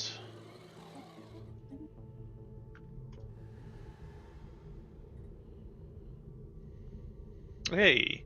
All pops produce 0.5% exotic gases.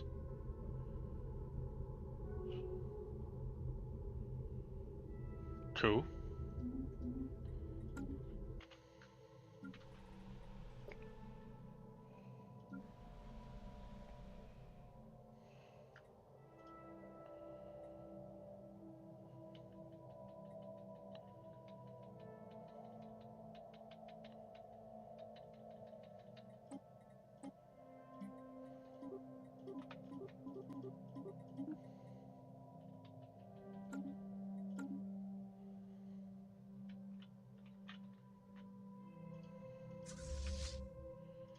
Right.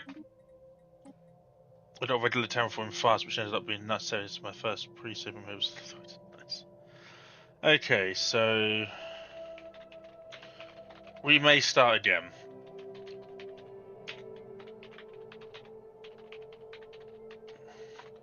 We might start again tomorrow, because that is insane. We might restart. We might restart. It's meant to be a beginner friendly, and I'm just not talking because I'm trying my best to try and catch up in certain areas. So, yeah, it's gonna be interesting. I was thinking maybe I could go to war with these guys for stuff, but I can't go against the defensive pact. Definitely can't go against these guys because Beastmasters is insane, and they already have a vassal. My vassal is tiny. The only hope I have is really by taking out the Watchers, or maybe vassalizing these folks, but I just don't see it's gonna happen. So we might restart. I don't know. We'll find out tomorrow. But for now, that is going to be me. Because it's 10 o'clock. I've been going for nearly 5 hours without realizing. Crazy times. We're going to go raid Izzy because Izzy was ill, and we love Izzy. She's playing Power World currently with Simus.